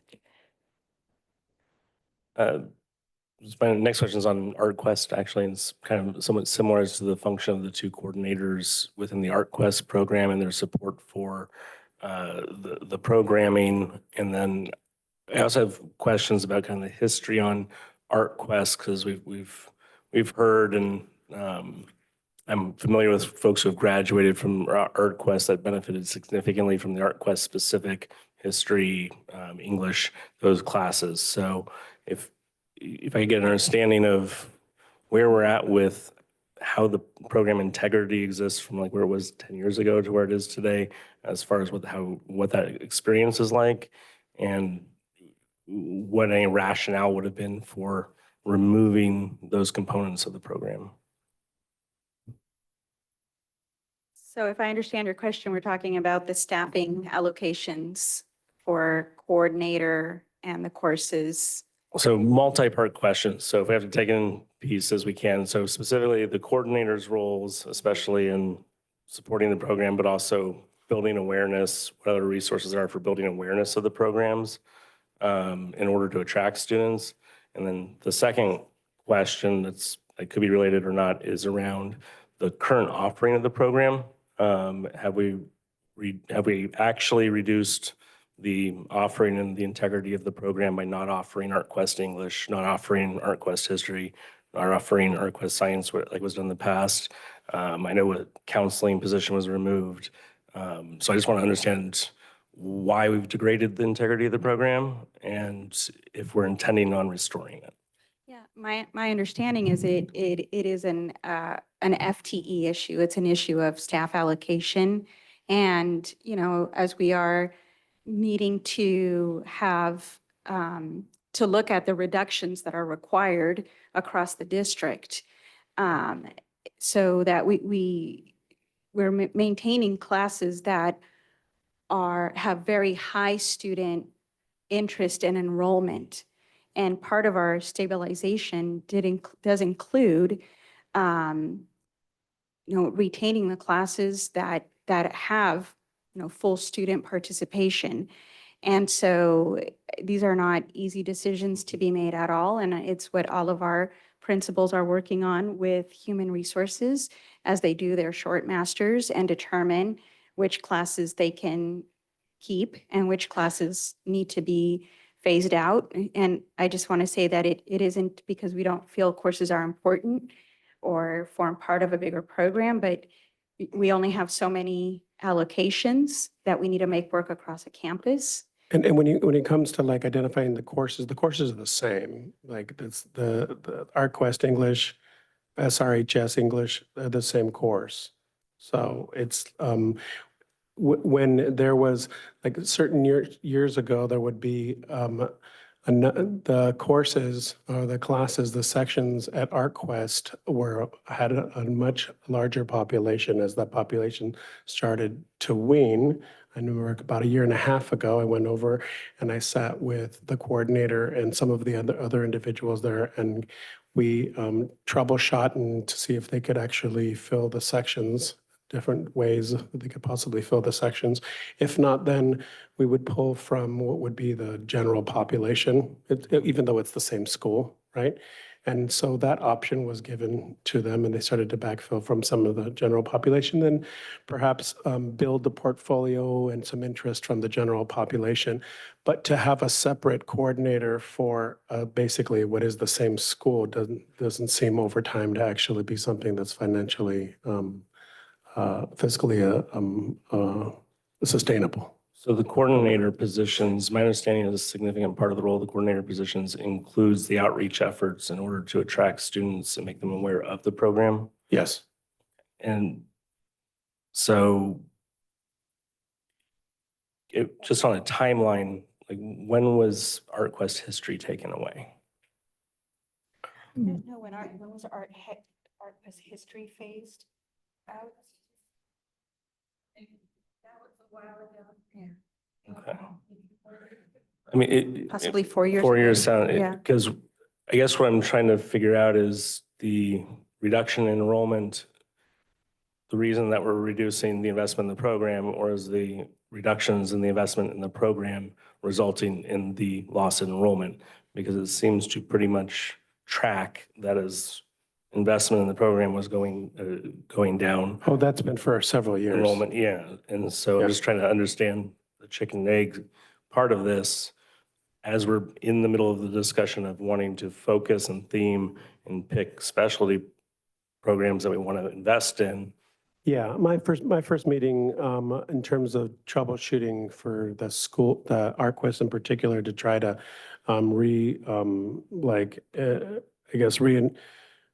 invest in trying to get the enrollment to increase was before the last principal. So that would have been in 2023 at some point, early 2023. And we looked at the website, gave the idea to possibly translate it, maybe look for students on the west side from other districts and different campaigns to try to actually bolster some of the enrollment way back then. So 2 principals ago. My next questions are on IB. So we're talking about IB at 11, 12 right now. So we're currently offering. There's been comments made about the low quote unquote graduation rate for IB. Can you just comment on how IB works and how you may not graduate, but the participation works, and then where we're at with the discussion of expanding it to 7-12? So currently we have what's called, so we do IB for all. So across our classes across the campus, we do the IB pedagogy and then AVID resources and strategies. So students take a series of 6 courses between their 11th and 12th grade year. And within those courses, they can earn the IB diploma. In order to earn the IB diploma, students have to take the exam. Many students decide at the end they don't want to take the exam, so then they earn what's called a cord. So the diploma, it's up to the student at that point. We really encourage them. We have test prep. We do all kinds of stuff with our students. But again, some of them are just like, it's just too much, or they've been accepted into college and they decide they don't want to go further with the testing. Our students that are looking at going to universities or programs abroad often use those diplomas, and that's where we're seeing that. Our goal for 7 through 12 is we're actually already applied for the MYP, which is middle years program, to start that process. So next year we will start the process. We're sending staff this summer to training for the middle years program, as well as anybody that wants to continue on in the diploma program, which will allow us to increase actually 7 through 12. Before, we could not have a middle years program because of Slater's bell schedule and different things that were going on in previous practices. The other thing that's good about what's going on is that we're actually working with SRCS as well, and looking at possibly a PYP program, which is a primary years program. And several of their teachers are already trained in IB as well and use that pedagogy. So we're hoping to have that thoroughfare with the French program as well all the way through. And the current intent with the way the program works is it can benefit all the students. Yes. And then there are some that may go all the way through for the graduation. What's the role of the coordinator in supporting the students and then also in attraction for the program? Our coordinator, which is Jeremy Hahn currently, he does a lot of outreach. We do parent nights. He's been to our local elementary schools. He's worked with the JC and had different conversations. Again, presentations that we do. But he's really responsible for those students, especially right now because it's a small population. And since that it's the 11th to 12th graders earning that diploma, he works with them on preparing for the assessment, picking the right courses. They have a lot of projects. They have what's called a CAS or creativity, action, and service. So they have service projects that they need to do. So he helps them track that and build on those projects in the community. They also have projects where they have to do worldview and what's are called WOKs. And they have to really work on those projects, again, with community outlook that is around knowledge of theory of knowledge and how to learn about knowledge. Where does knowledge come from? All these big questions, right? So it's all this critical thinking skills. I have several other questions, but I'm going to hold Please for the email me. sake of time. Where I'm heading with this is trying to understand the relationship of the coordinator position to the current students versus the relationship to our intent of strategy to grow these programs. Because my understanding is that currently the coordinators will fluctuate up and down based on who's enrolled today, but they're also greatly responsible for the work that goes into who we're going to have enrolled in the future. Absolutely. And I know today's a discussion, but for the sake of time, to get to the point, I believe we need to disconnect these coordinator positions from current day enrollment and attach it to the strategic intent to grow them. I think a lot of the strategy around moving to our junior, senior high schools is around these specialty programs specifically, and the conversation on ArtQuest, Spark, IB, the college programs. This is that strategy, and I'd like to see us, when this comes back, have the staffing address that priority, not be tied to current year staff. And I just need to be very clear. There's requirements of IB, and the coordinator is one of them. So that makes it difficult when you have a programmatic requirement that we have to follow, and they're very strict, just like when we go through a WASC accreditation. So that it may be a little bit more difficult, but our current IB coordinator already started the process. As soon as you guys said we're doing 712, he started reaching out. So we were ready to go probably within a week of knowing that we'd be a 712 about how we could become an MYP program. Are you referring to like a centralized strategy for a coordinator for specialized programs, that sort of thing, centralizing a strategy? I'm referring to the strategy we're discussing today about theming the schools around these, and these specialty programs are a big part of what that conversation has been over the last 6 months. And if we're going to invest in that strategy, then a part of investing in it is reinvesting in these programs, fully building them out, doing what we're doing with IB and following through, rebuilding out ArtQuest, continuing to invest in Spark and make it more broadly known. What I'm saying is this is one of those places where we're going to have to do things bigger than we've done before, because we've let several of these programs either deteriorate or we haven't expanded them in the way that we've talked about during the consolidation process. And it seems like the coordinator positions are the first line of where we can do that. So that's my feedback for today, and I'll leave the rest of the time because I know the other trustees are going to have comments as well. But I look forward to this item coming back again to get even further into the details of the strategy. Trustee Kirby. Sure. So a couple questions. This specialized programs graph that you have up there. So to start with, I guess I don't understand why the GRACE program is listed as a specialized program. Is that, why would that be a specialized program? It's an alternative setting for students, and Similar to our Ridgeway? well, it's part of the campus. Sure. I get that. And it provides more targeted support to students who are credit deficient.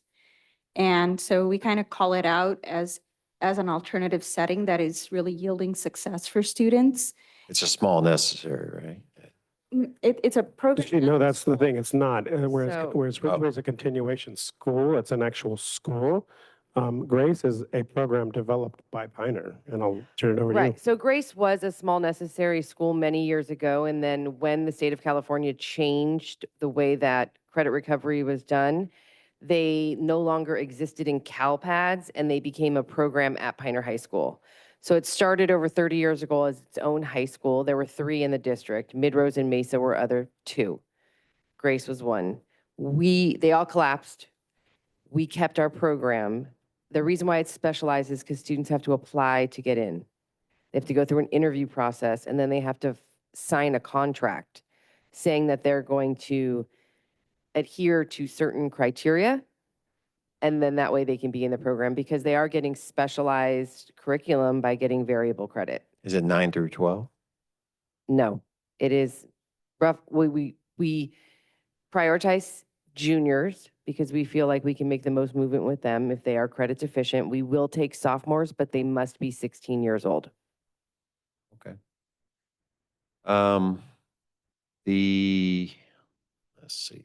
So that slide in particular, I don't know if you can pull that slide up again real quick, but it would be nice to have maybe student participation for the last, I don't know, 4 or 5 years, just to see, are these programs declining, or are they gaining popularity? I mean, it of course was a little disappointing to hear we only had 16 students wanting to come into our district. We want to try to build these programs again, like Director Caston was saying, to try to attract students. Go ahead. I just want to add the one thing about the GRACE program, which is why it's limited to 65, is because under the ratio for counselors, a 0.2 counselor can only have a max of 65 students on their caseload. So that is why that program is maxed out at 65. Okay, thank you for that. Additionally, along with the student participation, though, so there's nothing in here about any of the costs of these programs. Do you have a way of obviously getting that information to us? Because with all of our cuts and everything, obviously it's heavy on mind when we're talking about Yes. reinvesting. Obviously, we want to know. It's important to know what that. Yes, is. yes, we could get that to you. And that would be telling too, because for example, Pioneer, they completely fund that themselves. Whereas like, for example, for the coordinator, it's not the same for each of these. It's different. So yeah, we could provide that to you. And on the first slide, you talk about the VAPA programs. Now, I don't see Maria Carrillo listed anywhere under our specialized programs, and they have the Encore program I know of that has, I believe, over 900 students in it. So, Yeah, and I believe we had provided a spreadsheet that had the high school programs courses, and on there we have the VAPA, all the VAPA programs across the district, which include the Maria Carrillo program that you're specifying. but it's not currently considered a specialized program. So, example, when students put that as a reason they want to transfer, how would a student select a specialized program at Maria Carrillo High School in order to check that box on their So that wish would be- list? Yeah, I think Ms. Desideri, that is definitely in her lane.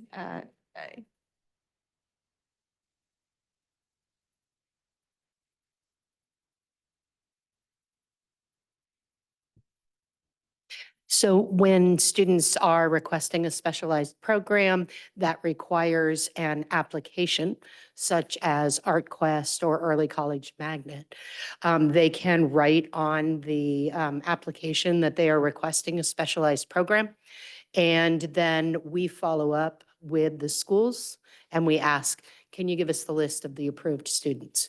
When a student chooses specialized program that is at a school that doesn't have an application process, we follow up by actually talking with the family and saying, what is the specialized program that you are looking for? They then explain to us, I'm requesting this school for auto shop. I'm requesting this school for advanced French. I'm requesting this for the CERC or the HSB program. And then we approve those. So if a student wanted to go to the mariachi program at either Elsie or Marie Carrillo, it's clear to them that they would be able to apply for that as a specialized program, I guess. Okay. I wasn't aware of that. Thank you. Yeah, the language says it calls out the ones that have a specialty application process, but it says not limited to these 4. Got it. Let's see, got a couple more.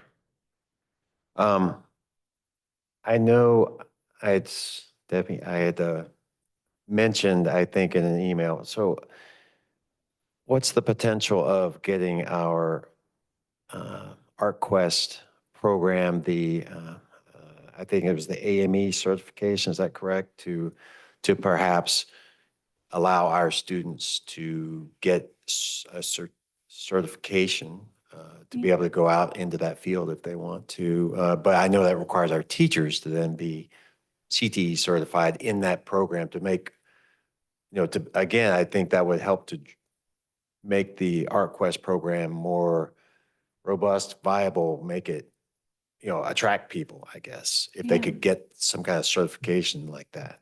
Yeah, because ArtQuest currently isn't designated as a CTE program, but that doesn't mean that they couldn't offer industry certifications within their program. That could be open up to them for sure. The thing though with ArtQuest, and we could look at moving them to be aligned to the arts, media, and entertainment industry sector.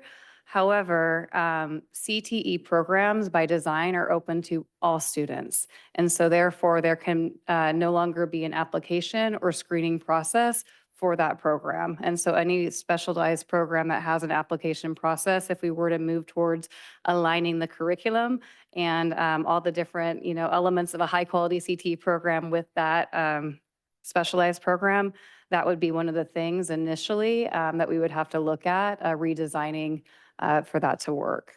Okay, that's good to know. Yeah, so Yeah. we would have to have conversations with the directors and leadership, I guess, to see if that's a way that they wanted to proceed. Right, absolutely. And then to your point around the credentialing, all of our CTE programs ideally should have the appropriate CTE credential so they can access the state and federal grants that we apply for annually because that's a requirement as well. Okay, that's all I got for now. Thank you. I have no blue. Did you have something? We just have 2 items that we have to approve before 11. That's, I have no blue cards, so this comes back to the board for any discussion. This would be a great time to give specific guidance and recommendations if you have any. Director Caston. I threw some of my guidance in there at the beginning just because I didn't know how much time we'd have left. So I strongly believe we need to be looking at each of these special programs as our investment and be looking at how we build them. And that necessitates us not accepting a doom spiral as a part of the investment and staffing for them. So this is a big part of what we've been talking about. I'd like to see us bring back our intents for these campuses not just codified in the transfer policy as being able to come in, but for us to actually adopt a board policy looking to say, these are the themes and we're committing to them. Because one of the things that I think we've all heard over and over is we take things on as a district, but then we lose track of them, or we let them fall aside, or the teacher moves on and we lose the interest. And we can't let that happen with these programs if we're investing in them as the identity of these schools. So I think we need to back this up with the policy direction to then necessitate an intentional change in the future. So it doesn't happen just through people changes. Looking at the CTE programs that are listed here, there's not a whole lot of overlap here. I know part of this process is intended for us to be selective and not have overlap for the quote unquote special programs. I'm not seeing a lot of that present here. That's good in some ways because it means we don't need to pull it back, but we're also hearing a lot about what this presentation doesn't address, which would be considered the comprehensive courses being taken away. And I actually think it's important that we don't have French or Spanish or ASL or those types of things listed here, because what it means is it's our intent to offer them at any comprehensive campus if there is the student interest to enroll in them on those campuses. And so for me, that's what I'm taking from this presentation, is that we're not seeing languages, we're not seeing a lot of those types of things as attractions, especially at the secondary level, but we're seeing them as the things that we expect to be a part of a comprehensive program. Um, Lastly, I guess a part of this also then becomes, if there is overlap here, that staff is considering removing one of these programs, knowing what that would be or what that overlap is, because the way this is presented, I'm not seeing it. Even the agriculture programs appear to be substantially different. So I think we need to be really transparent and upfront if there is something in here that we're considering overlap, because from my perspective, these are the programs that are going to define our success. And if we start talking or leave uncertainty around our commitment to them, that's going to achieve the opposite of what we're trying to do right now. So I'll leave my comments at that. Thank you. Anyone else? Okay, thank you so much. Andrea, get dinner. Thank you. Thank you for staying with us. I'd like to request that we consider item G6 right now before we move on to item F5, if that's all right with other board members. All right. Item G6, this was pulled by Trustee Jenkins. I just had one question. I see them both. I know. You can just nod and that'll be the end of it, actually. With the one workplace, being that that's the two-story building at Montgomery and furnishing it, any changes or differences with the just recently determined middle on the first floor? Like, did that impact No, the furnishing? The furniture is all secondary specific, so. Okay, it's not like the same we would numbers. do if it was going directly to Slater or Montgomery, it'd be the same It furniture. would be the same. Yep. That was it. Okay, easy. Thank I you. move to approve. Oh, Thank you. I think there's a question by Trustee Kirby. Well, since you pulled it. Hey, a question real quick on contract number 3, the document imaging. So how many years worth is that 2 million? This is all HR and payroll records going back to the 1800s. It looked like that. Yeah, you can Okay. visit it at the warehouse. I did that about a week and a half ago.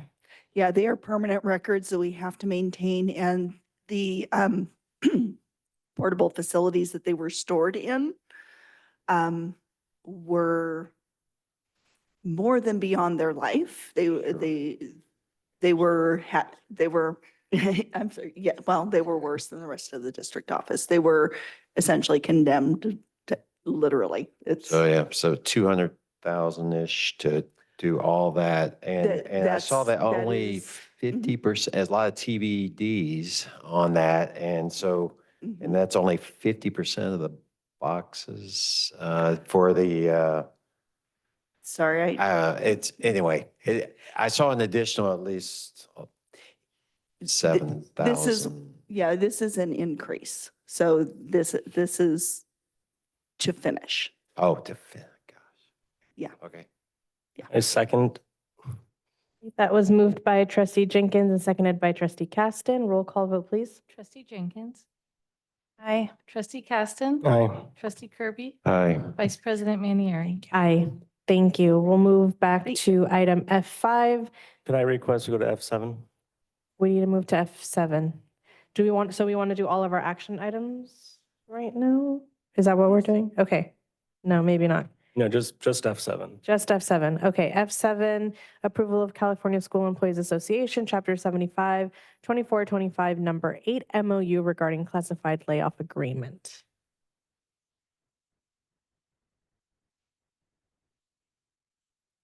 Thank you for moving that item. It's important that we get it ratified and, or that we get it approved and then ratified by CSEA. So part of the process for layoffs with our classified union is that we have to bargain the effects. In other words, who's going to take on the work that we're deleting. And we also have to go through and make sure that we properly noticed people. So we met for an entire day. We got through all of that and we came to a settlement agreement and an MOU with CSEA that provides insurance for anybody who doesn't go to hearing. They will keep their insurance through September 30th of this year, allowing them time to find another position that has insurance. Thank you. Are there any board member questions? Okay, I have no blue cards. This comes back to the board for a discussion or a motion. I move approval of California School Employee Association, Chapter 75, 24, 25, number 8 MOU regarding classified layoff agreement. Second. It was moved by Director Caston and seconded by Director Jenkins. Roll call vote, please. Trustee Caston. Aye. Trustee Jenkins. Aye. Trustee Kirby. Aye. Vice President Manieri. Aye. Thank you. Now we come back to item F5. This is resolution celebrating Child Nutrition Services Professionals Week of April 28th, 2025 to May 2nd, 2025. Members of the board, Superintendent Morales, thank you so much for having us. I want to take a brief moment to share my profound appreciation and absolute respect for our friends in the child nutrition services. Every day, you can taste love and care that goes into the food that they prepare. And I have to say, our team is absolutely the best, just the best. Sorry, everybody else, but we have the best SRCS employees. Every day, they bring a sense of love and care, but also growth mindset and advocacy. They will call people out. They'll let us know, like, we need to do something different. We need to meet students' needs. We need to do better. And I absolutely love them for that. So I'd like to take a moment to poorly translate that so they can hear it in my voice. Para las personas que están trabajando conjuntos, permíteme un momento para ofrecer mi agradezco para todos sus trabajos, porque ustedes son los mayores empleados de este distrito. Lo siento a los otros departamentos, pero somos los últimos.